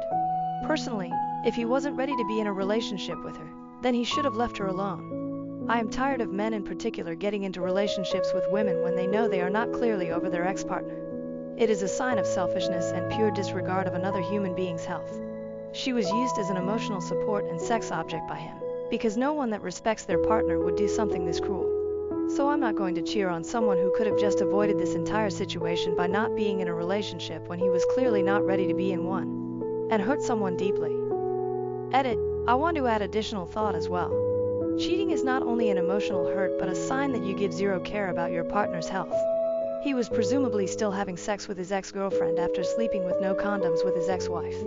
With the rate of sexually transmitted diseases and infections increasing and the likelihood of the disease being antibiotic resistant, he told his ex that he had zero care for health and emotional well-being. She had the basic right to know that he slept with another person while still being intimate with her, especially with no form of protection. Not calling the ex-wife dirty, but with the risk of catching a disease that's incurable, or opens you up to higher risk of illness. Every person who is engaging in a sexual relationship deserves honesty. OP. All of this may be true. I'm not arguing anything you said. But I'd like to know what everyone on Reddit thinks we're supposed to do about it. We can't go back in time and undo what we did. Maybe Redditors feel that as an act of penance we should not be together, despite very much wanting to, since that's what we deserve for hurting her in the process. We should never be allowed to move on and have any happiness in our lives, together or separate, because we did something at one time that hurt somebody. Short of publicly flogging ourselves and maybe not allowing ourselves to ever be in a relationship with anyone ever again as a form of self-punishment, what are we supposed to do to satisfy the masses? Neither of us are proud of hurting somebody.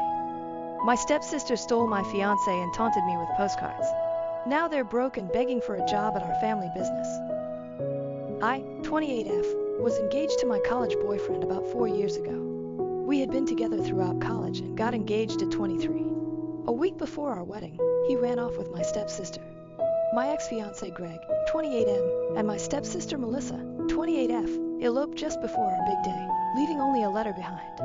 In the letter, Greg admitted to starting an affair with Melissa a few months after our engagement. He said he realized he couldn't marry me because it would be unfair to all of us, as he and Melissa were the ones truly in love. He believed the universe used me to bring him to his true love, and marrying me would deny us all a happy future. And that was it. They left, and I didn't see them again until recently. Greg's parents were so embarrassed by his actions that they covered all the wedding costs, so I didn't have to pay anything. That was the last time I interacted with his family. My own family was beyond embarrassed. They were furious.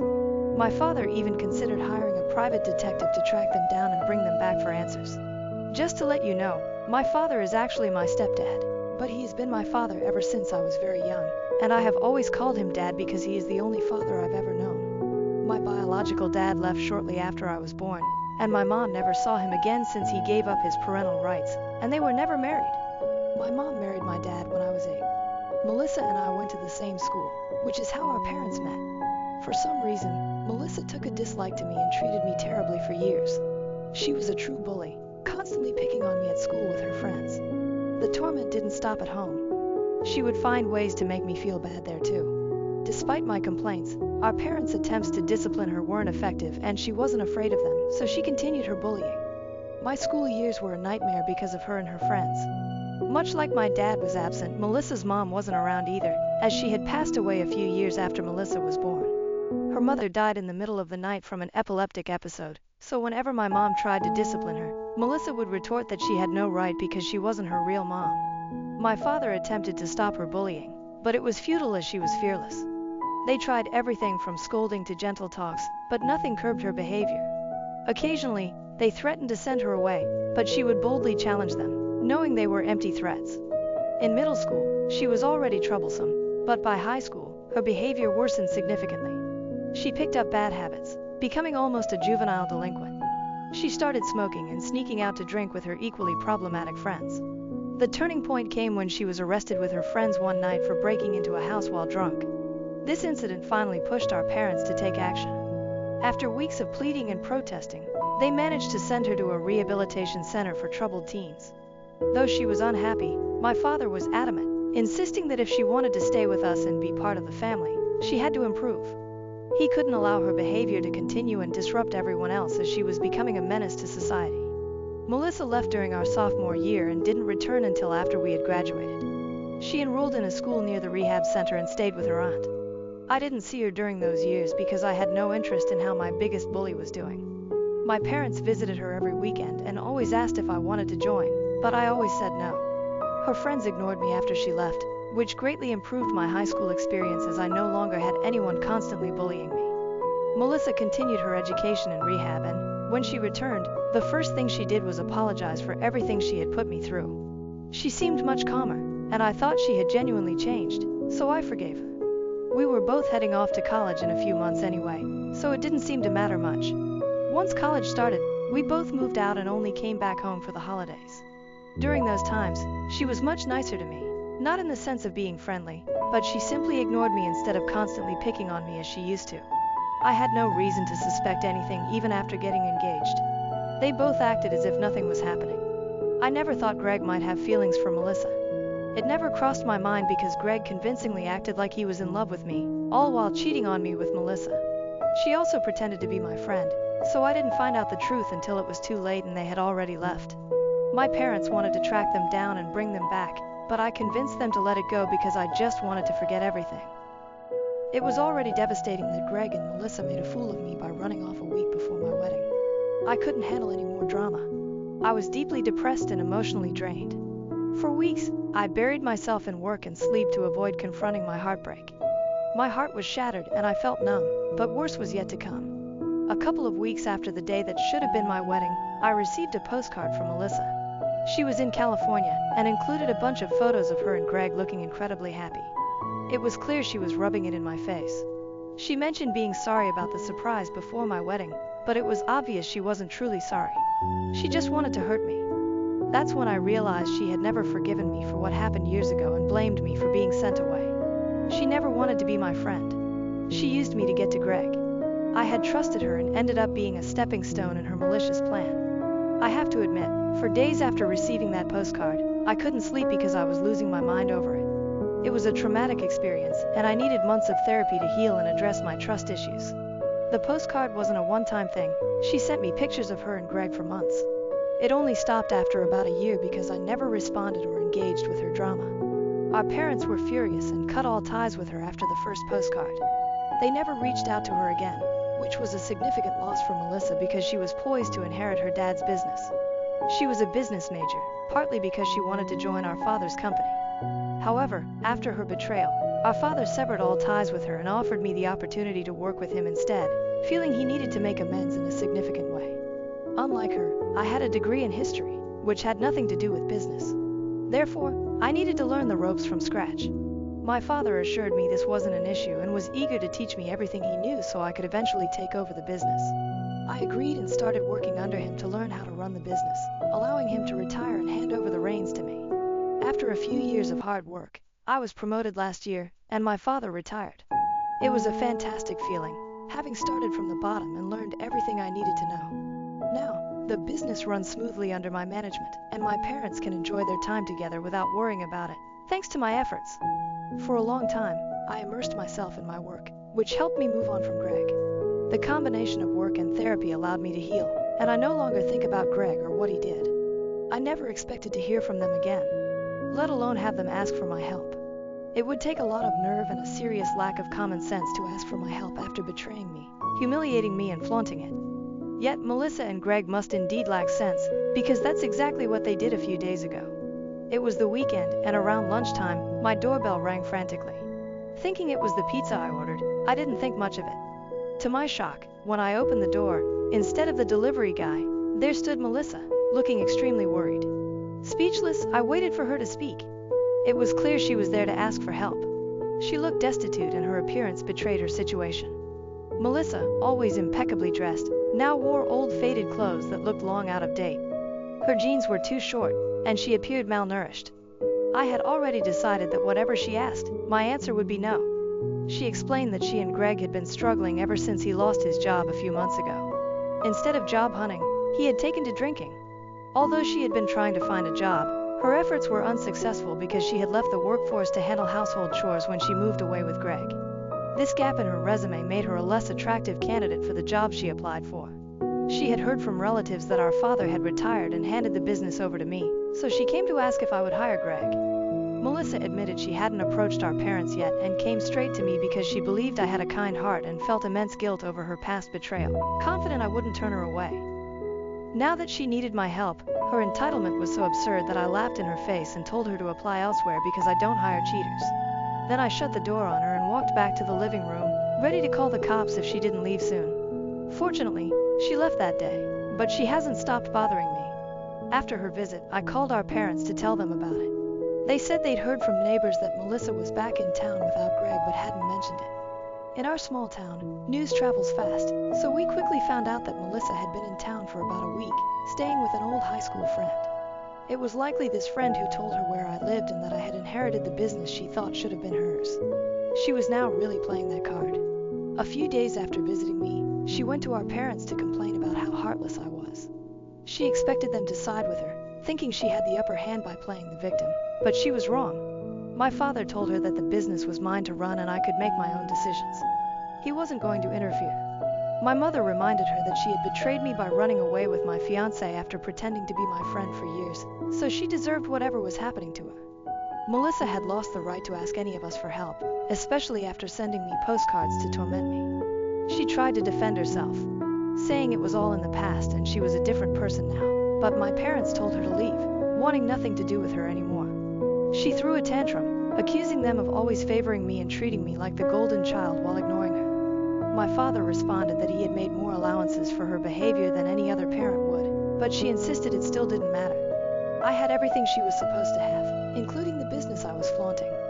She claimed it wasn't her fault that Greg fell for her and chose her over me, yet she felt she was being punished for it. She said the postcards she sent were sincere apologies, not attempts to torment me. Honestly, I haven't stopped thinking about her words since my father told me. It's true she was supposed to inherit the business and be in my position, but she lost that because of her own actions, not mine. I never asked my father to cut her out and give me the business. He did that on his own. It seems unfair for her to blame me. She also accused me of being the golden child, which isn't true, but I can see why she thinks that. She believes she was sent away because I complained about her bullying. It's a big deal for a parent to decide to send their child away, and I know it was hard on my father. But again, that's not my fault. If he hadn't intervened, Melissa might have ended up in even more trouble because of the path she was on. I also doubt her claim about the postcards being genuine apologies. She was probably just trying to cover up her intentions.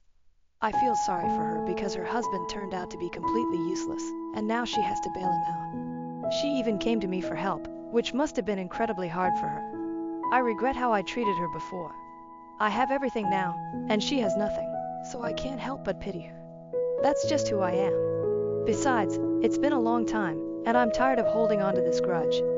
But I also don't want to help her. I can offer my sympathy, but I don't want to hire them or give them money.